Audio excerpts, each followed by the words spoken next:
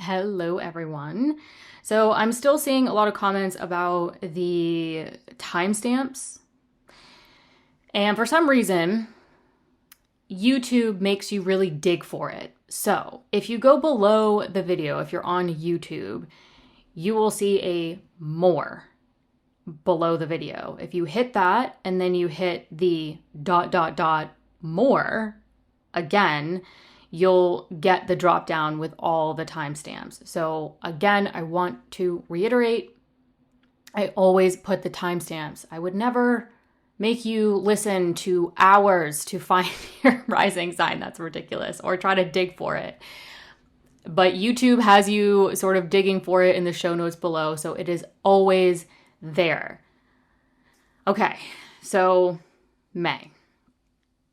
April had a lot of activity. Now, again, I'm recording this very early, so I have yet to find out for myself what April has in store. But astrologically, there is a lot of new cycles, a lot of momentum, a lot of initiating activity. And I had to break it down into 4 weeks because there was just so much happening in April, which I've never had to do before. So that just tells you how potent 2026 really is.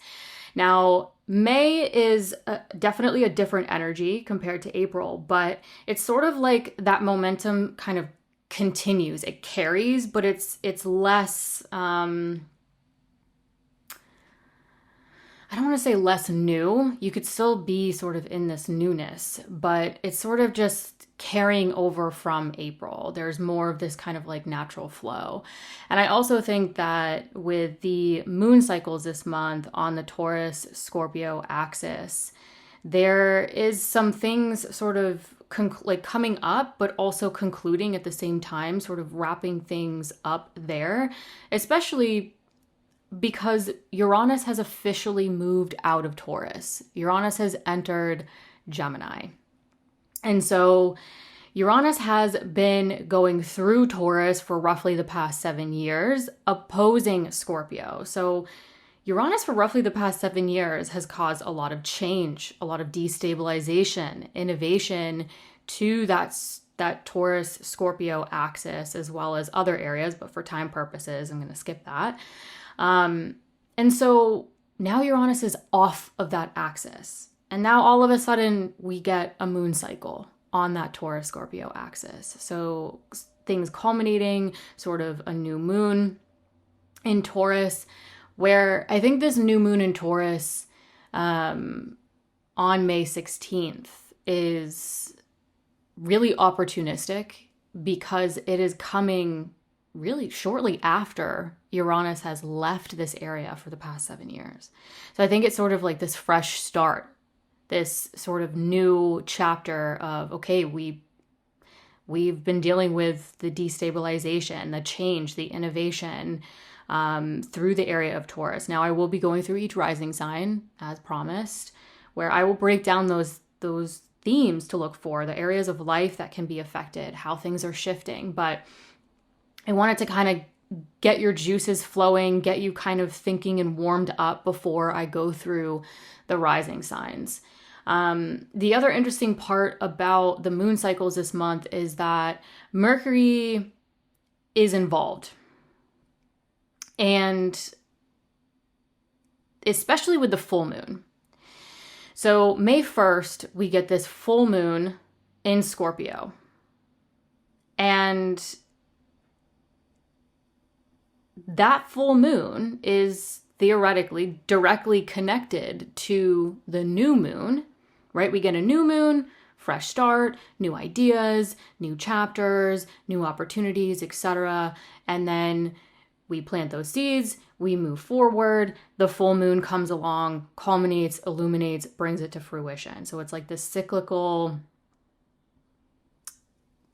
moon cycle that continuously happens.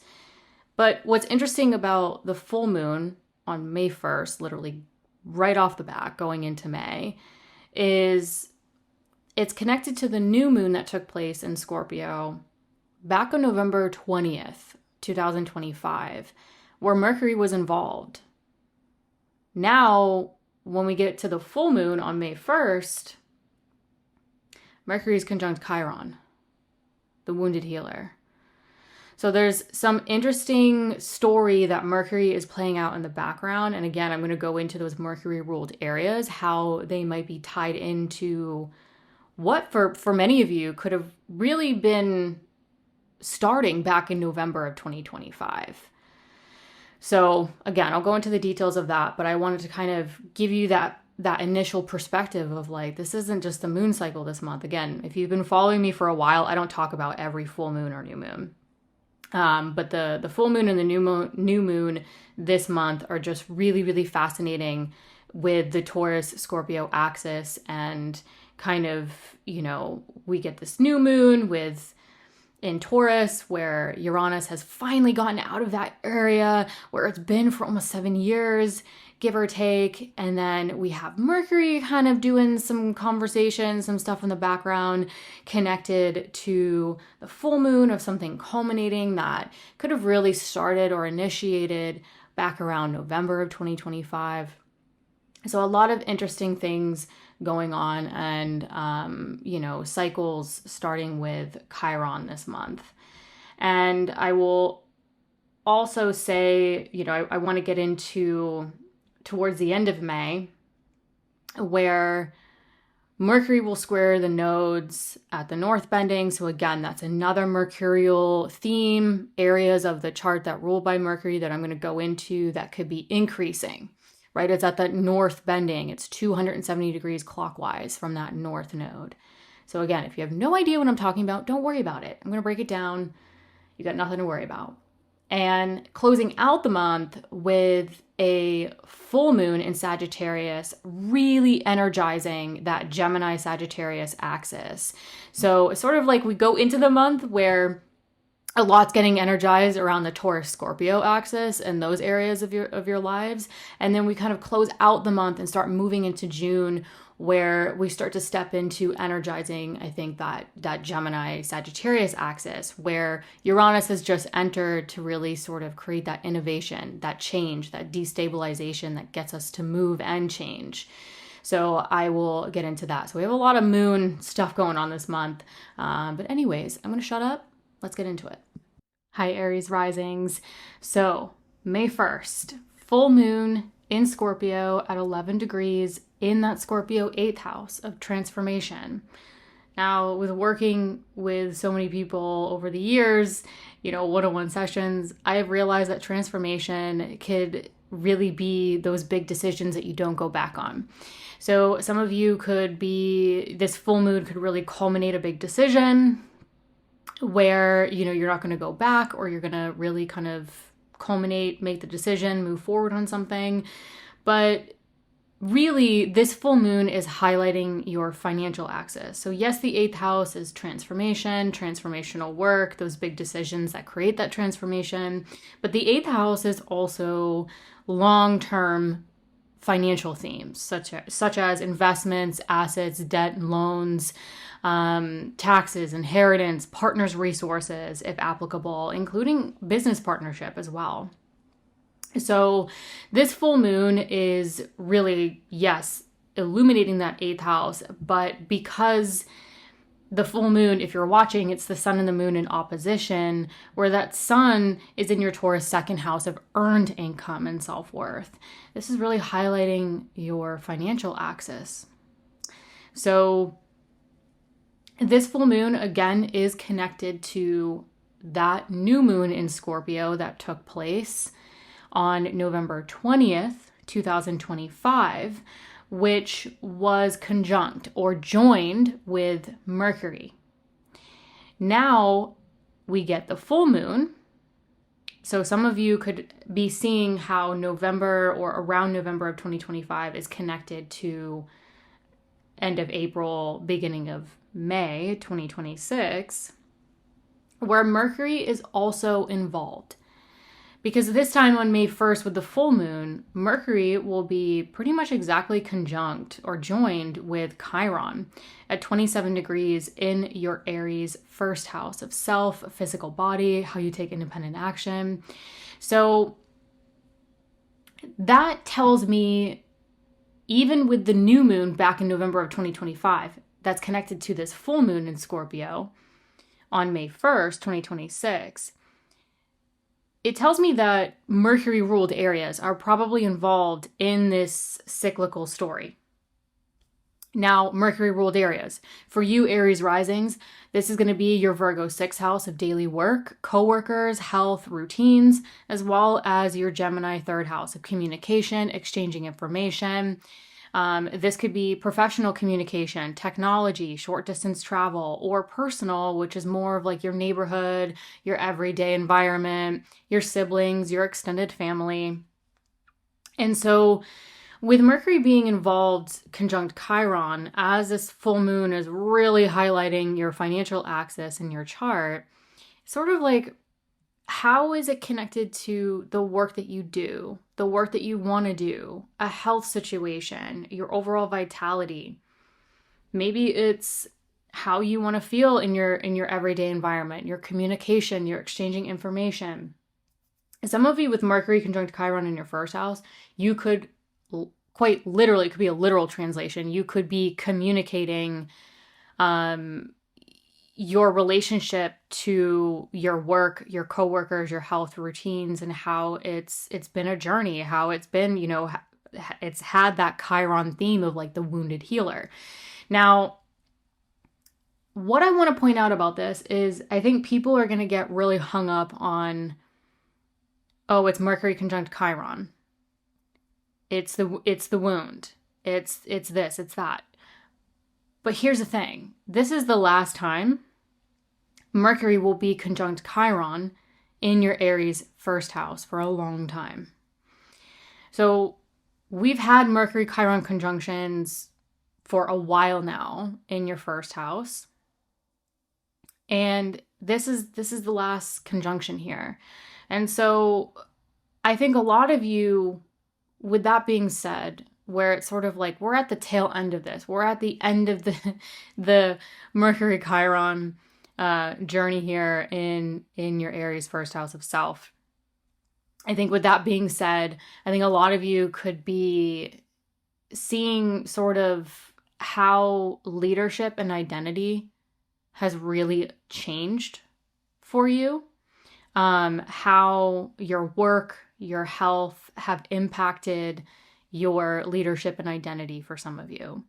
Now, I also think that this could be a potential situation where some Aries risings might realize like how you've evolved, even healed your relationship to your health, your work, coworkers, siblings, extended family, communication, etc. So yes, it's Mercury conjunct Chiron, but you've been dealing with this for years. And with the full moon culminating these financial houses, but this is also the houses that rule the transformational work, your value system, your self-worth. So I think some of you might be communicating or sort of seeing from a cyclical nature how much you've really evolved, healed your relationship to your work, your health, your communication, and how it's maybe played a part in your finances, your value system, your self-worth, or maybe how it's playing a part in how you integrate those themes. Then when we get to May 4th, Monday, May 4th, this is when Mars in rulership in your Aries first house of self, physical body, how you show up in the world, will square Jupiter in its place of exaltation in your Cancer 4th house of home, family, property, and real estate. Now, a couple things I want to break down with this. Mars is in rulership, Jupiter's in exaltation. These two planets, or, they're basically having a conversation where they have a lot of resources, they have a lot of strength. It's not like one is like a peg down or one's a peg up. Both of these are very well resourced and have a lot of strength in this square. Yes, squares can be tense. They can have a little bit of stress, but squares create the friction for us to take action and create tangible change in our lives. So this could be playing out between you and home, family, property, real estate themes that could create new outcomes to your long-term finances, your resources, partners' resources, if applicable. And so this is also the closing square. So for those of you who are very new to astrology or knowing about cycles in astrology, Mars originally went conjunct Jupiter, then moved on because Mars is the faster planet, created that opening square, that opposition, and now it's at the closing square where it's sort of like you've already had the opening square and you've already taken the initial action. You've already had that opposition, which is, really trying to balance the two worlds of maybe work and home and family and etc. Now it's the closing square. So this is sort of like you've been dealing with this story. It's nothing new. And what last minute action, what lasting change do you want to make to these areas? What's also interesting about this, the last detail I want to add, is that this is not only a closing square, but Jupiter is at 19 degrees here in Cancer, involved in this square. Jupiter is returning to the 19th degree mark where it was originally transiting back in September of 2025. So Jupiter went direct, then it went retrograde, it backed up, and now it's returning back to 19 degrees where it was in September of 2025. So this could also be sort of connecting maybe what was playing out or sort of concluding, taking last minute action to maybe any of those background themes that could have been playing out in September of 2025 that some of you are coming back around to. That could be involved in the action around you versus home, family, property, real estate. That could create new outcomes to those areas, but I think a lot of you, it could be creating new outcomes to sort of your resources, transformational work, or just sort of like your long-term financial goals. Then when we get to, let's see, what do I have next? The next day, Tuesday, May 5th.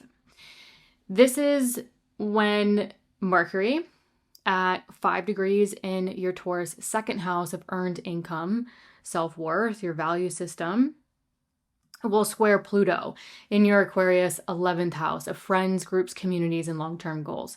So what's interesting about this square is that I think this is playing into maybe the action or the change some of you might continue from literally yesterday at this point, May 4th. The action and the change around your finances, your budget, your self-worth, and with Pluto in this square in your 11th house, friends, groups, communities, long-term goals. Like the action between who you want to surround yourselves with, the money you want to make, or who do you want to surround yourselves with that are aligned to your value system, what you know you're worth. Some of you could be sort of changing those long-term financial goals, and that could be shifting maybe who you associate yourself with, certain groups, friends, communities, etc. But again, Pluto is, I think this could be the opportunity to really empower yourselves and transform friends, groups, communities, long-term goals. And that could be sort of playing into the communication, the action, the change to the finances, the value system, the self-worth. What's interesting about this square between your second and your 11th house is Mercury will be technically applying to a sextile to the North Node in your 12th house of behind the scenes. And Mercury will also be applying to a trine to the South Node in your Virgo 6th house of daily work, health, and routines. So, whatever action you're taking regarding finances, self worth, long term goals, social network, it could be to create opportunity to whatever is going on behind the scenes, but also maybe making necessary changes or actions to dissolve the obstacles and create more flow to the work that you want to do, the people you want to work with, a health situation, your overall routines. Jumping to May 16th. So May 16th, we kind of come back to that Taurus Scorpio axis because this is when we have the new moon at 25 degrees in your Taurus second house of earned income, self-worth, value system. So again, coming back to that, where Mercury is technically involved here.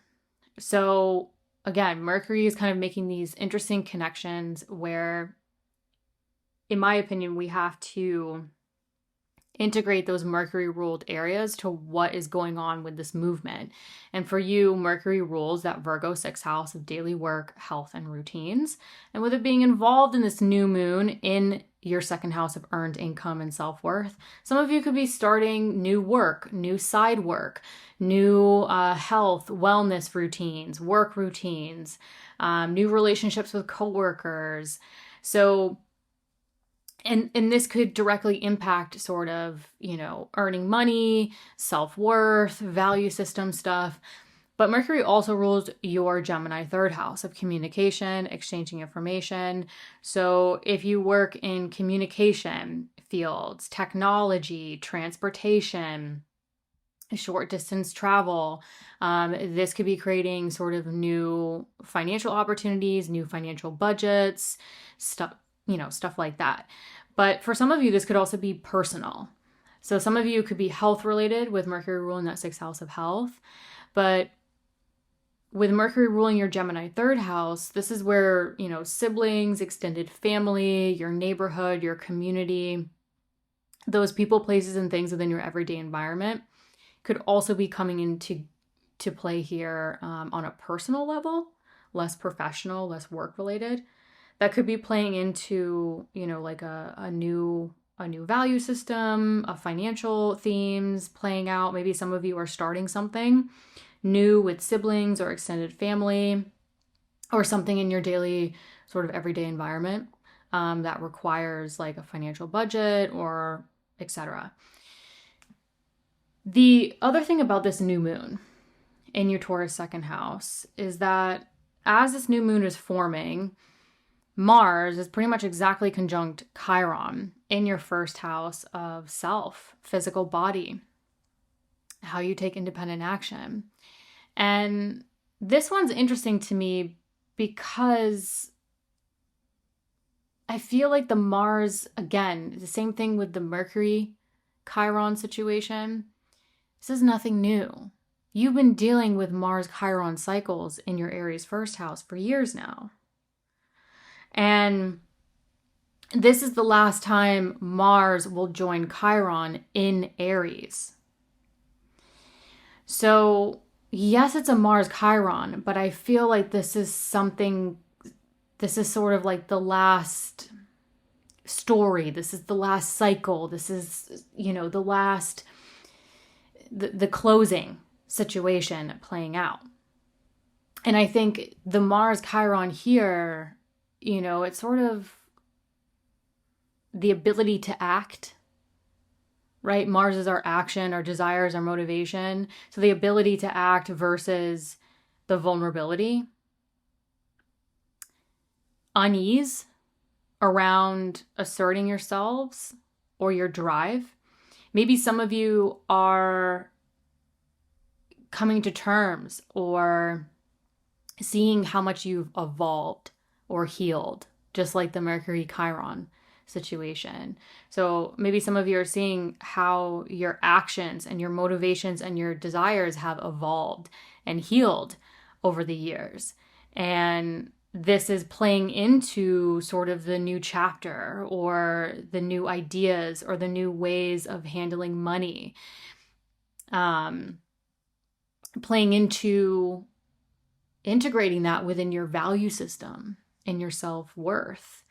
So I think some of you could be really stepping into a new chapter where Uranus has made its final ingress out of this Taurus second house of earned income and self-worth.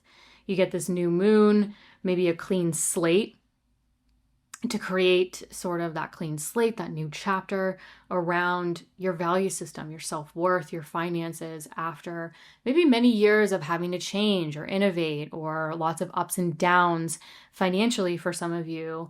And with Mars Chiron, for the last time joined in your Aries first house of self, really sort of seeing how much you've evolved and changed your motivations, your desires, your plan of action that could be financially related, that could have something to do with your self-worth or your value system. So this could be sort of a bittersweet moment. This could be nostalgic. This could be kind of, a lot of you could be really stepping into a new financial chapter where you have a totally new perspective around desires and motivations and how that's playing into those themes. Moving on to May 19th. May 19th, Tuesday, we have Mercury at 5 degrees in Gemini. 4 degrees. And get this a little bit more exact because we like things a little bit more exact here. So, Tuesday, May 19th, Mercury is going to be at 4 degrees in rulership in your Gemini third house of communication, exchanging information, technology, transportation. For some of you, this could be career related or personal. Again, take what resonates. This also could involve siblings, extended family, neighborhood, community, etc., etc. So a lot going on in the third house, especially with a Mercury in rulership. Mercury is quite strong here in terms of communication and exchanging information. But Mercury is also square the north and south node at the north bending. So this is at a point of increase, not technically at a point of decrease. So this could really be increasing the communication, the exchanging information. For some of you, this could be simple. This could be the phone calls, the appointments, the errands. And with Mercury also ruling your Virgo 6th house of daily health, this could be sort of like doctor's appointments and errands and, just taking care of those types of things. But with Mercury also ruling the other themes of the 6th house, which would be sort of your daily work, your coworkers. Some of you could be seeing an increase in work, increase in working with coworkers, increase in side businesses, side work even. And so some of you could get a little bit, as we're sort of getting towards the end of May, some Aries risings, you might be getting busier. You might be, doing a lot more in your daily environment that could be sort of work, health, daily routine related. Now, May 31st. This is when we are obviously closing out the month with a full moon in your Sagittarius 9th house of growth and potential. So full moon 9 degrees in your Sagittarius 9th house, growth and potential. This could be teaching, publishing, higher education, continuing education, spirituality, long distance travel. So closing out May, we are moving off of that Taurus Scorpio axis and its connections and aspects that we've been working with throughout May.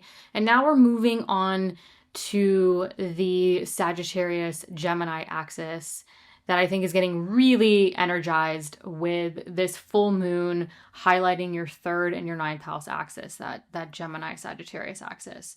So this could be increasing travel, increasing communication, technology, transportation.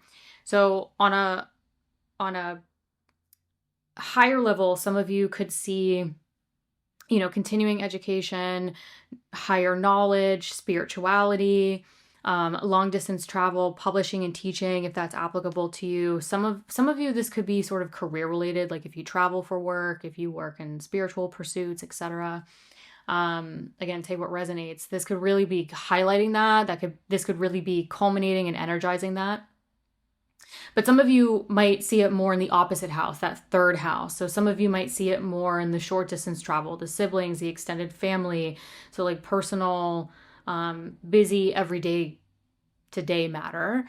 Or this could be really energizing sort of the communication, the technology, the transportation, especially if you work in those fields. And with Mercury still in rulership, a very strong Mercury here, ruling the sixth house of work and health. So if you work in those fields, this could really be sort of energizing that or creating more momentum in those areas. But the last thing I'll leave you with is Uranus is getting very close to a direct square with the north and south node at the north bending. So it's squaring at a north bending, which is the point of increase, not decrease. So Uranus could also be really building more energy and momentum in increasing the communication, the exchanging information, short distance travel, siblings, extended family. All those third house themes could really be increasing and creating sort of action and change to whatever's playing out behind the scenes, but also really starting to energize and create action and change to sort of your daily work and or health routines as we are moving into June of 2026. Hi, Taurus Risings. So May 1st, full moon in Scorpio at 11 degrees in that Scorpio 7th house of long-term partnership. So this could be personal partnership, professional partnership, including marriage as well. Now, another thing I want to point out too that might resonate, I put court cases in the 7th house. So if you're going through like a court case or any of that stuff, this full moon could be playing into that as well. Again, take what resonates, leave the rest. So this full moon at 11 degrees, again, really highlighting personal, professional partnership, really sort of like your connections with others that could be professional as well, or sort of this could, for some of you, could be really like highlighting and illuminating the type of partnership you really want. So with this full moon, Mercury will be pretty much exactly conjunct Chiron in your Aries 12th house of behind the scenes. So the 12th house is more hidden stuff, subconscious thought patterns, sleep, dreams, what's tucked away, what's hidden. So with this full moon, the connection to the new moon in Scorpio that took place in your Scorpio 7th house back on November 20th, 2025, was conjunct Mercury. Now, the full moon that's connected to that new moon, we have Mercury conjunct Chiron. Now, Mercury conjunct Chiron in Aries is nothing new. I think a lot of people are going to see this and they're going to go, oh my God, Chiron's the wounded healer. You've been dealing with this for years. This is the last time that Mercury will be conjunct Chiron in your Aries 12th house. What's interesting about this is that not only will it be the last time Mercury and Chiron are conjunct in your Aries 12th house, but this full moon is happening after Uranus has officially left your Taurus first house of self. So we have some some interesting sort of like closure or maybe reminiscing, or for you, because Mercury is conjunct Chiron in your 12th house, I think a lot of you with this full moon really highlighting the axis of you versus the other, highlighting your needs versus the needs of others, whether it's personal, professional, whatever it may be. This Mercury conjunct Chiron in the 12th house is sort of like whatever's being illuminated around you versus the other with this full moon is sort of like, what are you untangling behind the scenes? What's going on mentally, where I think a lot could be going on where you're seeing how you've evolved your relationship to Mercury ruled areas. And for you, Taurus risings, Mercury ruled areas in your chart is going to be your Gemini second house of earned income, your finances, your self-worth, your value system, and your Virgo fifth house of joy. What brings you joy? Your creativity, your self-expression. Fifth house is also children, if applicable to you. So maybe some of you are thinking about children behind the scenes. Maybe some of you are, untangling something regarding your children. Or maybe some of you are really seeing how your creativity, your self-expression, what brings you joy has evolved over time. And how that is playing into sort of your actions, your motivations, and your desires, but also playing into how your self-worth, your value system has evolved over time, and how that's played a part or maybe impacted your finances. Jumping to May 4th. Monday, May 4th, we have, let's see. Sorry, I'm doing this on the fly, as I always do, so bear with me here. We have Mars square Jupiter. So Mars at 19 degrees in rulership. Mars is home in your Aries 12th house of subconscious thought patterns, behind the scenes work. Again, hidden house. What's going on behind the scenes? Square Jupiter in its place of exaltation. Very strong Jupiter too. In your Cancer third house of communication, exchanging information, technology, short distance travel. So some of you, if you work in communication fields, technology, transportation, this could be playing into that. But personally, this could just be sort of like those people, places, and things within your everyday environment, including siblings, extended family. And depending on your natal chart, if you know your natal chart and you know your IC is in your Cancer third house, this could have really strong home, family, property, real estate themes at play as well. Anyways, there's a couple layers I want to break down with the Mars-Jupiter square on May 4th. The first is this is the closing square. So Mars originally went conjunct Jupiter, joined Jupiter, then moved on because Mars is the faster planet, created that opening square. Then it opposed Jupiter, and now it's at the closing square. So this is a story that many of you have been working with, especially maybe things going on behind the scenes, maybe your personal and professional partnerships, and how it's sort of impacted or created new outcomes to long-term goals, social network, resources, etc., with just rulership off the top of my head. But regardless, this is the closing square. So again, maybe some of you are taking last minute action to create tangible change to the long-term goals, your social network, your personal and professional connections. So the other interesting part about this for Taurus risings is Mars is in the 12th. So, and it's in rulership. 12th is hidden, it's behind the scenes, but Mars is home here, and Mars is the desires, the motivation, the plan of action. So For some Taurus risings, I think the action could be mental. You could be like mentally planning, mentally untangling and getting really clear on your motivations and your desires.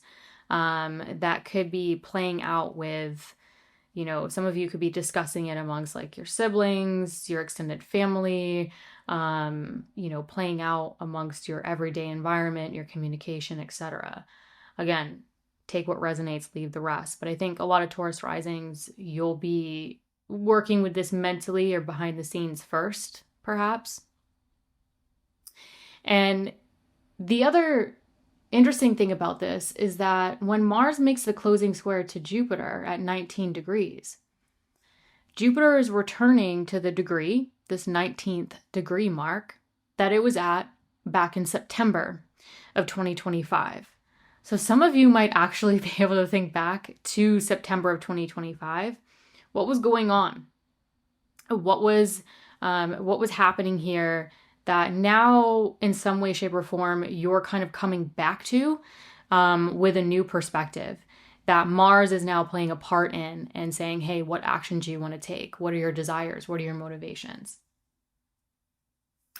The following day on May 5th, Tuesday, May 5th, this is when Mercury at 5 degrees in your Taurus first house of self, physical body, how you take independent action, etc., will be square Pluto at 5 degrees in your Aquarius 10th house of career, business, public recognition, or what brings you fulfillment. This one's interesting because this is where the action and the change around you, how you want to take independent action around maybe empowering or changing something regarding career projects, public recognition.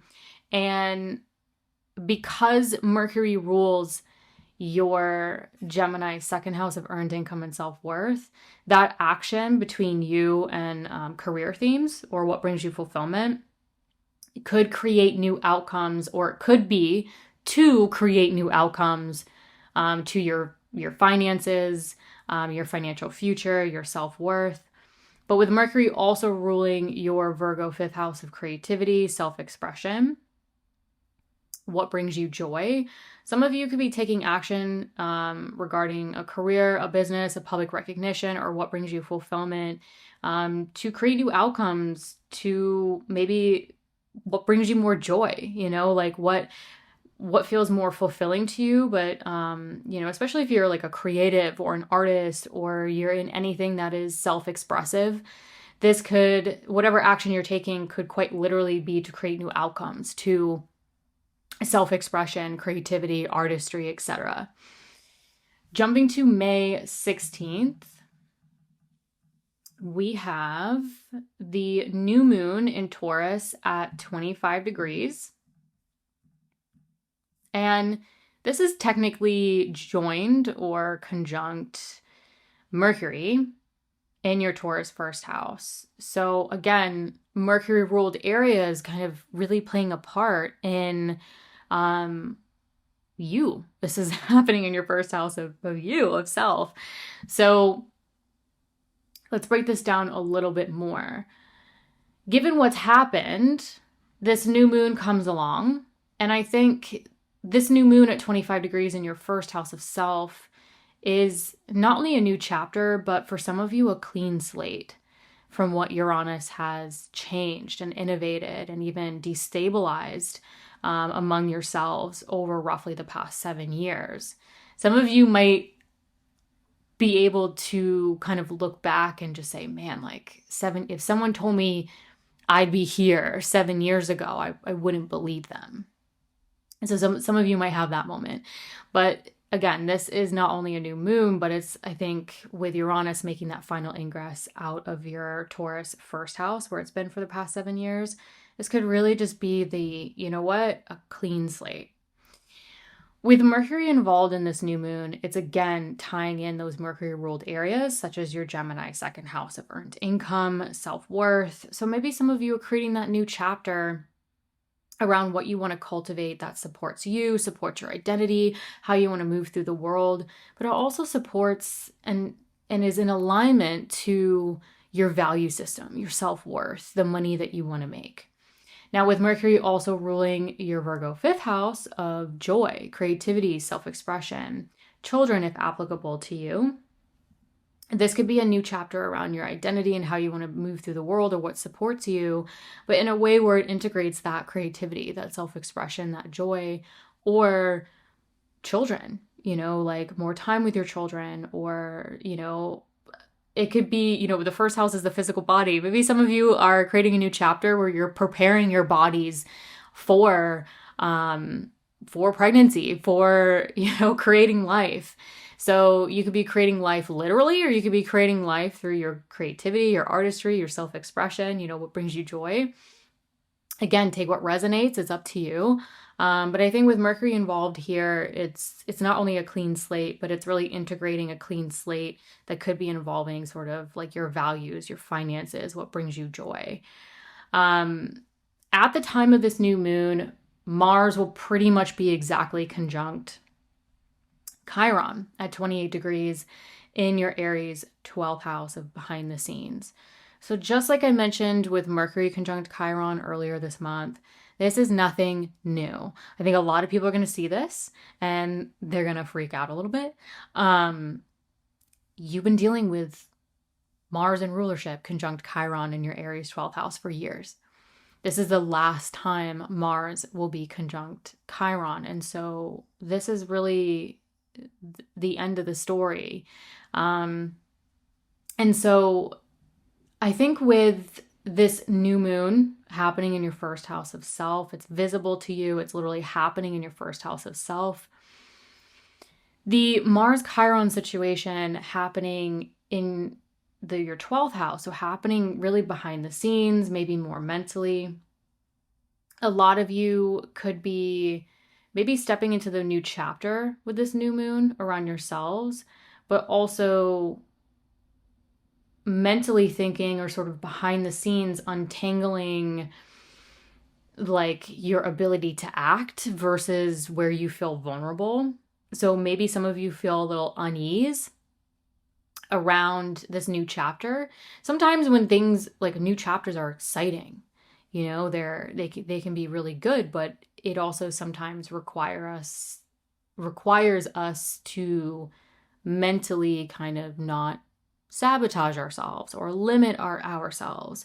So kind of like for some Taurus risings, this could be just like a minor adjustment behind the scenes around,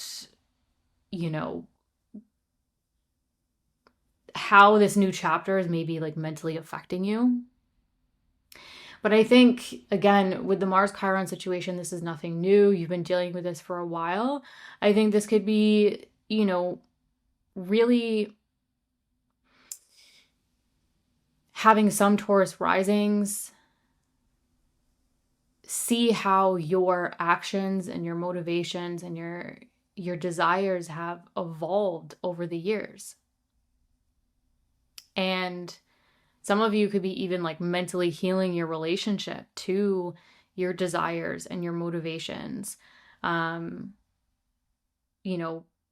once and for all, with this being the last time Mars and Chiron will be conjunct in your Aries 12th house with this new moon. So I think some of you could be like planting the seeds and starting the ideas or stepping into a new chapter around yourselves that could involve finances and value and creativity and self-expression and what brings you joy, but also kind of behind the scenes, seeing how much your desires and motivations and your actions have evolved over the years and how it's playing a part in this new chapter. Like some of you could be stepping into this new chapter and realizing, wow, like I've changed so much over the years. I've really evolved, like, and aligned and healed to kind of like align to those desires and motivations in a way. And that might feel new. That might feel, really interesting around this time. So again, take what resonates, leave the rest. Then when we get to May 19th, May 19th is when Mercury in your Gemini second house of earned income and self-worth will be directly square the North and South node. So this Mercury is not only in rulership. So Mercury's home here. Mercury is very strong, very well resourced in the second house of earned income and self-worth. And it is square the North and South node at the North bending. So theoretically, the North bending is a place of increase. So this could be increasing financial themes, financial budgets, value system, self-worth, but it could also be increasing the other Mercury ruled areas, such as your fifth house of joy, creativity, self-expression, children, if applicable, and how it's playing into finances or self-worth. But I think for some Taurus risings, you could be seeing it be a literal translation. Maybe some of you, especially with Mercury in rulership, trine Pluto, technically trine Pluto in the 10th house of career and public recognition. Some of you could see like a bump in pay, or maybe an increase in pay, or maybe some of you are increasing your communication around your self-worth and your value, the pay you deserve, the money that you want to make. Especially with the North and South node in the 5th and the 11th. So not only what brings you joy, what is aligned to that, but also sort of, that North node in that 11th house of long-term goals. So taking action around, shifting what's in alignment to you, your creativity, what brings you joy, but also taking action and change to aligning to your financial long-term goals, the social network that could be playing into this, if that's applicable to you. Closing out the month on May 31st. We have a full moon at 9 degrees in your Sagittarius 8th house. So full moon in your Sagittarius 8th house of transformation, transformational decisions, partners' resources, if applicable to you, long-term financial plans, goals such as investments, assets, debt, loans, etc. So what I like about this full moon is I think it's really getting us off of the Taurus Scorpio axis and the transits and the connections to it. So I think this full moon could really kind of help energize the Sagittarius Gemini axis, which is your financial axis. So I think it's interesting how Mercury is at the North bending at that point of increase in your second house of earned income. And then we close out the month with the full moon really illuminating and highlighting your financial axis, Taurus rising, with Mercury still in rulership in your second house of earned income, and Uranus getting very close to an exact square at the North bending, that point of increase in your second house of earned income and self-worth, square the nodes. So full moon really energizing your financial axis, where Uranus is really building that innovation, that change, also I think playing a part in, Uranus is like lightning. It can really energize certain transits and areas of our chart, and it's in an air sign. So I think this, with closing out the month, moving into June, where Uranus is really applying to an exact square with the North and South node, could be really creating that innovation and change and action, playing out to your earned income, your budget, your self-worth, your value system. But I think this could also be playing a part with the change and the transformation to maybe areas of career, public recognition, or what brings you fulfillment. Hi, Gemini Risings. Kicking off on May 1st, a full moon at 11 degrees in your Scorpio 6th house of daily work and or health routines, coworkers. So this could really be sort of like literally going right into May, big culmination, illumination, something coming to fruition around work, side businesses, work projects, relationships with coworkers, or it could be sort of, health and routine stuff. So wellness, health, work, coworkers. And this full moon is connected to the new moon that took place here back on November 20th, 2025. So again, some of you could think back to November, what was starting, what ideas were being planted, what was really kind of in the works that could be coming to fruition around this time, or really be culminated around this time. Now, this full moon is also highlighting, it's really highlighting your 6th and your 12th house axis. So some of you could also be seeing things behind the scenes. Pay attention to your sleep, your dreams, your subconscious thought patterns that could be playing into sort of like a work situation or a health situation that could be going on around this time as you move into May. Now, as I mentioned, this full moon is connected to the new moon that took place back on November 20th, 2025, where it was joined with Mercury. Now at the full moon on May 1st, Mercury will be joined with Chiron at 27 degrees in your Aries 11th house of friends, groups, communities, and long-term goals. So yes, this is a full moon highlighting your 6th and your 12th house axis. So really like what's going on mentally, what's going on behind the scenes, what are you working on behind the scenes, what's going on with work projects, coworkers, even health, wellness related. How is work affecting your health? How is your health affecting your work? Sky's the limit here. So take what resonates. But I think with Mercury involved with the new moon and the full moon that we're on now, it's tying in those Mercury ruled areas. And for you, Mercury ruled areas, that's your Gemini first house of self. So this can be very personal to you and sort of like your long-term goals and your social network, work, health, routines. Mercury also rules your Virgo 4th house of home, family, property, and real estate. So this full moon could also involve home, family, property, real estate themes, including renovations, relocations, what's going on foundationally for you. Maybe something's being illuminated that is having you also look at what is going to really support your emotional foundation in your lives. Now, a lot of people are going to look at this Mercury conjunct Chiron and get a little nervous because Chiron is the wounded healer. However,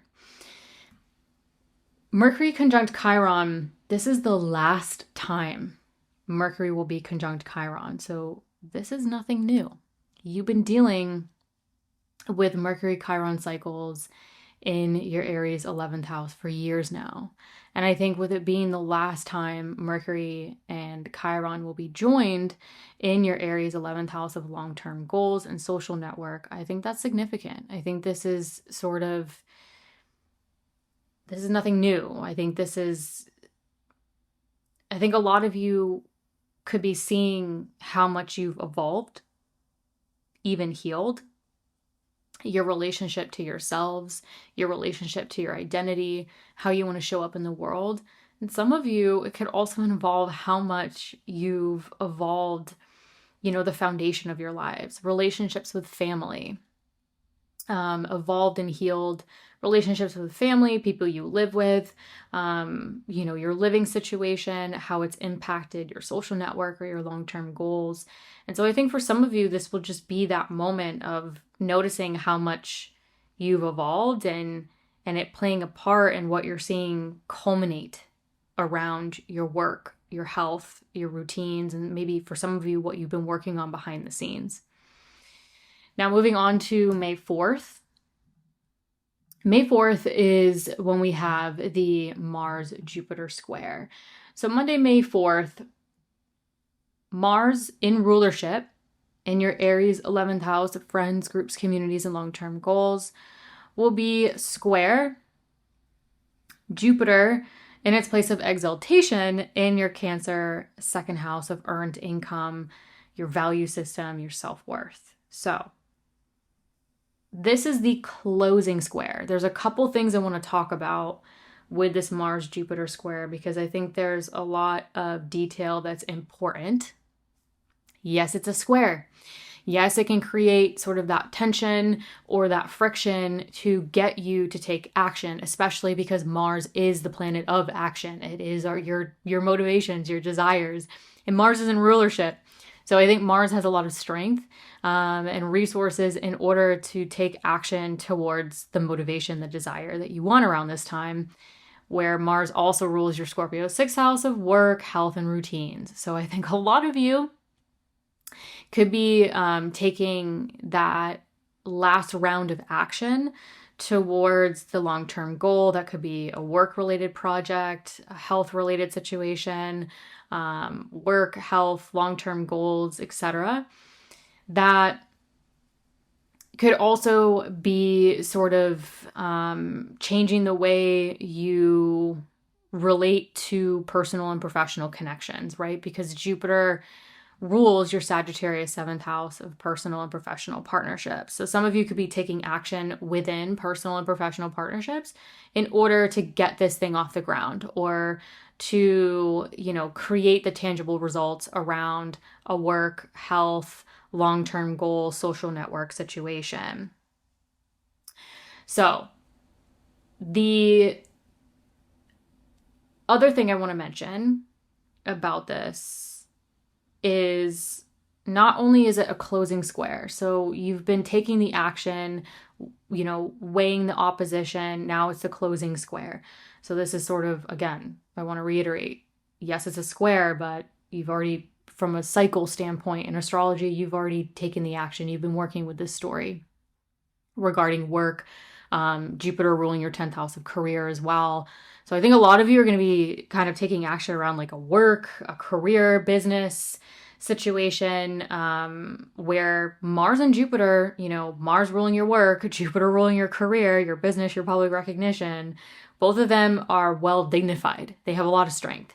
So I think this could be a good square for a lot of Gemini risings. This could be a good time to have a lot of strength in taking the action you need around those goals. So the last thing I want to mention about this is that when Mars and Jupiter are in the square, Jupiter will be at 19 degrees. Jupiter is returning to the degree, this 19th degree in Cancer, that it was at back in September of 2025. So some of you might be able to think back to what was unfolding back around September of 2025 that maybe you are coming back to. That could be related to personal and professional partnerships. You could be coming back to something regarding a career, business, public recognition, just with what Jupiter rules in your chart. So some of you could gain additional details by thinking back to roughly around September of 2025. What was unfolding around maybe some of those themes that now you're coming back to that could be playing into or being integrated with the action you're taking around this time. Let's jump to May 5th. So literally the next day. May 5th is when Mercury at 5 degrees in your Taurus 12th house of behind the scenes. So what are you working on behind the scenes? What are you thinking about behind the scenes? That Mercury at 5 degrees in your Taurus 12th house will square Pluto at 5 degrees in your Aquarius 9th house. Now, this is an interesting square because it's involving sort of like a hidden house, things that you're working, like that you deal with in private or you're dealing with behind the scenes. And it's also involving your ruling planet, Gemini Rising, because Mercury rules your first house of self, but it also rules your Virgo 4th house of home, family, property, and real estate. But that Mercury is square Pluto in your Aquarius ninth house of growth and potential, continuing education, higher education, long distance travel, spirituality, publishing, teaching, if that's applicable to you. And for some of you, this could be heavily career related. So this could be an interesting square that some of you could be working on something behind the scenes or taking action on something behind the scenes to transform and empower your overall growth and potential that could also impact you directly.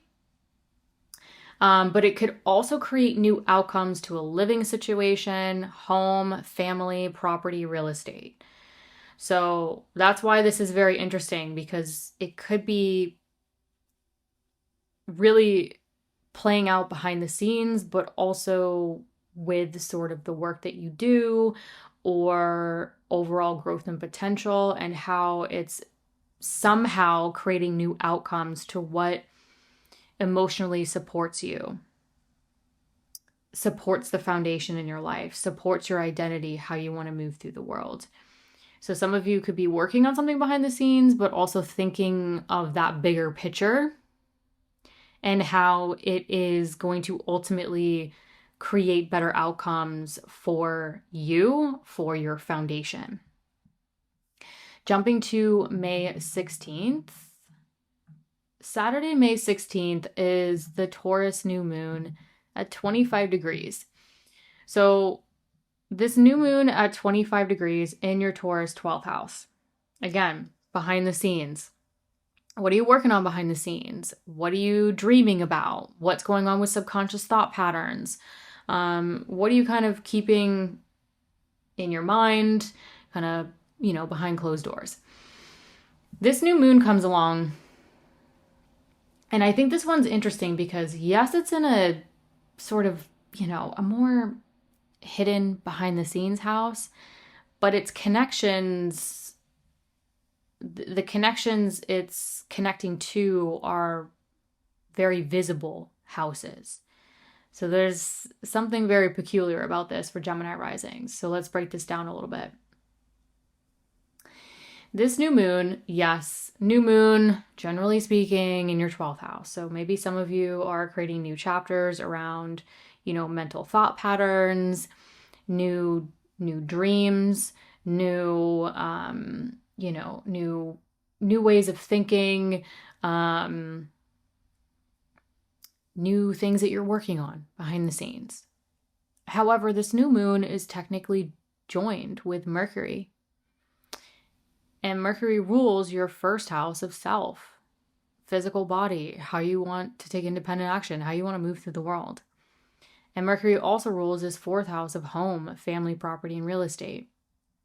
So some of you could be kind of like initiating or working on something that is supporting sort of the new you, or I think with the work and the career stuff for some of you, something could be starting sort of behind the scenes, but is actually going to kind of help you be seen more, if that makes sense. I know some of you are listening and you're like, yeah, I've been, maybe working on something behind the scenes with work or career or whatever. And this could be the time where you're kind of really working on that and planting those seeds to become more visible, be seen in that. But some of you, this could be more personal because Mercury rules that foundational fourth house. So some of you could be initiating something behind the scenes that is eventually going to sort of like create a new home, family, property, real estate, sort of like create sort of like a new foundation for you that could also be supporting you, supporting the work that you want to do, the career, the business, the etc. But what's really interesting that I want to point out for Gemini risings and Virgo risings in particular is this Mercury involved with this new moon in your 12th house is at the midpoint of Mars and Venus. Mars rules your 6th house of daily work and or health routines. Venus rules this new moon. It rules your 12th house. So with Mercury ruling you, sort of like you are at the midpoint of the Taurus Scorpio axis, even though this new moon is just happening in Taurus. So I think a lot of you, this could be sort of like what's going on behind the scenes, what's playing out with work, health, coworkers. So again, that's like an interesting midpoint. Now, the last thing I want to talk about with this new moon. So as this new moon is forming, Mars will be exactly conjunct Chiron in your Aries 11th house of friends, groups, communities. So your personal and professional social network, your long-term goals. And again, Mars also rules that Scorpio 6th house of daily work and or health routines, coworkers. So again, the 11th house is a visible house. It's public.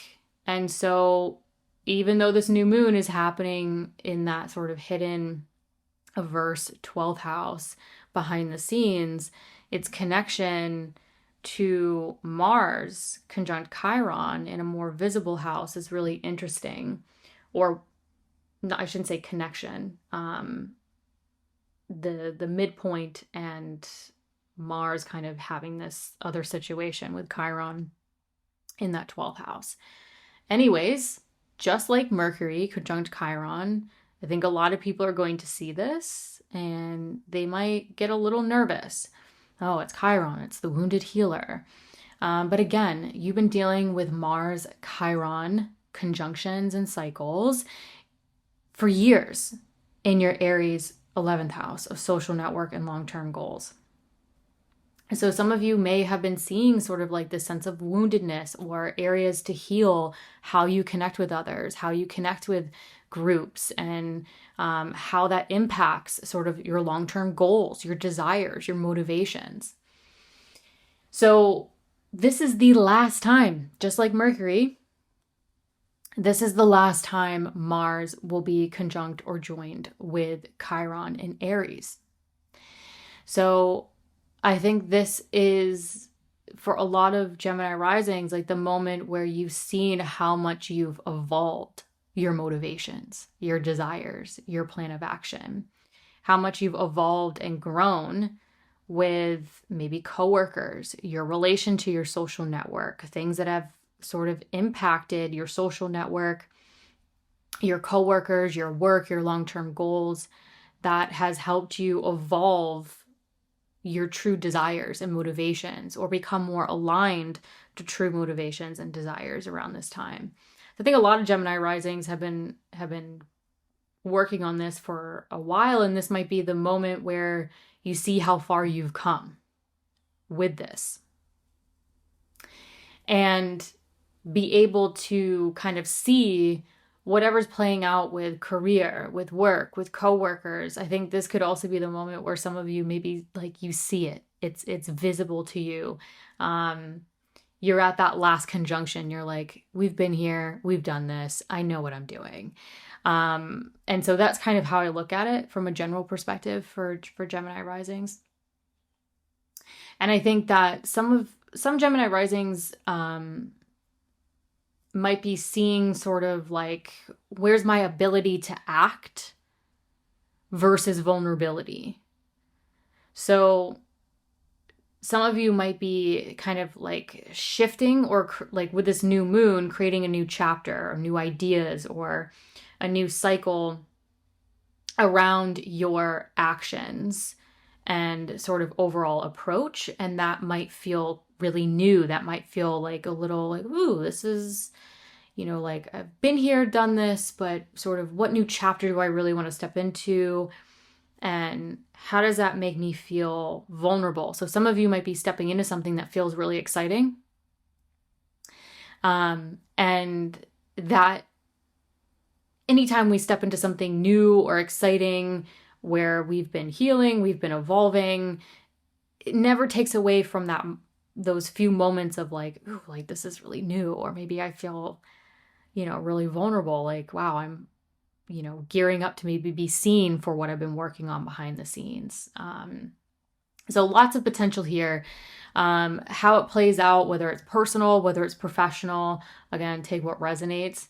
But I think this could be a really interesting moment for Gemini risings where, this new moon comes along after Uranus has made that final ingress out of the 12th house. Some of you have gone on mental health journeys. Some of you have really evolved and awakened to your subconscious. You've really seen, what your dreams, your limiting beliefs. Some of you have really been untangling thought patterns that don't support you, or have been dealing with certain individuals in your social network, your coworkers, wherever they may be, that have triggered that. And I think this new moon, all in all, generally speaking, is the time to say Uranus has made that final ingress out of that 12th house area where it's been for roughly the past 7 years. And you can kind of create that new slate with literally the ruler of you, yourself, your body, your identity, how you want to move through the world. And so I think a lot of Gemini risings, as you get deeper into May, might be creating that new mental slate where you can kind of step into a new wave and a new future here with Uranus out of that 12th house. Jumping to May 19th, your ruling planet, Mercury, in your Gemini first house of self, will be square the north and south node. Now, this is happening in angular houses. So your first, your 10th, your fourth, depending on your natal chart. If you have anything in your Sagittarius 7th house, I would say the first 6 or 7 degrees, it's really creating that mutable grand cross. Anyways, I don't get too in the weeds about this. Mercury at 4 degrees in its place of rulership. This is a really strong Mercury. It's in your first house of self, rules that first house. It's home, it's comfortable here, and it's square the north and south node at the north bending. So it is at a point of increase. So it could be increasing Mercury ruled areas, such as you. It could be increasing you, your visibility, your ability to take independent action. But Mercury also rules your Virgo 4th house of home, family, property, and real estate. And so this could also be creating or increasing sort of home, family, property, real estate themes that could be having you take action around career, business, public recognition, or the changes to career, business, public recognition could be the source of action or change to you, to home, family, property, and real estate. Now, Uranus is technically involved in this. So some of you could feel the jolt. This could feel sudden. This could feel very visible, right? This is angular houses. So this could be more visible to you, more visible to others. So I think this could be a really important transit for a lot of Gemini risings where you could really start to see this is happening, this is changing. And so one thing I want to point out for Gemini risings is that the other reason why I say this could be sort of sudden, this could be very visible, this could be happening. At the same time, Mars will have just entered your Taurus 12th house. So anytime Mars goes through the 12th house, it can create sort of monkey mind, as I like to call it. It can create insomnia. It can kind of create a lot of like mental unrest. Now with Mars in Taurus, it's sort of like all on or all off. And so just being aware of visibly, a lot could be happening with career, home and family. Maybe some of you could be seeing yourselves increasingly in the spotlight more, depending on what you do. Either way, I just want to point out if you're prone to like restlessness or insomnia, all the activity that could be increasing as you get deeper into May, could increase with Mars going through the 12th. Moving on to closing out the month. Closing out the month, May 31st. We have a full moon at 9 degrees in your Sagittarius 7th house of personal and professional partnerships, including marriage. So this full moon is really highlighting sort of you versus the other, whether it's personal or professional. This could be highlighting, connections you do want to make personally or professionally. All in all, this full moon is really it's really energizing sort of your needs versus the needs of others. And this full moon to me is really starting to energize the Gemini Sagittarius axis and getting off of the aspects and the Uranus situation going through Taurus, the Taurus Scorpio axis that we have a lot of connections to this month. So I think this is where maybe some of you, whether it's personal or professional, sort of like you focusing on sort of your needs, how you're stepping up, how, it's affecting your personal and professional partnerships, the connections you want to make, that could be playing a part in like the career, the work, etc. Again, I want to point out Mercury is still in rulership at this time. And so, very strong communicator, very strong mercurial energy literally in your first house of self, very well dignified, very well resourced, full moon across sort of you versus your connections with others. And we still have Uranus here in your first house of self, getting very close to a direct square with the north and south node at the north bending. So as we're closing out May, moving into June, I think a lot of us are starting to feel the increasing effects of that innovation and change. And for you, Gemini Risings, that innovation and change to you, your identity, how you show up in the world, that could be shifting, your career, your business, your public recognition, what brings you fulfillment. And it could also be creating sort of action and change to your foundation, your home, your family, your property, and real estate. Or there could be things increasing around career and public recognition, or things sort of shifting and changing around home, family, property, and real estate that's increasing the innovation and change to you, your identity, how you view yourselves, and ultimately how you want to take independent action in the world. Hi, Cancer Risings. So May 1st, we have the full moon at 11 degrees in your Scorpio 5th house.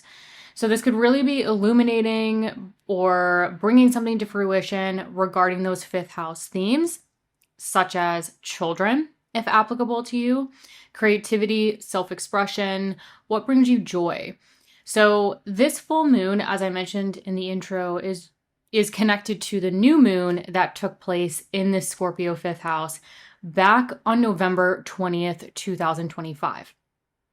So some of you could think back to November. Maybe there were things starting or initiating or things sort of unfolding with your children, planning for children. It could be your creativity, your self-expression. Maybe some of you, it could just be like, I want to enjoy life more. I want more joy, more creativity, more self-expression. And so some of you could be seeing sort of like your artistry, your creativity, whatever your heart's desire is. You're like, what brings you joy that could involve your children, if applicable, that could be really highlighted or illuminated around this time. Now, on a more basic, mundane, everyday level, this full moon could be illuminating something regarding your children. Again, if applicable. So some of you could be seeing something literally play out in your child's life around this time. Now, that new moon that took place here that's connected to this full moon, that new moon back in November of 2025, that new moon in November of 2025 was conjunct Mercury. Now at the full moon on May 1st, Mercury will be conjunct Chiron at the time of this full moon. Now, a lot of people, I think, are going to see this and they're going to get a little nervous because Chiron is the wounded healer. And so, oh no, there's like a Chiron element to this. But I want to point out that this is the last time Mercury will be conjunct Chiron in your Aries 10th house of career, business, public recognition, what brings you fulfillment. So with Mercury conjunct Chiron for the last time in your Aries 10th house, I think that that's significant because you've been dealing with this for years. This is nothing new.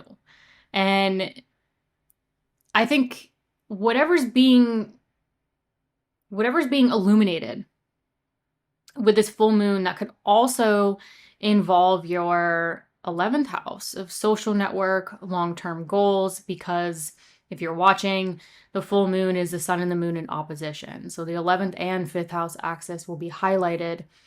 That could involve something to do with your career, your business, your public recognition. Where Mercury conjunct Chiron for the last time in your Aries 10th house, I think could have a lot of you seeing how much you've evolved, how much you've healed, your relationship, maybe to your career, your business, your public recognition. But I think some of you could also see how your relationship has changed or how you've evolved or how you've healed Mercury ruled areas that's affected your career. So Mercury ruled areas for you Cancer risings, that's going to be your Gemini 12th house of subconscious thought patterns, what you're working on behind the scenes, where you've limited yourselves, your dreams. And so I think for some of you, you could have a moment of seeing how much you've evolved your mental capacity, your how much you've evolved, like your subconscious thought patterns, how much you've really, maybe even for some of you, been tested mentally, and how that has helped you maybe evolve things regarding your career, your business, your public recognition, or what you find fulfilling. The other Mercury ruled area is going to be your Virgo 3rd house of communication, exchanging information, siblings, extended family. Now, if you work in communication fields, technology, or transportation, this could definitely have a lot of Cancer risings realizing how much you've evolved in those areas and how they've impacted, obviously, with Mercury and Chiron in your 10th house, impacted your career, your business, your public recognition. But I want to add a couple of details to this that might really resonate to a lot of Cancer risings listening to this. And that is, if your IC is in your Virgo 3rd house, this could have really strong home, family, property, real estate themes. Some of you might be seeing how much you've evolved, how much you've healed yourselves regarding home, relationship to family, your communication, even sort of evolved relationships with siblings or extended family, and how that might be really playing an important part or an important role at this moment, either with home and family or also impacting sort of the career, the business, the public recognition, or what you find fulfilling. So I think for some Cancer risings, this could be like an emotional, even nostalgic moment of noticing like how far you've come, either by being tested, mentally, how far you've come with your communication. For some of you, again, depending on your natal chart, how far you've come with your relationship with family, even siblings and extended family, and how some of you might be seeing, even taking it a step further, seeing how that has increased your capacity to handle more in your career, your business, your public recognition. And if that's the case, you should really be, celebrating that at this time, because that's been a journey if that's the case. Anyways, I think some of you might, I'll leave it at this. I think the Mercury conjunct Chiron with the full moon across the 5th and the 11th house axis. I think some of you could be seeing over the past couple years how much you have not only evolved your relationship to those Mercury ruled areas, or even evolved your communication, your abilities in your business and your career and your public recognition. But for some of you, I think this could also involve sort of like how it's evolved your leadership abilities, your identity, right? It's in Aries. So sort of like how you take charge, how you lead. Moving on to May 4th. When we get to May 4th, this is when we have the Mars-Jupiter square at 19 degrees. So we have Mars in your Aries 10th house of career, business, public recognition, or what brings you fulfillment. And this Mars is in domicile. Mars is home here. It has a lot of strength and resources. This is a very comfortable Mars to take action and go after desires and motivation. Square Jupiter in your Cancer 1st house of self, the physical body, how you take independent action. And this Jupiter is exalted. So also the honored guest in your 1st house. Well dignified, strong, has resources. So both of these planets in the square are strong. And squares, yes, can be a little tense, but they create the friction for us to take action, to create tangible change. Now, there's a couple details I want to discuss about this square that I think are going to be overlooked, but are very, very important into putting the story into perspective. The first is, this is the closing square that Mars is making to Jupiter.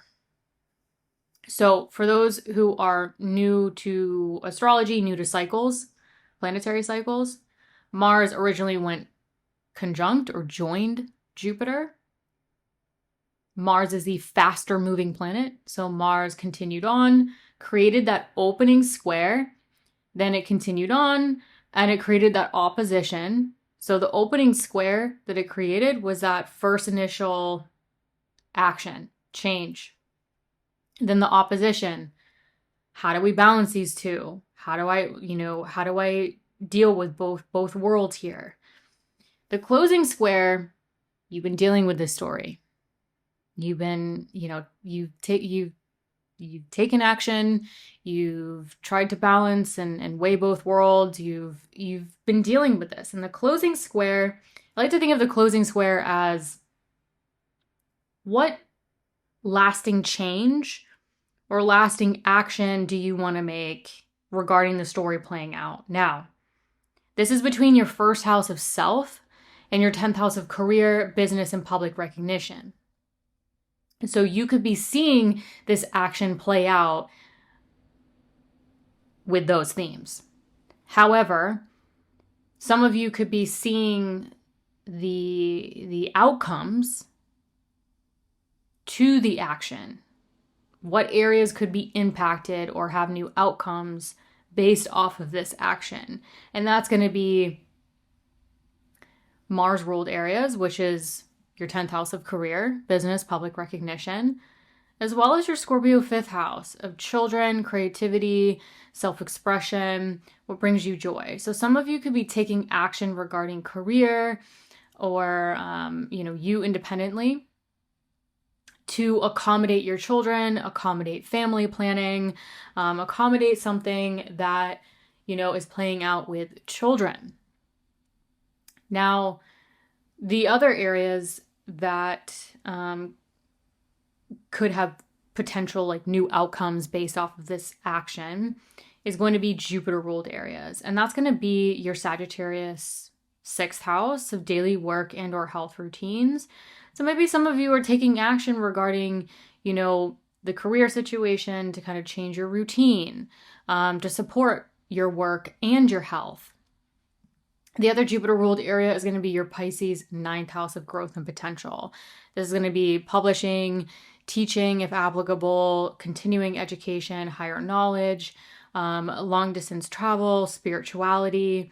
So some of you could be taking action to create new outcomes, to maybe more growth and potential, more teaching opportunities, publishing, more travel opportunities, or just more opportunity for spirituality, faith, truth, belief, whatever it may be. So those are some areas that could resonate with some Cancer risings in terms of like new outcomes to this closing square that some of you might have been working on for some time now, with the opening square, the opposition, and now we're at that closing square. The following day on May 5th, this is when Mercury will be square Pluto. So Mercury at 5 degrees in your Taurus 11th house of friends, groups, communities, and long-term goals will be square Pluto in your Aquarius 8th house of transformational work, transformational decisions, or those long-term financial themes like investments, assets, debt, loans, partners, resources, if applicable. So some of you could be, taking action around long-term financial goals, long-term financial investments, resources. Some of you could be taking action by making a big decision, a big transformational decision that could be creating new outcomes to, for some of you, I think could be home and family, depending on the natal chart. Again, if your IC is in your Virgo 3rd house, if you don't worry about it. So some of you could be looking at like decisions or resources or financial kind of themes, taking action on those regarding like a home, family, property, real estate situation. Some of you could be looking at like taking action around long-term financial goals, regarding sort of something playing out in your everyday environment.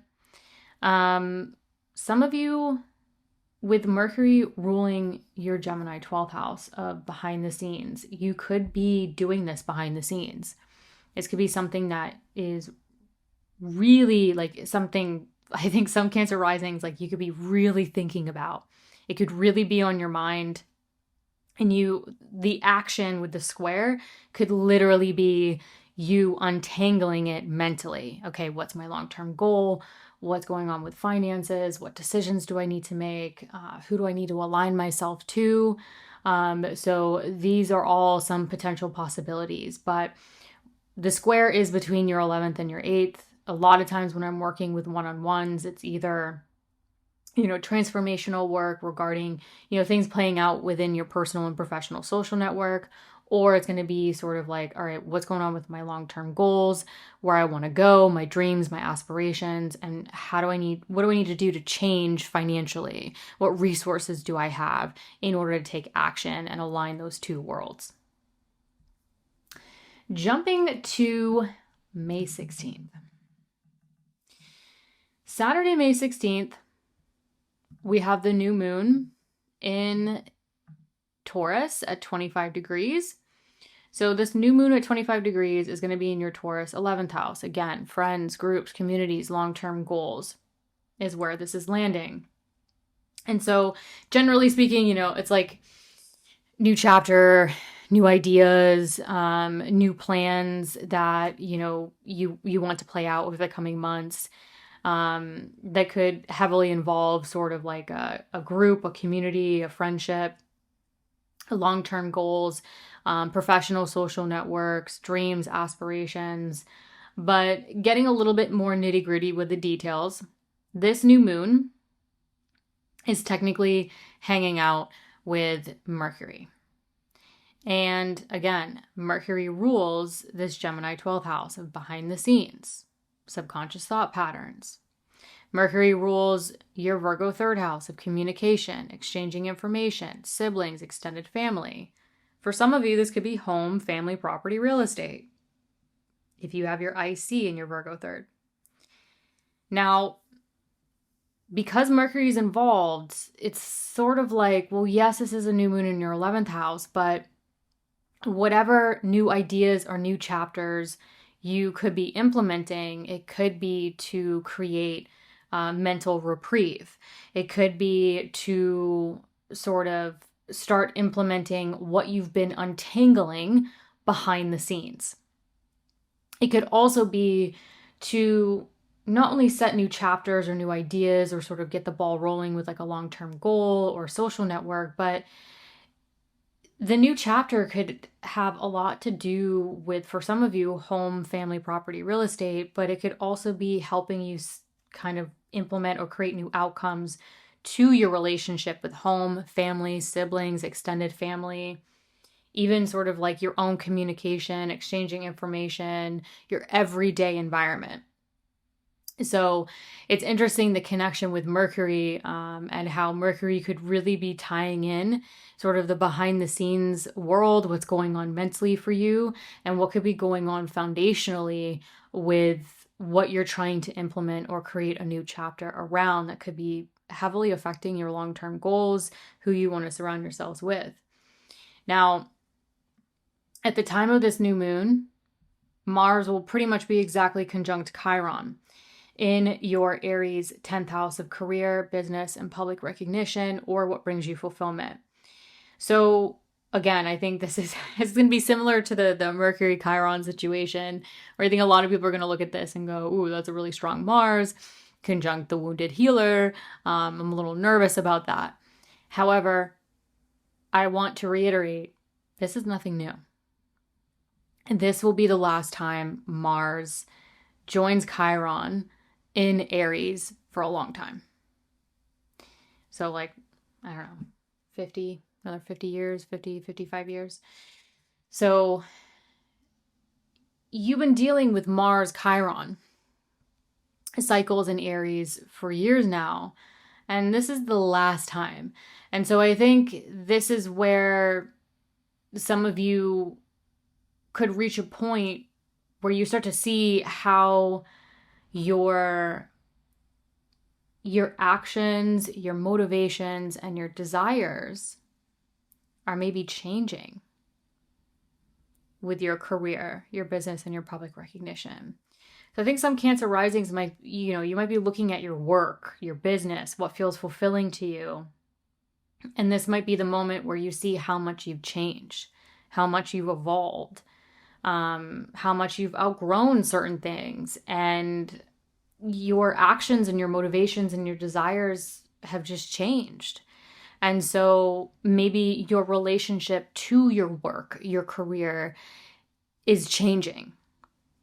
And that's playing a part in this new moon, this new chapter, planting new seeds around changing your long-term goals, who you want to surround yourselves with. So that is a possibility here. Now, the Mars Chiron for some Cancer risings regarding career, business, public recognition could be a really interesting situation of, how you assert yourselves versus your vulnerability.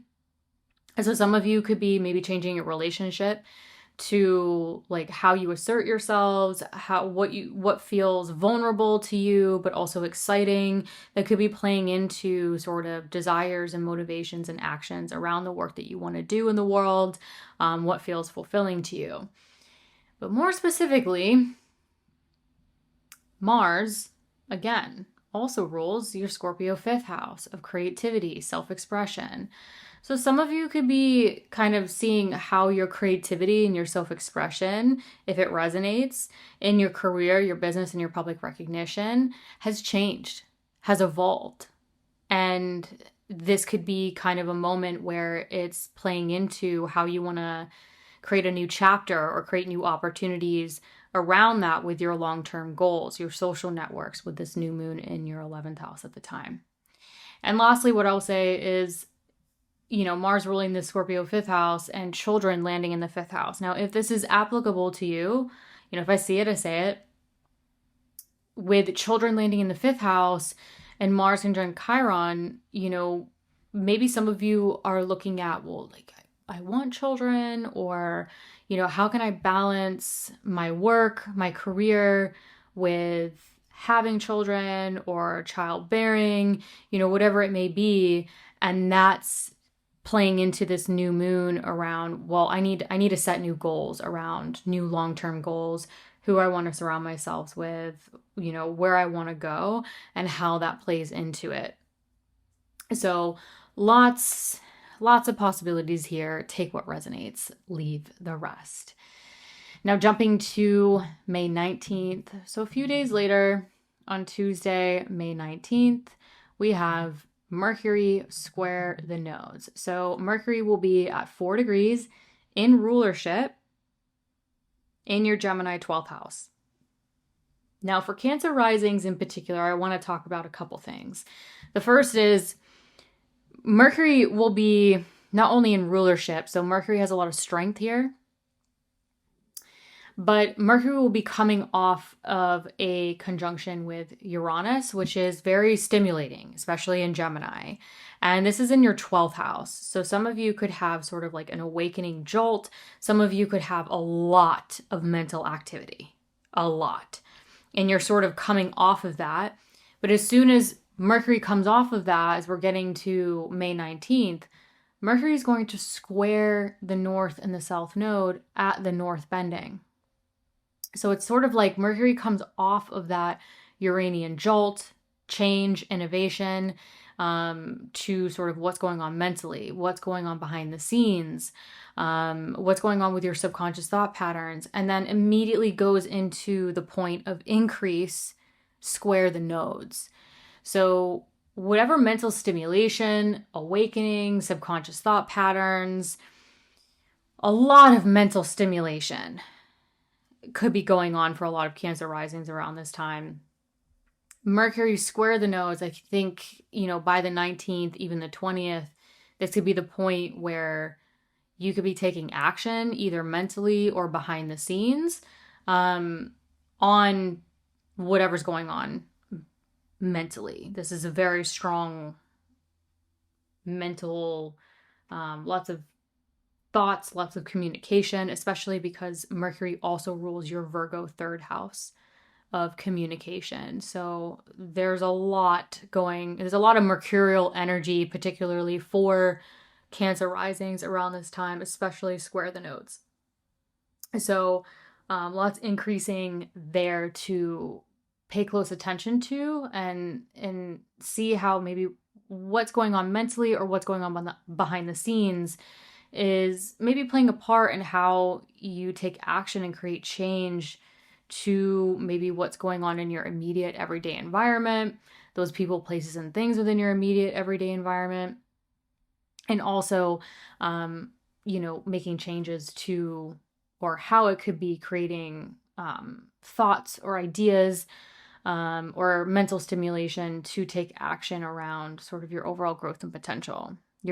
Or I think with Mercury square the North Node in your 9th house of spirituality, faith, religion, some of you could be having a lot of like mental awakening or increasing mental insight that has you increasing or taking action to increase more of that spirituality, that belief, even religion, if that's applicable to you. So very, very interesting transit for Cancer risings. But I think some other things I'll mention with the 9th house, the 9th house is publishing, teaching, traveling, higher education. So with this Mars-Uranus activity going on with Mercury at that point of increase, at that north bending in the 12th house, behind the scenes in the subconscious, some of you could have a lot of mental activity that could be increasing or playing a part in, what's going on with travel, what's going on with knowledge, publishing, teaching, that could be career related for some of you as well. Closing out the month on May 31st.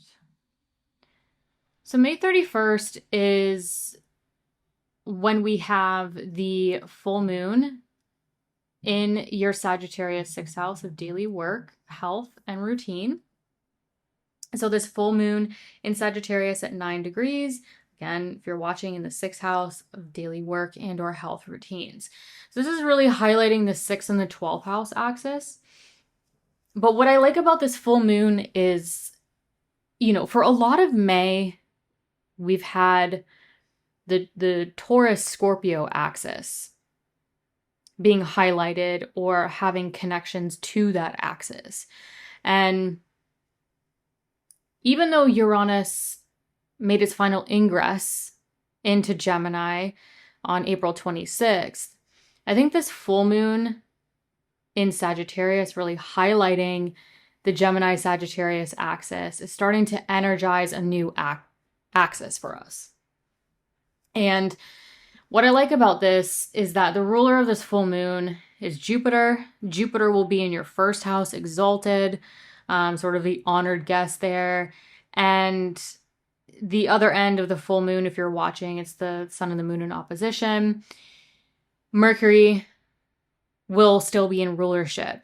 So sort of the conditions of the Sagittarius, or the rulers of the Gemini Sagittarius axis, are well dignified. They're very strong. So I think that plays into the energy increasing with the full moon energizing this axis of sort of work, health, routines, as well as the 12th house of sort of like what's going on mentally, what's going on behind the scenes. So I think a lot could be energizing around sort of like that mind-body axis and how it's influencing mental, physical, emotional, even spiritual health, but also affecting the work. How does your health affect your work? How does your work affect your health? And what routines are necessary in order to balance sort of like the mind and the body regarding your health and your work? So again, the last thing I want to point out about this full moon is that this full moon energizes that Gemini Sagittarius axis as Uranus is getting very close to an exact square with the north and the south node. So Uranus will be at that north bending, that point of increase in that 12th house of behind the scenes, subconscious thought patterns. And I think with the north and the south node still in your ninth and your third, right? The ninth house is like the bigger picture, the spirituality, the knowledge, the long distance travel. The south node in the third house, the communication, the exchanging information, the short distance travel, siblings, extended family, home and family for some of you. Again, the neighborhood, those people, places, and things within your everyday environment, where the nodes have been for some time and are sort of wrapping up their nodal movement through this axis. But we get this full moon, and then Uranus, as we're closing out May, getting into June, is really starting to amplify as it gets very close and applying to an exact square with the nodes. So again, Uranus could be starting, as you're closing out May, definitely getting into June, really increasing that mental activity, increasing mental awakening, increasing subconscious thought patterns. Maybe for some of you, like where you've limited yourselves, where you self-sabotage yourselves. So some of you, this could be like very spiritual. Some of you, this could be very knowledge-based. Some of you, this could really just be like becoming more aware of your dreams and like your thought patterns. I would definitely pay attention to your dreams around this time. But I think whatever it is, whatever's going on behind the scenes, whatever is innovating, changing, awakening, being stimulated or energized behind the scenes, mentally, subconsciously, it could really be having you go into June with the opportunity to take a lot of action regarding sort of your knowledge, your spirituality, publishing, teaching that could be career related, and also taking action around its impacts to sort of your relationship to your everyday environment. Hi, Leo risings. So May 1st, full moon at 11 degrees in your Scorpio 4th house of home, family, property, and real estate.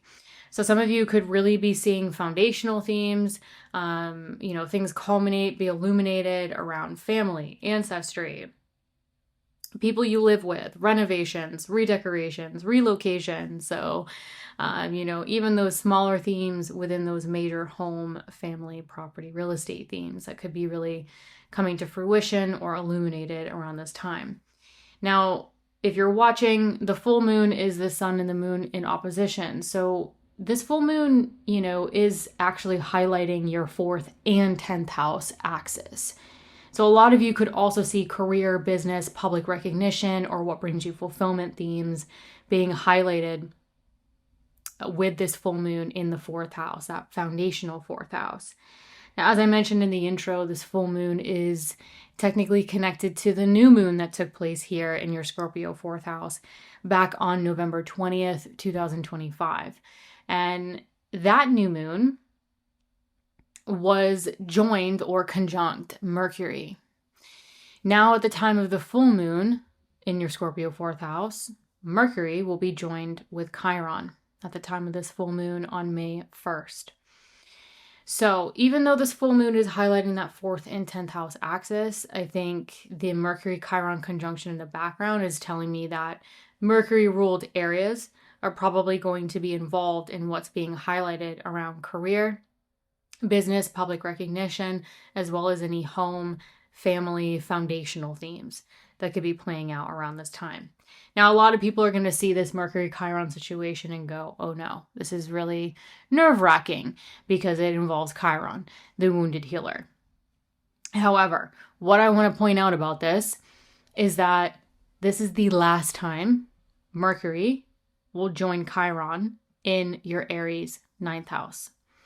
Now, when I say 9th house of growth and potential, this could be publishing, teaching if applicable, continuing education, higher knowledge, spirituality, long distance travel. So, just to kind of put that in your head in terms of themes that could be playing into this or where you could see the Mercury Chiron themes be playing out. However, I personally think that this could be a time where, especially because this is the last time Mercury will be joining Chiron in Aries for a long time. And I think this could be the time where a lot of Leo risings, you start to see where you've evolved, even healed your relationship to Mercury-ruled areas. Now, for you, Mercury-ruled areas, it's going to be your Virgo 2nd house of earned income, your value system, your self-worth, as well as your Gemini 11th house of friends, groups, communities, and long-term goals. So some of you could be seeing sort of like for this last time, like how much you've evolved, how much you've changed, how much you've even healed, your value system, your relationship to money, making money, self-worth. And maybe for some of you, how sort of seeing how much you've evolved your value system and your self-worth has also helped you evolve your friendships, your groups, your connections to others, your long-term goals, and how both of those Mercury-ruled areas have also played into evolving your overall growth and potential, or vice versa. So yes, it's a Mercury Chiron, but you've been dealing with Mercury Chiron and Aries for years now. This is nothing new. And I think with this being the last conjunction between these two in Aries, it's sort of wrapping up the story here. However, I think it could be playing into what could be highlighted around, what's playing out with career, business, public recognition, as well as, its impacts or what could be coming to fruition foundationally, what you need from an emotional foundation, a physical foundation, home, family, property, real estate, and how you're seeing maybe what's coming to life around the 10th and 4th house axis with career versus foundation, how you're able to see how you've changed the way you manage money. You changed your relationship to your value system, your self-worth, who you surround yourselves with, and your long-term goals with the Mercury Chiron situation. The next day I want to jump to is May 4th. Now, Monday, May 4th is the Mars-Jupiter square. So May 4th is when it goes exact. So you could be feeling the applying aspect to it. Again, I'm on Eastern Standard Time, but the Mars-Jupiter square, there's a few layers I want to break down here that I think are going to be overlooked. The obvious layer is the essential dignity. Mars is in rulership. Mars is home. Mars is very, very strong here. Very comfortable here. Square Jupiter in your Cancer 12th house of sort of this behind the scenes. Jupiter's exalted. Jupiter's sort of the honored guest in this Cancer 12th house. And so I think with these two having really strong essential dignity, this square is an action aspect. It's how it creates the friction. It creates the tension for us to create action, create the tangible change. And with Mars and Jupiter having really good essential dignity, they have a lot of strength. They have a lot of ability to take the action. Now, this action is playing out between your 9th house of growth and potential. Now, again, higher education. For those of you who are new to astrology, this could be like, you could see it play out with knowledge, continuing education, publishing, teaching, long distance travel, spirituality, that for some of you could be career related. So you could be seeing this play out between those 9th house themes. But what's interesting is the Jupiter in the 12th house, because this is sort of hidden. This is behind the scenes. This is, what's going on mentally, what's going on with subconscious thought patterns. And so you could really be taking action around your overall growth and potential due to a home, family, property, real estate theme, because Mars is in this 9th house of growth and potential, but it also rules your Scorpio 4th house of home, family, property, and real estate. So some of you could be taking action due to a foundational situation in your lives to then create sort of take the action to expand what's been going on behind the scenes. What has even impacted your joy, your children, your creativity, your self-expression, because Jupiter rules your Sagittarius 5th house of creativity, self-expression, children, if applicable to you. So I think a lot of Leo risings, like, you could be taking action due to a foundational situation in your lives. Again, home, family, property, and real estate, to create, aligned desire, motivation, and action regarding overall growth and potential in your lives that could be career related, but also sort of handling things behind the scenes in order to create a more optimal environment for your children, maybe, if applicable, a more optimal environment for your joy, your creativity, your self-expression. So I think a lot of you might be also kind of working behind the scenes to think of more joyful outcomes, more optimal outcomes. So really, really interesting square. Now, the next layer I want to kind of talk about that I think will be overlooked with this square is the cycles. This is technically a closing square between Mars and Jupiter. So really, this story has been playing out for some time. Now, the other thing I want to mention is that Jupiter also rules this Pisces 8th house of transformational work, transformational decisions, long-term financial themes, investments, assets, debt, loans, partners' resources, if applicable, other people's resources, inheritance.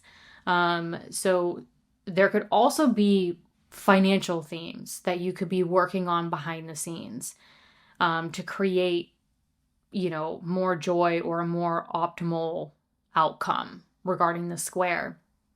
But because this is a closing square, this is something that you've been working with for some time. This is something that's been playing out because, if you're new to astrology and planetary cycles, Mars goes conjunct Jupiter, then opens up to create the opening square, the opposition, and now it's at the closing square. So again, those themes, they've been playing out. I think this closing square is sort of that concluding action or that concluding change that could come up around this time regarding those themes that I mentioned.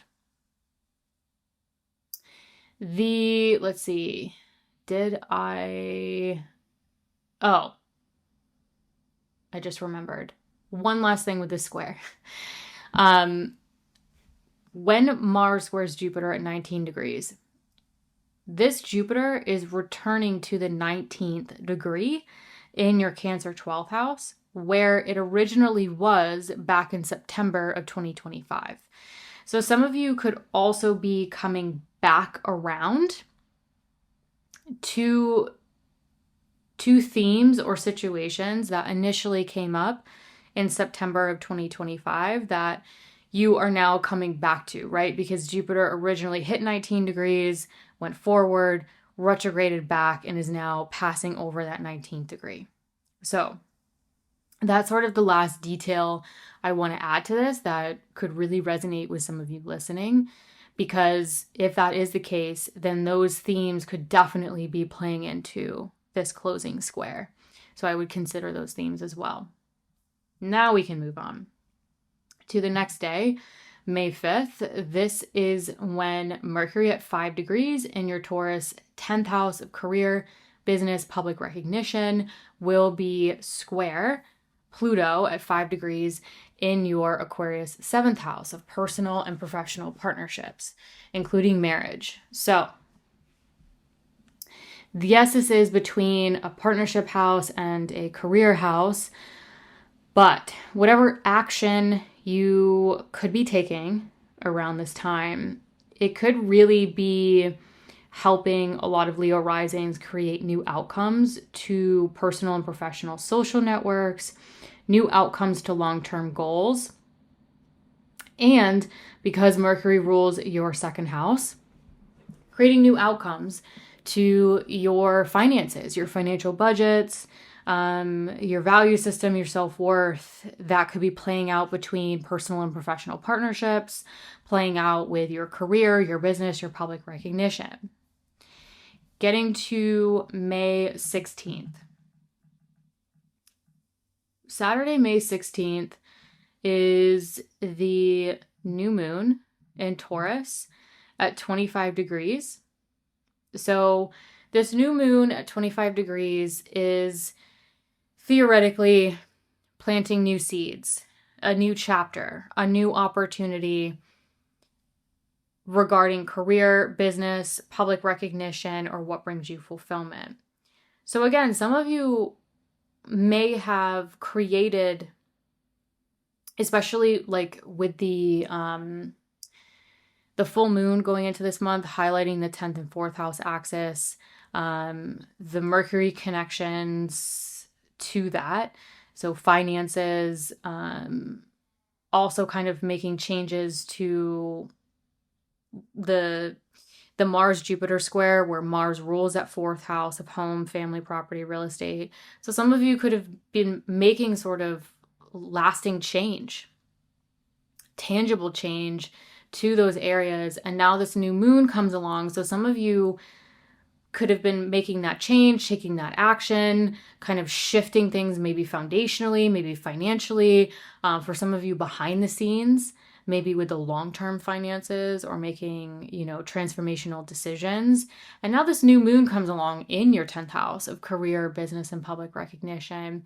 And I think that this new moon is a clean slate for a multitude of reasons for Leo risings. And one, I will say a clean slate because of just what's happened thus far in May with this axis. And now this new moon comes along, and I think a lot of Leo risings, you might be saying, all right, made some adjustments, I've taken action, I've made some decisions, and now it's time to kind of set that new chapter around the work I need to do, the work I need to step into, whatever opportunities, projects, ideas that you really want to kind of cultivate over the coming months.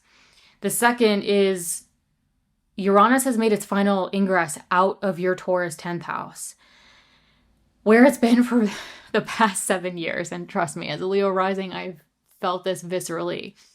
The destabilization, the innovation, the change that Uranus has caused to career, business, public recognition, what you find fulfilling for roughly the past 7 years has been real. And now Uranus has made its final ingress out of that 10th house. It is out of that angular house, where it's even caused instability and change and innovation to, your living situation, your home, yourself, your partnerships. It's created a lot of action and change in your visible lives. And now with Uranus making that final ingress out of that area, this new moon comes along and it's sort of that clean slate. It's like, okay, we're done with the Uranus show in the Taurus 10th house. Let's kind of clean the slate, start the new chapter, and really get the ground going here. So I think for a lot of Leo risings, this new moon might feel really good. It might feel a lot more clear. It might even feel a lot more stable for a lot of you. Now, Mercury is technically involved in this new moon. And so from my perspective, we have to take into account, yes, this is a new moon in the 10th house, but it could also be involving Mercury ruled areas.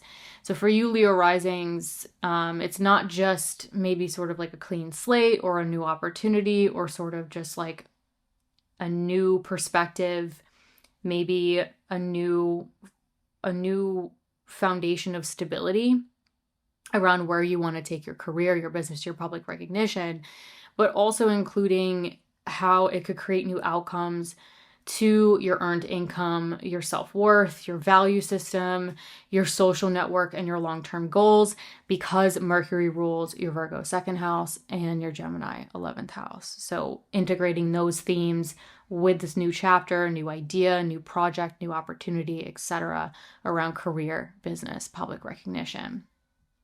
So the last thing I want to talk about with this new moon is Mars will be exactly conjunct at 28 degrees. So Mars will be exactly conjunct Chiron at 28 degrees in your Aries 9th house at the time of the new moon.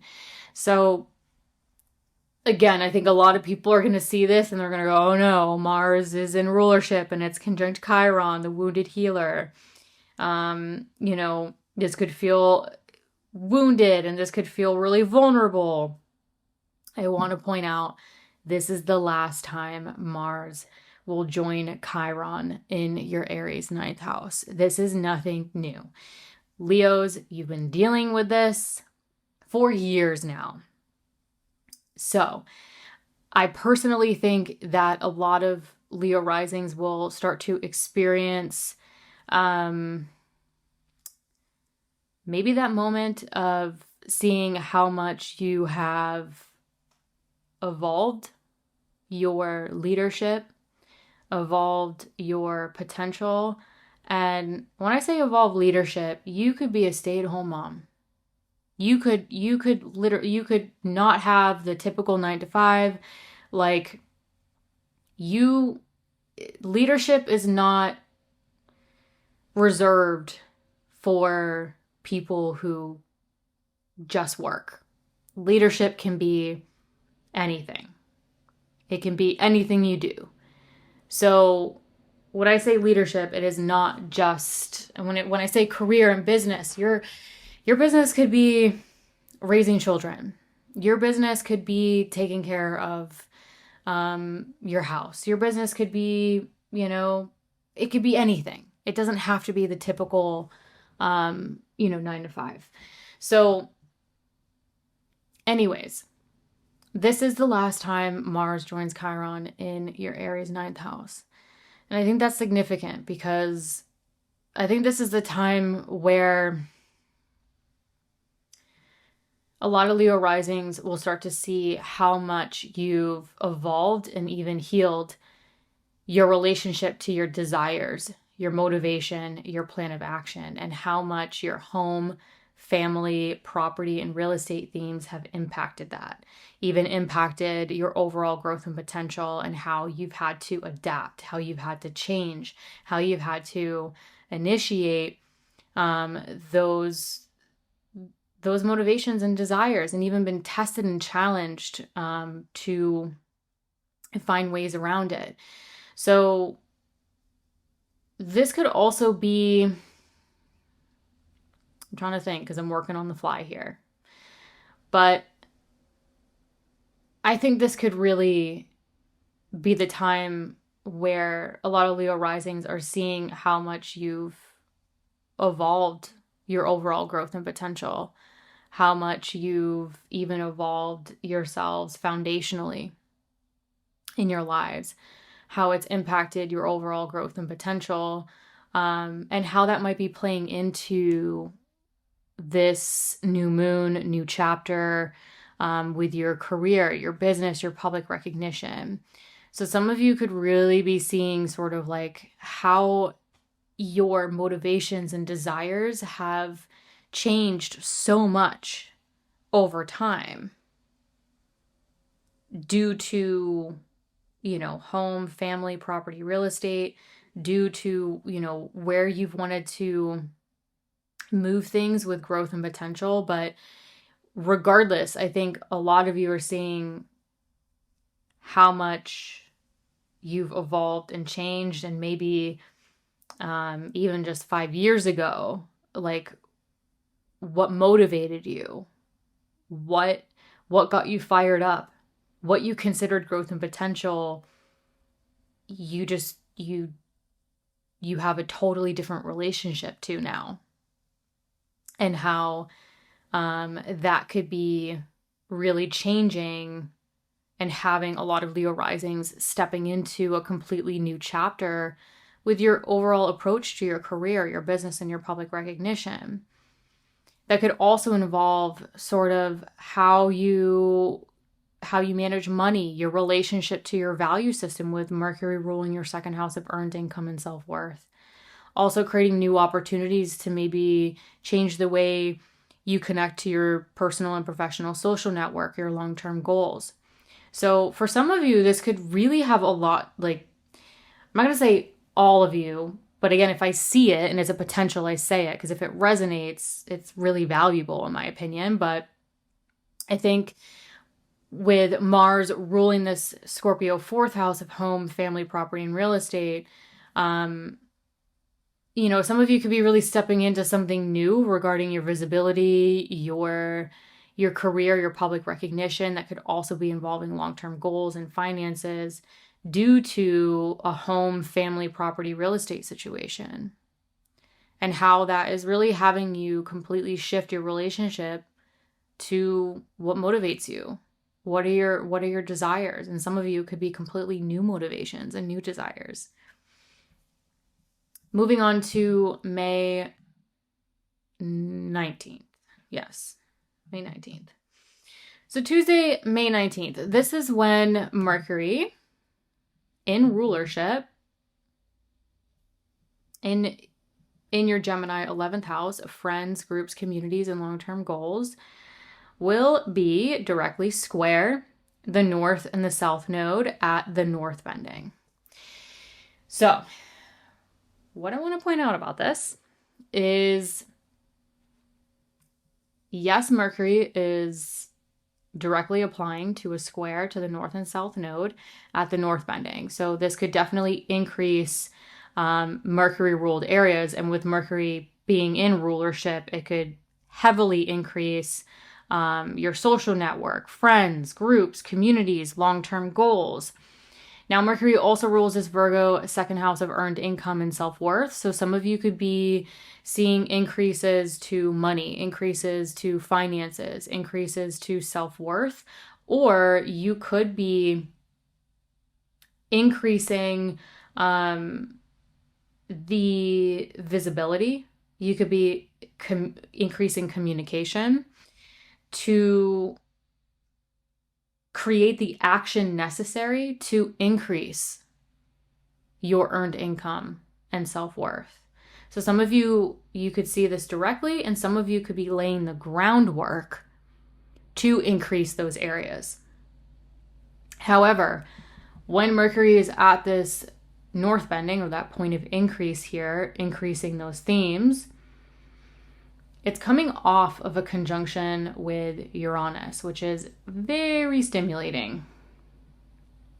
So this could be, Mercury conjunct Uranus shortly before this could definitely sort of created that like awakening, that jolt, that stimulation to the social network, the long-term goals, the dreams, the aspirations, and the other Mercury-ruled area, your value system, your money, your self-worth. That Mercury square the nodes literally across your financial axis could be definitely playing a part in having you create a lot of action to increase your finances, increase your self-worth, your value, your long-term financial management, resources, etc. So this could be a very stimulating transit for a lot of Leo risings as you're getting deeper into May.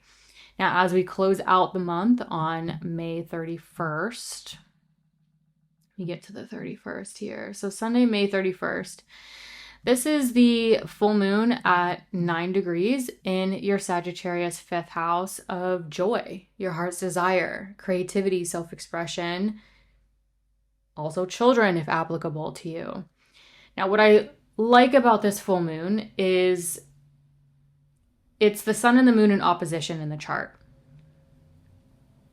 The ruler of the full moon is Jupiter, and Jupiter will be in its place of exaltation in your Cancer 12th house of behind the scenes. And the sun involved in this full moon is ruled by Mercury, and Mercury will be in rulership in that Gemini 11th house of friends, groups, communities, and long-term goals. So sort of the axis that's being highlighted by the full moon and the rulers of that axis are having really strong essential dignity. They're pretty well dignified here. So the conditions of that I like. I think that will help add some strength or resources. But this full moon across your 5th and your 11th house, this is, your social network, your long-term goals, your 5th house of joy, of fun, creativity, self-expression, romance, children if applicable to you.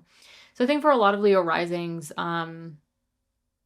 closing out May, going into June, a lot of you could have a lot of stimulation, a lot of, like that Mercury Uranus square the nodes that I just came off of discussing. A lot of you could see a lot of like social network, a lot of friends, groups, communities, a lot of things kind of happening. And then this full moon really starts to energize that 5th and the 11th house that I think will be welcomed by a lot of Leo risings coming off of that 10 and the 10th and 4th that has been heavy for some years, especially with Uranus going through that 10th house for roughly the past 7 years. So I think this will be a time where I think a lot of Leo risings are maybe stepping out, or I should say, stepping into hopefully more alignment to what you need foundationally, more alignment to more stability with career, business, public recognition, hopefully. And May going into June, kind of stepping into some time of more fun, more sociability, dreams, aspirations, and, maybe celebrating more of like the more enjoyable, joyful, heart's desire part of your lives around this time. And so I think this could be a nice shift for a lot of Leo risings. And the last thing I will say is, as we're closing out this month with this full moon, Uranus is getting very, very close to an exact square to the north and south node across your 8th and 2nd house, so your financial axis. So I think a lot of you could see increasing innovation and change to social networks, long-term goals, dreams, aspirations that could be increasing those dreams, increasing those long-term goals, increasing those personal and professional social networks that could be actively, you could already start to feel this, end of May going into June, but really actively creating that action and tangible change to your immediate finances and long-term financial future. Hi, Virgo risings. On May 1st, we have that full moon at 11 degrees in your Scorpio 3rd house. Now, the 3rd house is communication, exchanging information.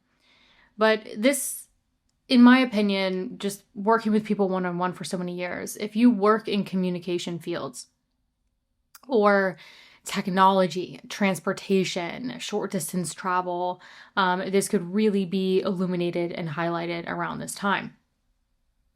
Now, more personally, the 3rd house could just really be sort of like your neighborhood, your community, your siblings, your extended family.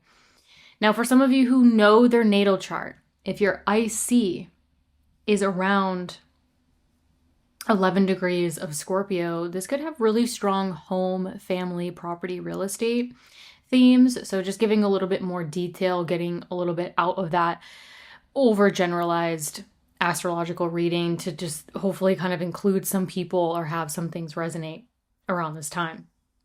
So this full moon, as I mentioned in the intro, is connected to the new moon that took place in the Scorpio 3rd house back on November 20th, 2025. So some of you could think back to that time and really kind of see how maybe some of those themes or maybe bits and bops of those themes are being integrated or sort of illuminated or coming to fruition around this time in May. But that new moon in the Scorpio 3rd house connected to this full moon.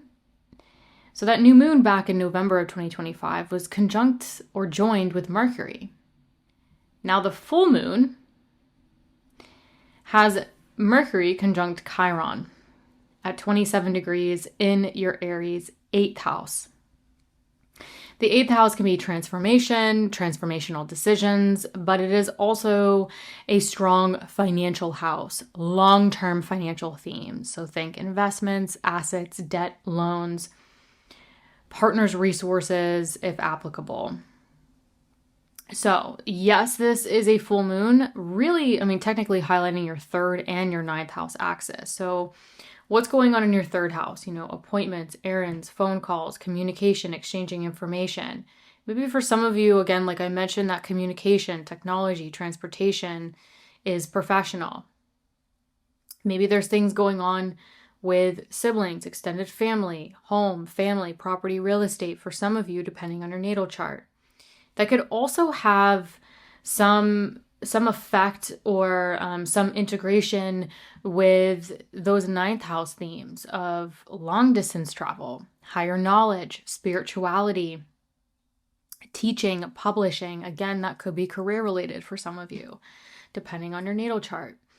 Either way, when this full moon goes exact, Mercury is pretty much in an exact conjunction with Chiron in that Aries 8th house. So for me as a professional astrologer, I have to consider that going on in the background as this full moon is culminating. So what's interesting about the Mercury-Chiron situation, among many things, is that Mercury rules your Virgo 1st house of self, physical body, how you take independent action. So this could feel personalized to you. Mercury also rules your Gemini 10th house of career, business, public recognition, or what brings you fulfillment.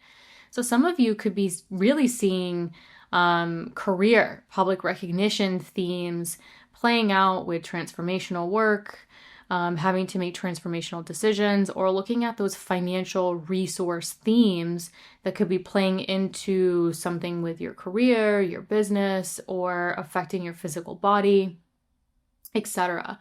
So even if, you don't know where your midheaven and your IC angle lands in your chart, I think some of you, regardless, with the Mercury Chiron conjunction at the time of the full moon and Mercury ruling your Gemini 10th house of career, business, and public recognition, could definitely see those themes playing out. But it could involve some sort of big decision, or it could involve sort of looking at, the financial aspects of it, or the investment aspects of it. So again, a lot of people, I think, are going to look at this Mercury Chiron conjunction and they're going to get a little freaked out, because Chiron is the wounded healer, and oh, this is going to be so bad and this is going to be so negative. But I want to point out, and I've pointed out to every rising sign, this Mercury Chiron, this is not the first time. Mercury and Chiron have been joining in your Aries 8th house for years now. And this Mercury Chiron conjunction at the time of the full moon is the last Mercury Chiron conjunction in your Aries 8th house. So I am looking at this as, well, you've been dealing with this for a while. This is the last conjunction to happen in your Aries 8th house. I think a lot of you could be seeing where you've evolved those Mercury ruled areas. So some of you could be really seeing like how your finances, your resources, your investments maybe have evolved through your own independent action, through your career, your business, your public recognition, or what brings you fulfillment. Or some of you could also be seeing just sort of how you and sort of your career choices have evolved over the years and played a part in sort of the resources, the financial themes, the ability to make transformational decisions or do transformational work. So I think this has a lot more to the story than just like the doom and gloom, Chiron conjunctions. I think some of you it's interesting, with Mercury Chiron, this last Mercury Chiron conjunction in the 8th house, if you've been doing a lot of transformational work, Mercury ruling your first house of the physical body, I think some of you could start to see how much you've evolved or healed through the transformational work, and how it's shifted literally your physical body, your identity, how you show up in the world, how other people view you. So that's another potential here that might resonate with some Virgo risings. But again, take what resonates, leave the rest. Getting to May 4th, we have the Mars-Jupiter square. And this Mars-Jupiter square happens with a Mars in rulership, strong Mars, in your Aries 8th house. Again, transformational work, transformational decisions, those long-term financial themes, resources, including partners' resources, if applicable. Now, this Mars in rulership in that 8th house will square Jupiter, exalted, also very strong, in your Cancer 11th house, friends, groups, communities, and long-term goals. So both of these planets in this square have really strong essential dignity. They have strength, they have resources. And so in terms of taking action, I think there's a lot of strength and resources in order to do so. There's a couple things I want to discuss about this that I think are really important to put this square into perspective. A lot of people look at squares and they think, oh, stress, tension, it's hard. Squares are the friction or the tension in order for us to take action to create tangible change. Now, this is happening between your 8th house and your 11th house, so this could definitely be taking action regarding long-term financial goals. You could see this playing out with long-term financial goals or long-term financial management. Some of you could be seeing this play out amongst your friends, your groups, your communities, and making transformational decisions or doing transformational work, and how that affects sort of like your dreams, your goals, your aspirations, and who you want to surround yourselves with. However,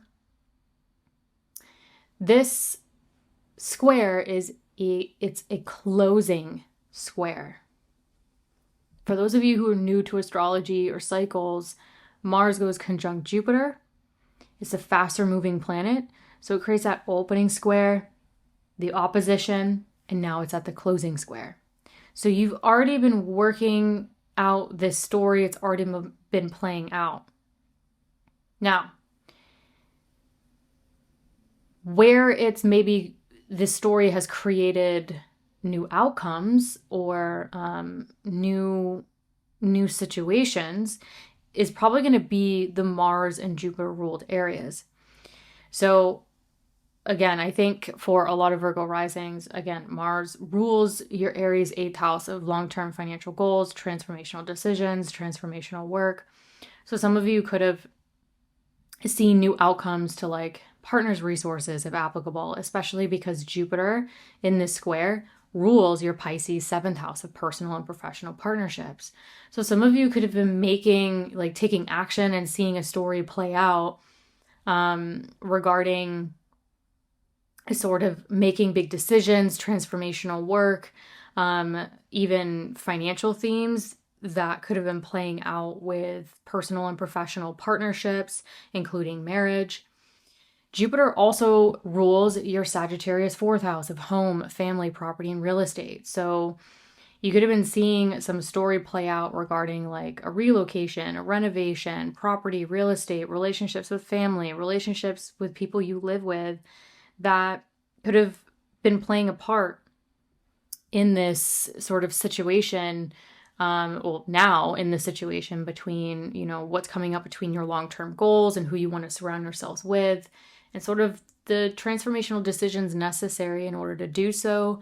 Or for some of you, like I mentioned, it could be a lot to do with like resources and long-term finances. So this is the closing square. This is sort of the lasting action or the tangible change you want to make with this story that's been playing out. For some of you, regarding sort of like home, family, property, real estate, those foundational themes. Or some of you could have been seeing sort of strong stories play out with personal and professional partnerships regarding or including marriage, as well as any like communication necessary, because Mars rules that 3rd house of communication. So there's a lot of potential here, but any of those themes that resonate, this closing square could really kind of amplify or be the opportunity to create that lasting change or new tangible outcomes to your connections, your partnerships, your foundation, as well as sort of how you want to communicate with maybe, people you live with, family, personal and professional partnerships. As well as, I'm just making sure I got everything. Yeah, I think I got everything. Yeah. So the last thing I will say about this Mars-Jupiter closing square is that Jupiter will be at the 19th degree in Cancer. It's returning to this 19th degree in your Cancer 11th house. And so Jupiter went forward, originally hit that 19 degree, went retrograde, and is now direct, passing over that 19th degree for the last time in this cycle. So the last time it was at this 19th degree in Cancer, I believe, was around September of 2025. So some of you could be seeing themes from September of 2025 playing into the action or the change that could be coming up for some of you around this time. Now, with Jupiter ruling your Sagittarius 4th house and your Pisces 7th house, this, I would definitely pay attention to themes that came up around September of 2025 that had anything to do with personal and professional partnerships, including marriage or any home, family, property, real estate themes that you might be reconsidering, having a new perspective on, or kind of coming back to that could be playing a part in this action. Again, take what resonates, leave the rest. It's worth mentioning because it probably will resonate with some of you. That might be valuable. It might give you some clues as to what could really be playing out with this closing square. Now, the next day, on May 5th, this is when Mercury will eventually make that exact square to Pluto on May 5th. So Mercury at 5 degrees in your Taurus 9th house of publishing, teaching, if applicable, higher knowledge, continuing education, spirituality, long distance travel, will square Pluto in your Aquarius 6th house of daily work and or health routines.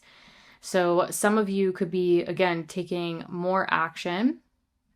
It could be playing out around sort of the education, the publishing, the teaching, the long distance travel, the spirituality. For some of you, that could be career related as well.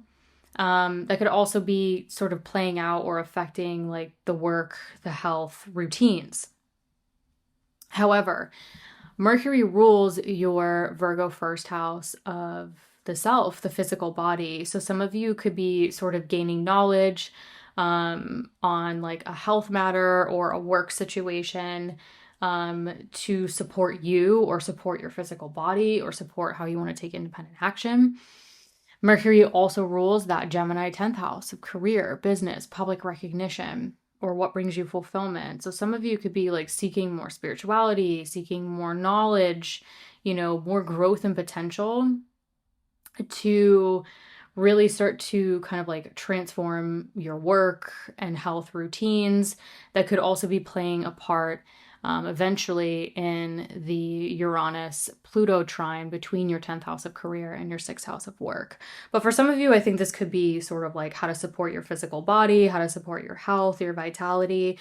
And then for some of you, I think this could be more career, business, public recognition related in terms of like, what continuing education do I need? Do I need to travel? Do I need to write? Do I need to teach to kind of like transform and empower sort of the work, the routines to support where you want to innovate and change your career? So, and then some of you, it could be both. Jumping to May 16th. So Saturday, May 16th, this is the Taurus new moon at 25 degrees in your Taurus 9th house of, again, that growth and potential house. I like to call it growth and potential because it's really just the knowledge, the continuing education, publishing, teaching, the spirituality, the traveling, all that I mentioned. That could be career related. Now, why I think it could be even more career related for a lot of you is because Mercury will technically be involved in this new moon. So new ideas, new opportunities, new beginnings around the growth and potential that could be career related because Mercury involved with this new moon rules your Gemini 10th house of career, business, public recognition. So some of you could really be kind of like planting new seeds or having sort of like new ideas and new chapters around maybe like new growth and potential opportunities, those 9th house themes that I mentioned. They could be playing a part in sort of establishing some newness or a new opportunity or a new path or a new approach or perspective around your career, business, public recognition, or what brings you fulfillment. This new moon, as this new moon goes exact on May 16th, Mars will pretty much be exactly conjunct or joined with Chiron at 28 degrees in your Aries 8th house of transformational work, transformational decisions, those long-term financial themes, resources, etc. So I think this is really important to mention with this going on in the background as this new moon takes place, where it looks like some, career stuff, some growth and potential stuff could be going on, trying to kind of create sort of like a new chapter that can really unfold over the next couple months there. But in the background, it's sort of this really interesting situation with this Mars-Chiron conjunction. Again, Chiron, the wounded healer, Mars in rulership in that 8th house of those long-term financial themes, which could include partners' resources, if applicable, mortgages, loans, investments, assets, other people's resources. So this is the last time Mars will go conjunct Chiron. And similar to the Mercury-Chiron situation, I think a lot of people are going to freak out about this. You've been dealing with Mars-Chiron conjunctions in Aries for years now. This is the last Mars-Chiron conjunction in Aries. And so it's nothing new, but I think this is sort of like that concluding conjunction here. And I think this could be a time where some Virgo risings, you could be really kind of like shifting your relationship to resources, to finances, to your motivations, your desires around those things. The 8th house is also mutual empowerment. So the 8th house coming after that 7th house of marriage, personal and professional partnerships.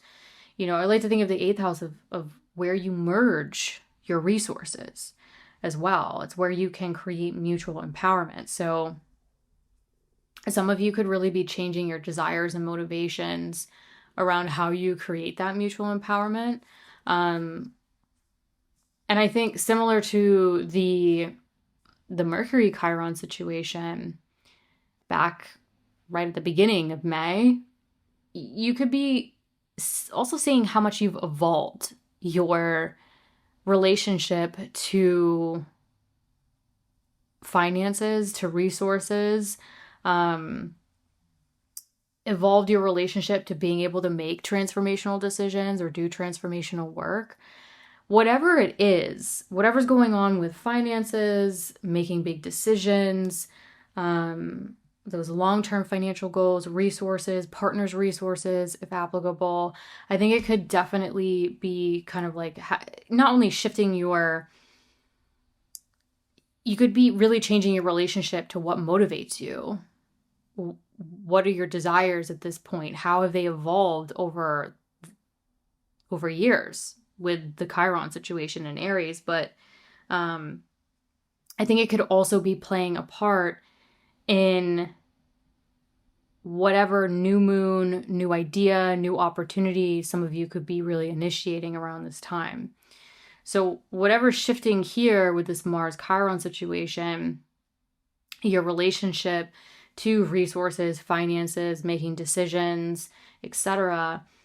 And with Mars ruling your Scorpio 3rd house, like your ability to communicate it, your ability to exchange information, your ability to sort of like consult and kind of communicate and get those ideas and get that information.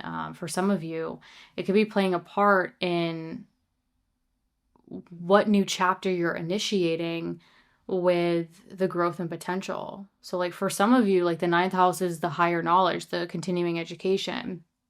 This Mars-Chiron situation could be sort of like student loans or resources in order for you to initiate a new chapter with continuing education, as an example. Conjunct Mercury ruling the 10th house of career to help further your career, to help support, the overall growth and potential of your career. And with Uranus in your 10th house, some of you could be starting, depending on your natal chart, you could start to kind of feel the initiating effects of that innovation and that change to kind of career, business, public recognition around this time as well. But all in all, I think this Mars Chiron situation at 28 degrees, it could be playing a part in what some of you are initiating in that Taurus 9th house of growth and potential. So moving on to Mars 19th. So Mars 19th will be interesting, I think, for a lot of Virgo risings as well as Gemini risings. Really all of us, but because Mercury rules your first house of self, you could feel this more personally. And so May 19th, May 19th. This is when Mercury will be at 4 degrees in rulership in your Gemini 10th house of career, business, public recognition, or what brings you fulfillment. Like I mentioned, Mercury rules your Virgo first house of self, the physical body. And that Mercury in that 10th house of career, or what brings you fulfillment, will be square the north and the south node across your first house of self and your 7th house of personal and professional partnerships. That Mercury will be at what's called a north bending. It's at a point of increase, not decrease. And so this is, I think, increasing those Mercury ruled areas such as career, business, public recognition, what brings you fulfillment, as well as Mercury ruling your first house of self, really increasing you.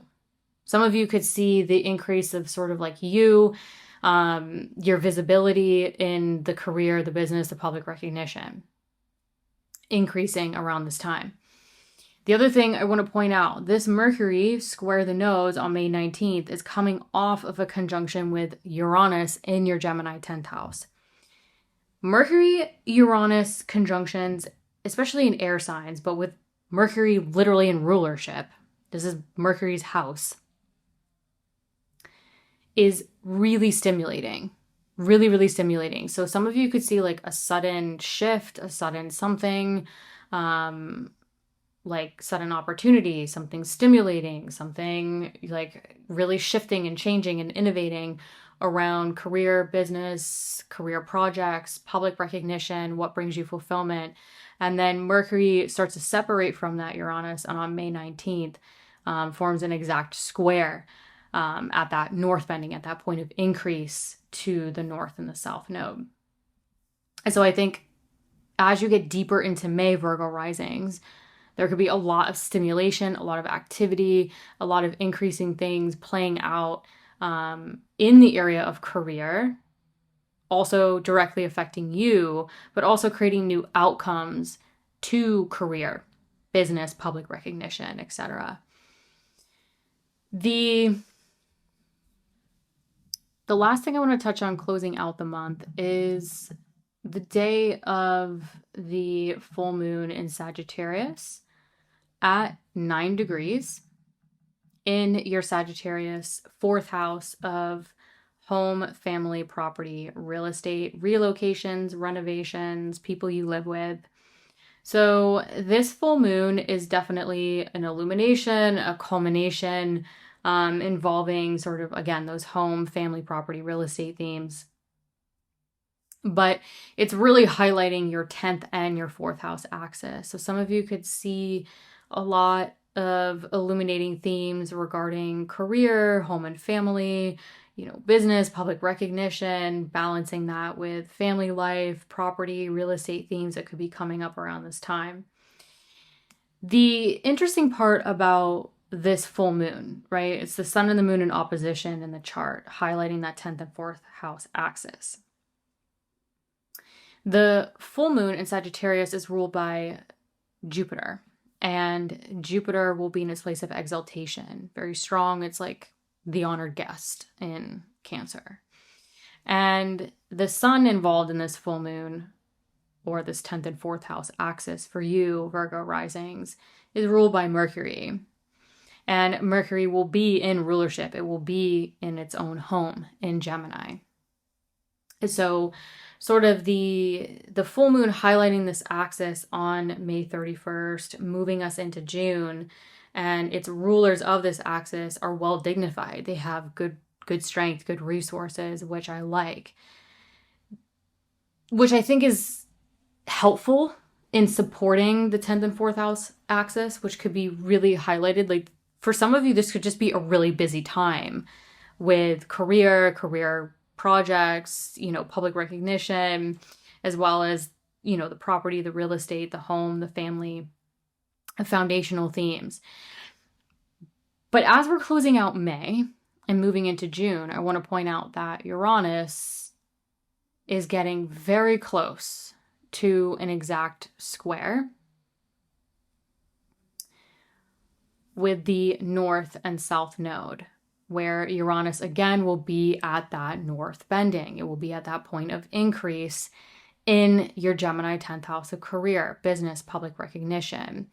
So we're closing out May and moving into June with a really, I think the Gemini Sagittarius axis is going to be energized. There's going to be a lot of activity closing us out of May and moving us into June, not only with the full moon and even the rulers being well dignified, but this axis really kind of continues to become energized as Uranus starts to push up to create an exact square with the north and south node closing out May, moving us into June, where I think whatever is energized on this axis, it could really be a continual amplification or continual increase going into June around the innovation and the change, which with Uranus could be sudden. It could feel destabilizing around taking action regarding a career situation, business, public recognition, that could create a lot of change to you personally, but also personal and professional partnerships. Or there could be things amplifying with personal and professional partnerships, that could be playing a part in sort of the increase in that innovation and change to career, business, public recognition, or what brings you fulfillment as we move into June. Hi, Libra Risings. So May 1st, full moon in Scorpio at 11 degrees is this culmination in your second house of earned income, your value systems, self-worth. So some of you could really see sort of those financial themes or self-worth themes be illuminated or culminated around this time. Now, if you're watching, you can see full moons and full moon eclipses is really that moon and the sun in opposition. So this full moon is really highlighting, both luminaries are illuminating your financial axis in your chart. So yes, this full moon is in your second house of earned income, self-worth, your value systems, your material possessions, but it's also illuminating your 8th house, which is really those long-term financial themes. So think investments, assets, partners' resources, if applicable, especially for Libra risings, if you're partnered up with so much still piled up in that 7th house of personal and professional partnerships, including marriage. So this could really be highlighting those financial themes and even financial themes within personal and professional partnerships as well. So this full moon, as I mentioned in the intro, is directly connected to the new moon that took place in Scorpio back on November 20th, 2025. So some of you could think back to maybe some things initiating or things coming up around that time that might come up again or might be tied to what is illuminated with this full moon. But what I want to get into regarding the connection to the new moon that took place in your Scorpio second house in November of 2025, and now this full moon in Scorpio, May 1st, 2026, is that the new moon in November of 2025 was conjunct Mercury. So it was joined with Mercury in this second house. Now at the full moon, we have Mercury conjunct Chiron. So this is a really interesting sort of mercurial connection, and what Mercury rules in your chart could be connected to both the new moon and the full moon as well. So Mercury will be pretty much exactly conjunct Chiron at the time of this full moon. Yes, across your financial axis, also your self-worth, transformational decisions, transformational work. But with Mercury conjunct Chiron at the time of the full moon, in that 7th house of personal and professional partnerships, this is really interesting because Mercury rules this 12th house of behind the scenes. What are you working on behind the scenes? What's going on that's maybe affecting you mentally or, subconscious thought patterns? Mercury also rules this Gemini 9th house. Now, there's a lot of possibilities here with the connection to partnership. But with Mercury ruling that Gemini 9th house, this is what I like to call the house of growth and potential. So think publishing, teaching, if applicable, spirituality, faith, truth, belief, higher knowledge, continuing education. That could be career related, especially with the 7th house also including those business partnerships for some of you. So some of you could really be seeing sort of like business partnerships kind of take on a new life, or maybe a business project within a partnership kind of comes up. So that's a possibility here. But it could also include more of those personal partnerships as well, where maybe with the 9th house being long distance travel as well. Maybe there's an international trip. Maybe there's an international, family situation, because Saturn in that 7th house of partnership rules the 4th house of home, family, property, and real estate. So maybe there's like a financial matter or, some situation that includes some personal partnership that requires a trip, or there's some international family or an international matter kind of coming to fruition around this time that includes that financial axis as well. But I think some of you might be sort of seeking partnership that creates more growth and potential in your lives, or you're trying to get to the bottom of something regarding that. With Mercury ruling that 12th house, that maybe some of you have been working on behind the scenes for some time. This could also just be very general, and it could just be something that you are working out or untangling privately with partnership. Now, a lot of people are going to look at, well, it's conjunct Chiron. And a lot of people are afraid of Chiron. I want to point out that this Mercury-Chiron conjunction at the time of the full moon is the last Mercury-Chiron conjunction in Aries.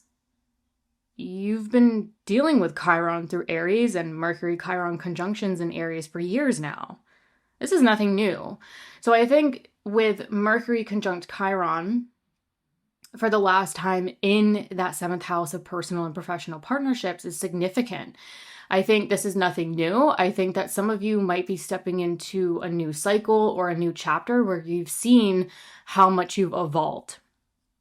How much you've evolved those Mercury-ruled areas, such as your subconscious thought patterns, things you've been working on behind the scenes. Maybe some of you are going to start to see how much you've evolved, and with Chiron even healed sort of your higher knowledge, your beliefs, your spirituality. Some of you who are in publishing, teaching, any of those growth and potential themes that could be career related, especially if you're in a business partnership with it, this could really come to life as like, seeing how much you've evolved and healed, and maybe you're initiating something new that has that Chiron element of, well, you can help others. So really, the sky's the limit with the 9th house. But again, take what resonates, leave the rest. Now, moving on to May 4th. Monday, May 4th. We have, sorry, I'm on the fly here, so I literally just have a list of transits and then, okay, Monday, May 4th, we have the Mars-Jupiter square that goes exact. So you could feel this, the days leading up to May 4th, but the exact square by the minute happens on Monday, May 4th. And this is between a Mars in rulership in your Aries 7th house of personal and professional partnerships, square Jupiter in your Cancer 10th house of career, business, public recognition, what brings you fulfillment. And that Jupiter is exalted. So we have a Mars in rulership and an exalted Jupiter. So both of these by essential dignity are very well resourced. They're very strong. So in terms of a square and the ability to take action, I think a lot of us are going to feel ready to take action. Now, there's a couple things I want to break down about this square, details that I think are very, very important in providing some contextual clues as to what to look for. The first is, yes, these two by essential dignity are very strong. So I think with Mars being the planet of action and desire and motivation in that 7th house of partnership, and Jupiter being sort of, the faith, the expansion, the abundance in that 10th house of career, business, and public recognition, some of you might quite literally be taking action to create tangible change to sort of the work that you do, your public image, within sort of personal and professional partnerships. Now, I would even extend it to maybe seeing, if you're in a close partnership or married, you could also maybe even see this play out with your partner as well. The next thing I want to talk about is that this is technically a closing square.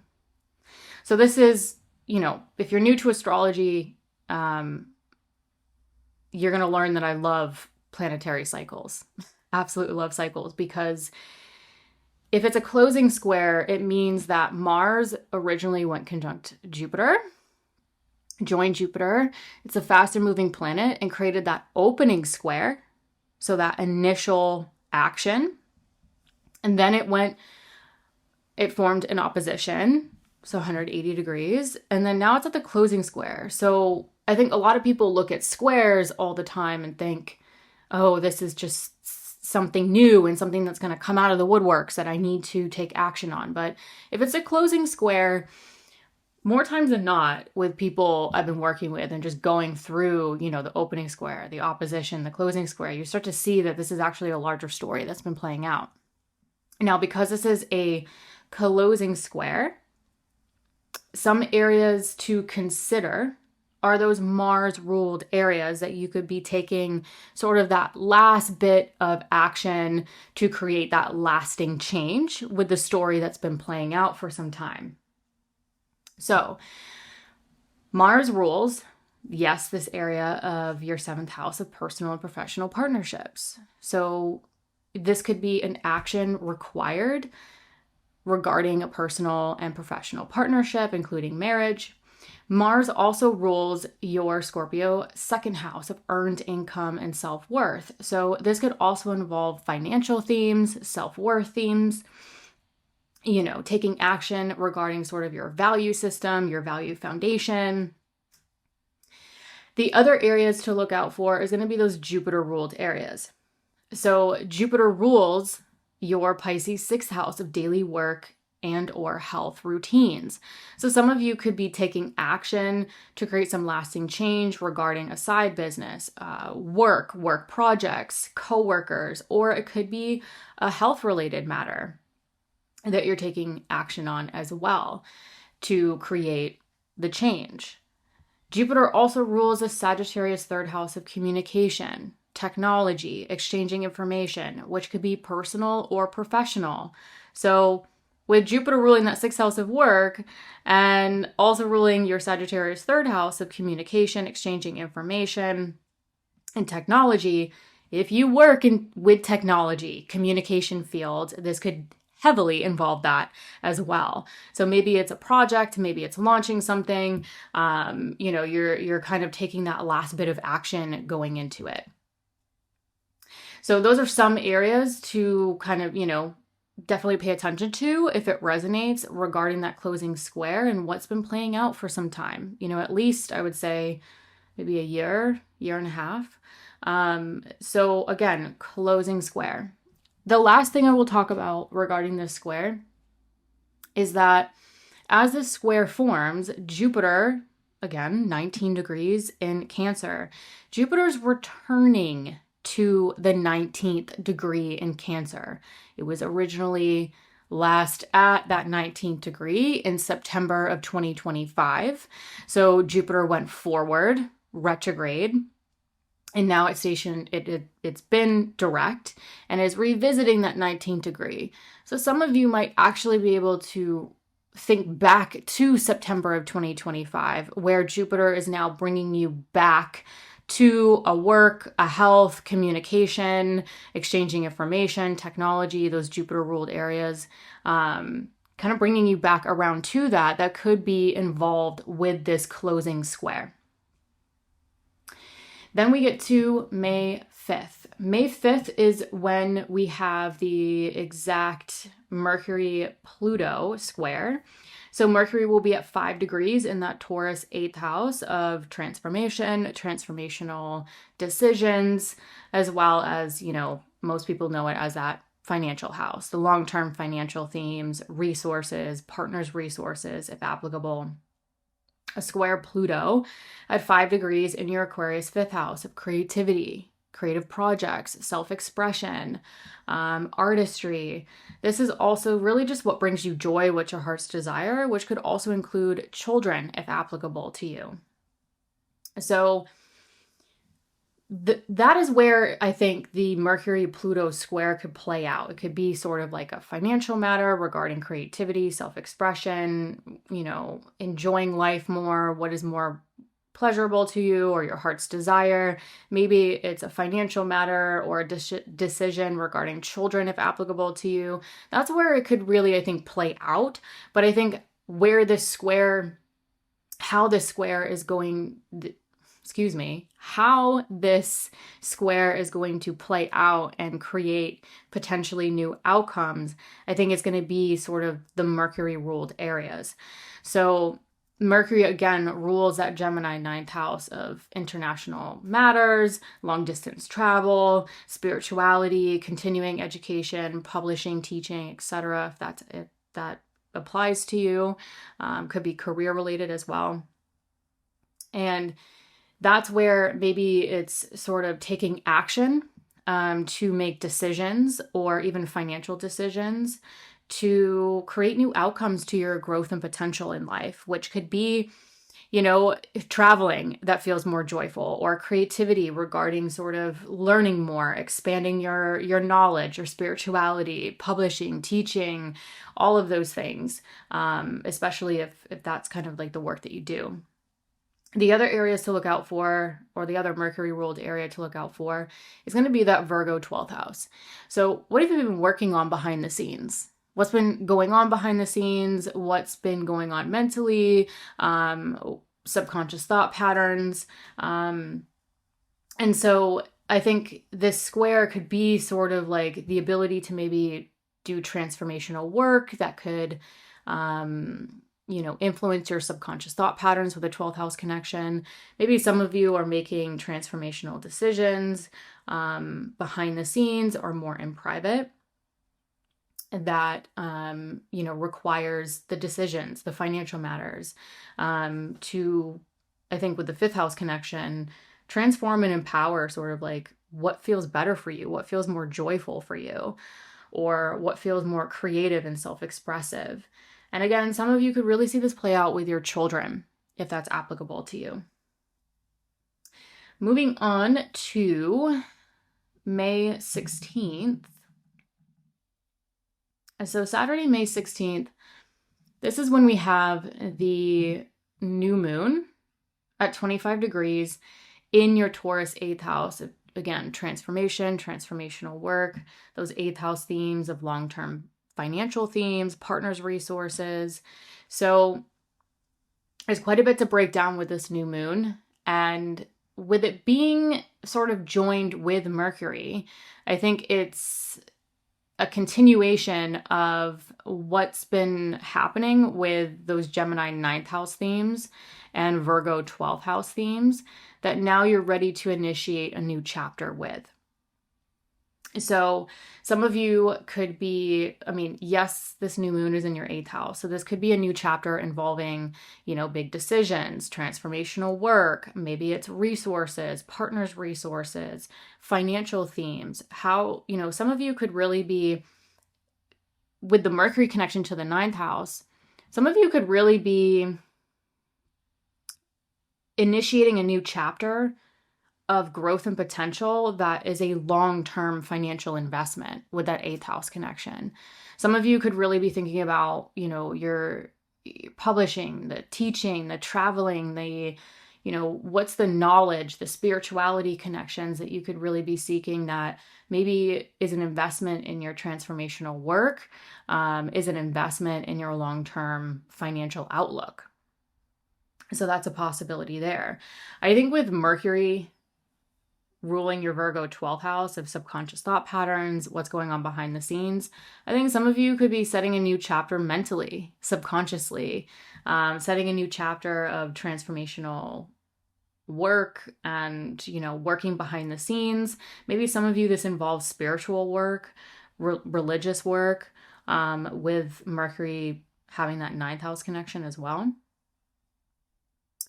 So what's interesting about this new moon is that at the time of the new moon, Mars will pretty much be exactly conjunct Chiron in your Aries 7th house of personal and or professional partnerships. This is really interesting to me because as an astrologer, yes, this is a new moon. It technically has connections to Mercury, but this Mars Chiron conjunction going on in the background, I think, is very significant and cannot be overlooked because this is the last Mars Chiron conjunction in your Aries 7th house of partnership.